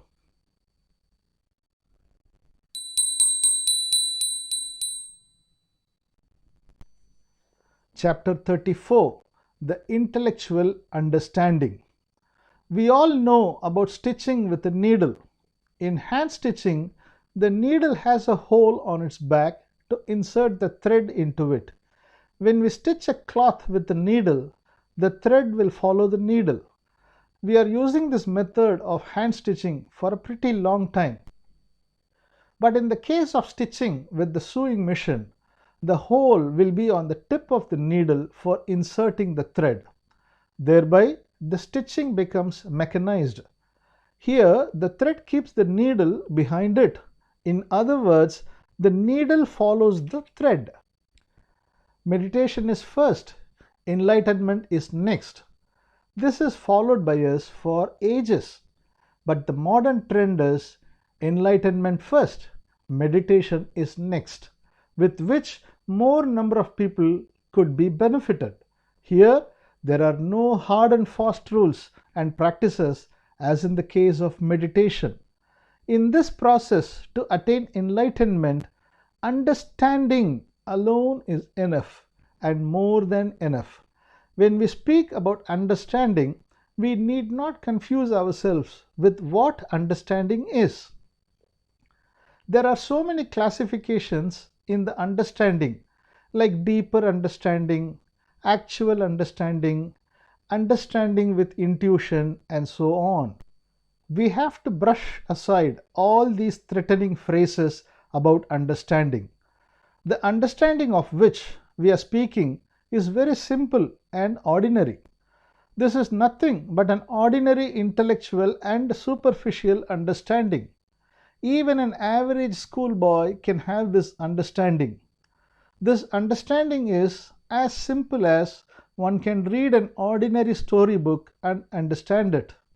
But there are some who may ask, does the enlightenment, the supreme understanding, the supreme awareness really mean this mere intellectual understanding? That too only in the mental level? Is it not something beyond our intellect? Is it not beyond our ordinary mind? All these questions seem to be reasonable, because if it is a mere intellectual affair alone, then whoever reads and understands this book all must become enlightened persons, because we have said that average intelligence is enough and that there is no necessity for special training or effort. But there would be nobody who cannot understand the details of this book. Then, whoever read the book must become enlightened persons, must they not? Really, we describe the understanding as mere intellectual. All our understanding happens only in the intellectual level. All the required clarifications happen only in the intellectual level. The intellect is the only tool we are having to show our way. If we have some other tool apart from our intellect, then we can try it out. But unfortunately, we have no other tool except our own intellect. If we use our ordinary intellect, it is more than enough for our understanding, for our enlightenment. But doubting our intellect is the only obstacle both for our intellect and understanding. However, the thing which is doubting is also the intellect. So, the intellect, instead of doubting itself, it must have confidence on its own. When we read the book, it is good if our intellect says that the details and facts described in the book are reasonable and I must accept and confirm it. But instead of that, if the intellect itself denies, no, this cannot be so, this must be in some other way, then our intellect itself contradicts itself. In the details given in this book, 50% alone is real, the other 50% may be false. If our intellect feels like that, and when it does not come to a definite conclusion, in that circumstance also our intellect cannot lead us to understanding, because our intellect itself acts against itself. If our intellect agrees with at least to the extent of 60%, then there is a possibility of understanding. In short, when our intellect itself does not indulge in denial of what it has understood, our intellect itself becomes the enlightened intelligence. We have started the book with the statement, give up meditation, get enlightenment. When we understand that getting enlightenment is very easy, we need not give up our meditation at all. Both enlightenment and meditation are having importance. Which one is important, whether the life or the body? Without life, body will not have value. There will be no use to the life without having a body. So, both are important and complementary to each other. Enlightenment is like the life. Meditation is like the body. So, let us have the enlightenment first, as it is very easy and simple as one can see the sunlight. Then, let us do our meditation for the total success of our life.